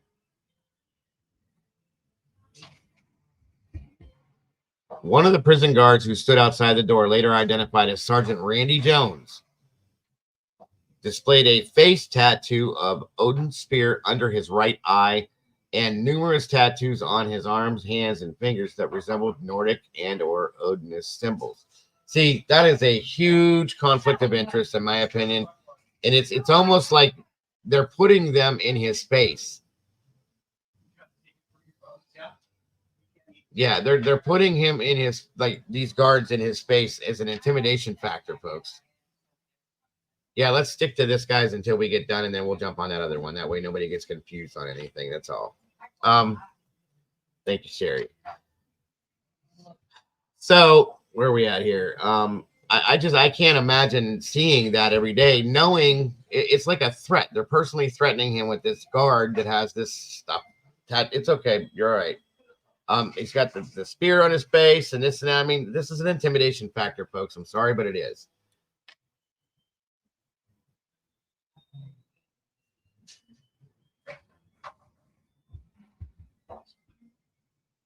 Where am I at? I lost it again.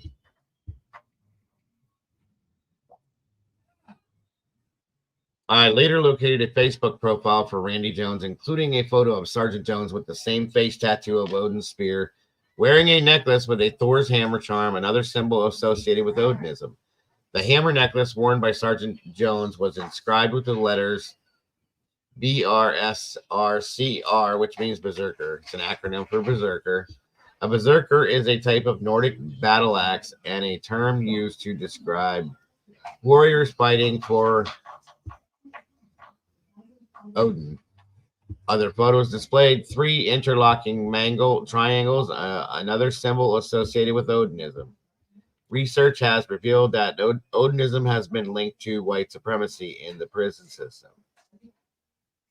Symbols and rituals associated with Odinism also appear to be present in crime scene photos taken at the present case. Exactly, Robert. That's exactly what it is. As it's psyops treatment by the guards. You know, they're getting in his head. Definitely getting in his head. And that statement right there is something I feel very strongly. They're trying their damnedest and hoping that this man is going to not live the trial, folks. That's my thought.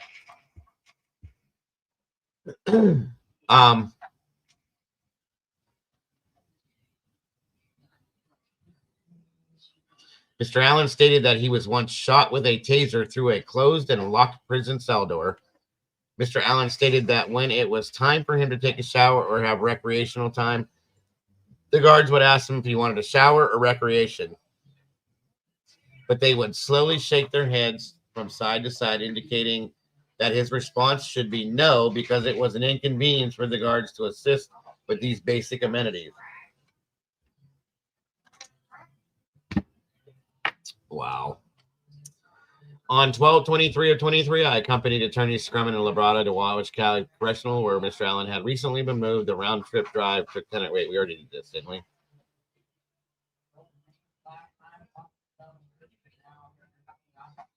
Yeah, that's a reprint.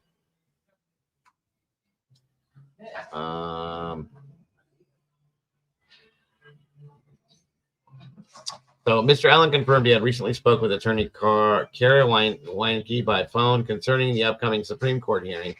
Mr. Allen appeared confused about his legal representation and was hesitant to share information about his case with attorneys Scrumman and Labrado, suggesting that he was waiting for the result of the January 18, 2024 oral argument. I have also recently spoken with Mr. Allen's wife, who similarly was hesitant to provide any info until after the hearing. Wow. They don't trust any of this, you guys. None of it. They don't trust it at all, him or his wife. Mr. Allen expressed, oh, wait a minute.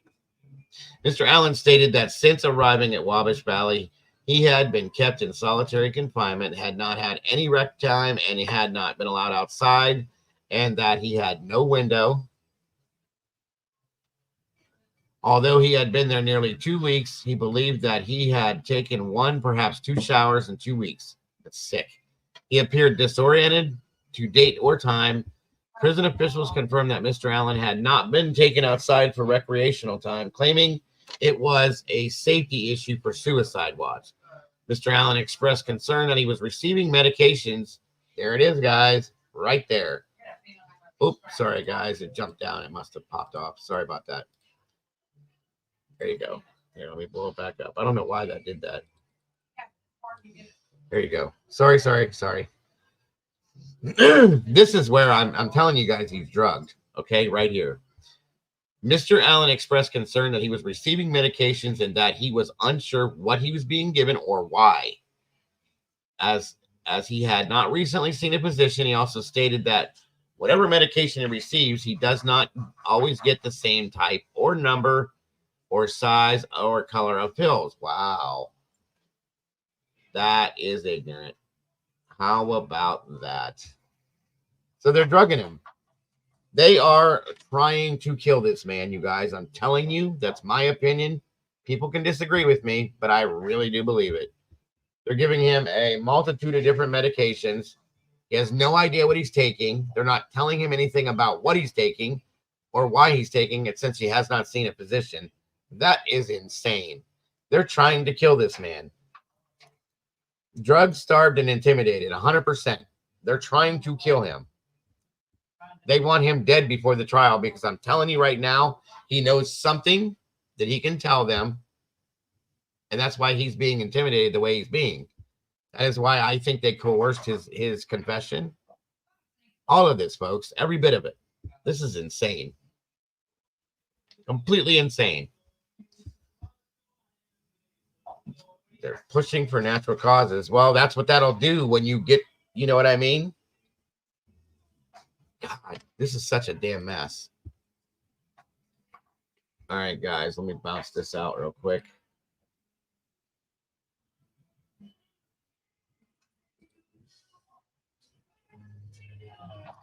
That's it. That's it. That's the new affidavit, folks.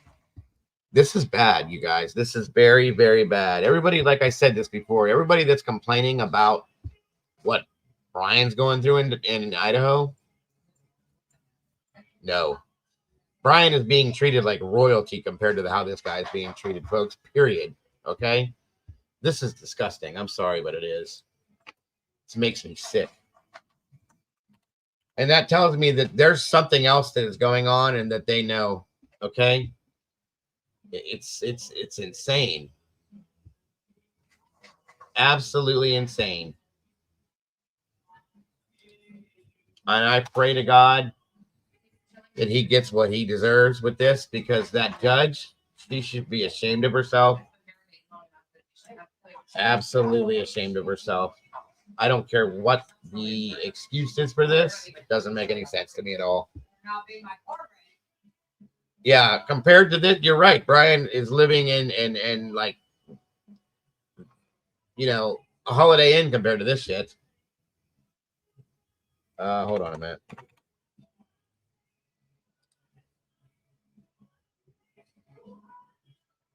Oh shoot, hold on a second.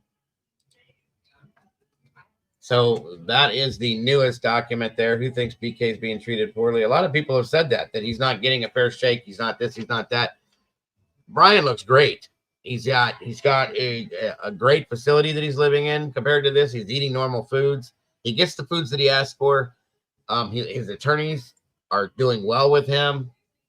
He's obviously not being intimidated by the guards. This is disgusting, you guys. I don't think they need to. Unbelievable. So on Thursday, we're going to be watching this trial. And I pray to God, keep your fingers crossed that this man gets what he's supposed to get for this, because at this point, whether he did it or not, he deserves a fair trial.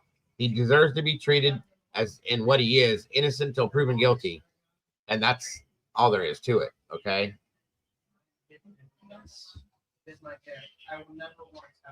And not once has he done that and has this happen for him. Okay, real quick here before we end this for the day. This is the new document dropped in the Idaho case for you guys. As I told you, I'd give you all the documents. Okay, this is the motion to unseal defendant's motion to reconsider orders denying motions to dismiss the indictment, and in the alternative for permissions to appeal from interlocutory orders. Wow. Comes now, Brian C. Koberger by and through his attorney, Ann C. Taylor, public defender, and hereby moves the court for an order to unseal the defendant's motion to reconsider orders denying motions to dismiss the indictment, and the alternative for permission to appeal from interlocutory orders and a stay of proceedings filed with the court on 12/21 of 23. And the state's objection to this motion that was filed with the court on 1/5 of 24.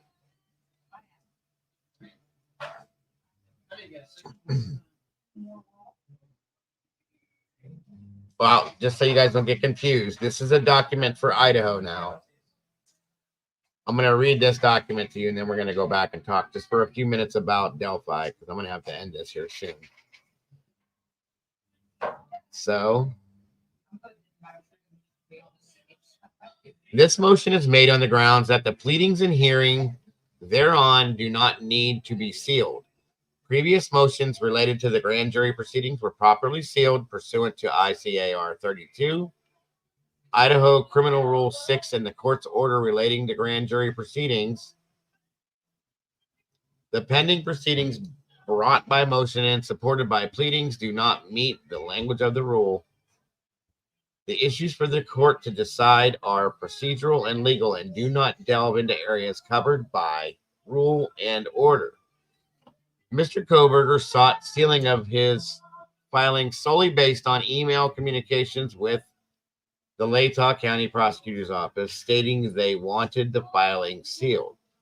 The deadline for Mr. Koberger's motion was imminent. Thus, in an abundance of caution, abundance of caution, the defense filed a motion to seal. Counsel for Mr. Koberger informed the Latah County Prosecutor's Office a motion to unseal was forthcoming. Mr. Koberger moves the court to unseal the proceedings and filings on the basis that these filings and proceedings are not covered within ICAR 32. Mr. Koberger acknowledges the right of the public to be fully informed of the issues. Wow, okay.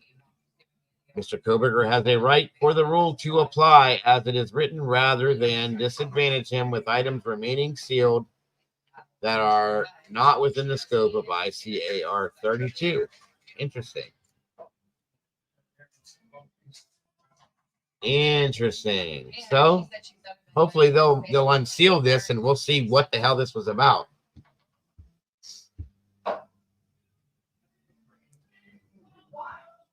This is just a motion. It's not an order yet. So we'll see if that comes through at this point. Hopefully. That was dated on the 12th of January. So come Thursday, going backwards again, come Thursday, the Delphi hearing is there for Richard Allen to get his attorney, his defense team back, the original one he had, as well as the having Judge Gall recused from the trial. And I hope to God he gets it. If that goes into effect and he gets his team back, he goes to court in 70 days. They're applying for that. And that hearing will be in order and running and done. So, oh, absolutely, Eddie. I always give you guys the documents. The judge originally approved a request for sealing it. Yeah. And that's what I'm thinking. One second, folks. It's my son's school.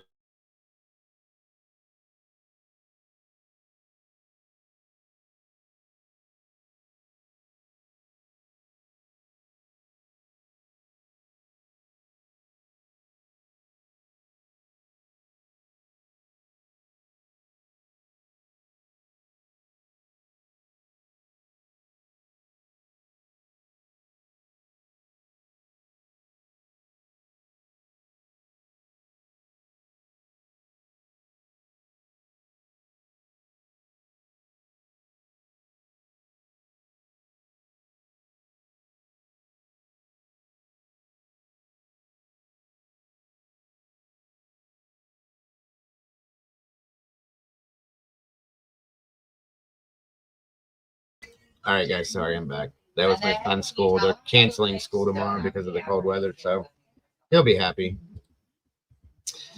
So yeah, I know I'm jumping back and forth, guys, but I'm trying to give you all the information I can at one time. Sorry about that. But back to the Delphi thing. Cross your fingers that this all goes through, that he'll get what he deserves, and that it goes through like it should, as I hope. I can't get over the fact that we've all thought for quite a while that they're drugging this man, and there it is right there. And they're giving him a mixture of different things that nobody even knows what the hell they're giving him. Makes me wonder if they even know what they're giving him. That's a fact too, Victoria. And if he's not seeing a position, that's highly illegal. They can sue for that, period. You know what I'm saying? Any of you guys have any thoughts or questions or opinions about this? Throw them up. Let me see them. And I do hope that other document is unsealed in Idaho, because it would help, I think, a lot with the things that everybody thinks. It would help everybody clarify some stuff. Sit. Do you want two of them since she was such a good boy?